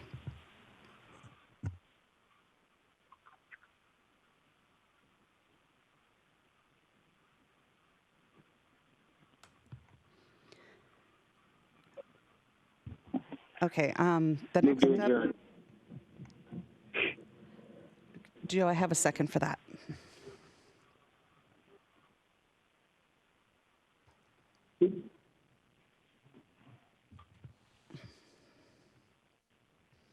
I'll second it and take a vote. Okay. All in favor say aye. Aye. Wait, we have some discussion first. Oh, we did. We had Councilmember Stewart seconded. I called for the vote. Can I speak to my motion, please? Absolutely. I appreciate very much that we have some pressing issues that we do need to address in executive session, one in particular, Deputy Mayor, and I very much regret not being able to get to it last week. I'm concerned about time. I'm concerned about the hour in terms of us being able to do this. My recommendation is that we put this singular topic that has been booted now, it may be booted now 3 weeks in a row, that we put it as the singular topic at the front of our meeting, as we did this week, for a separate topic, but an executive session at the first part of our meeting next week, Thanksgiving week, so that we can address it before we get into the holidays. It's critical that we address this. I just said rather that we didn't do it at this hour, but I appreciate that we waited too long to do it. I think we have time to put it on the agenda for next week, first thing. That's my ask.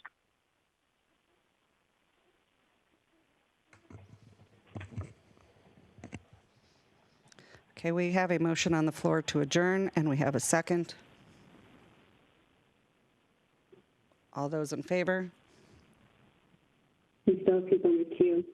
No, Mayor, you have 2 people in the queue waiting to speak. I do.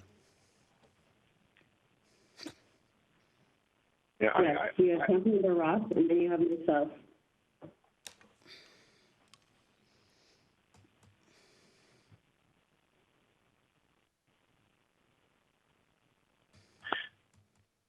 If I'm next on the queue, I would recommend that we just take 10 minutes for executive session to just discuss the framework and just restrict it to 10 minutes so every council member is on the same page, and then we can conclude it very swiftly, and then we can also look at our forward-looking calendar on how to get it done for the benefit.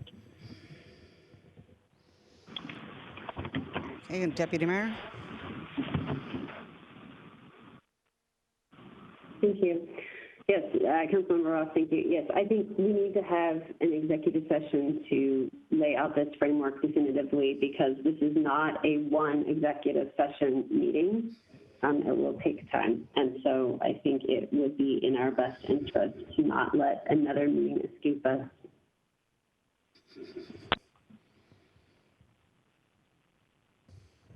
Okay. We have a motion on the floor. We have a second. Mike, when you call the roll. I have a recommendation that might help. Sorry, I'm in the... Otherwise, we're going to have to extend, so I'm going to have Mike just call it. So, just call it. Mayor Moran? Yes. Deputy Mayor Malchow?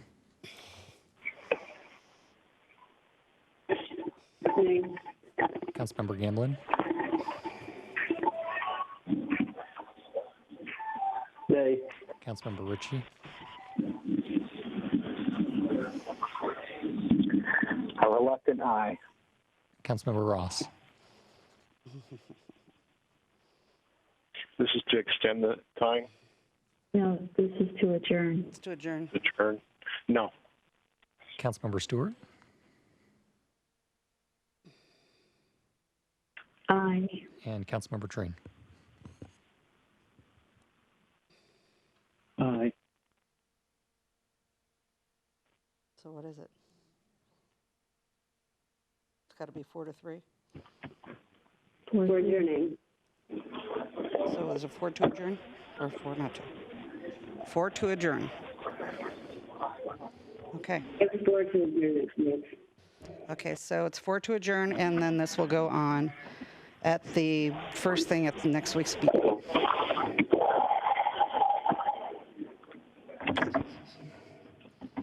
All right. Good night, Council. We will see you in next week's meeting.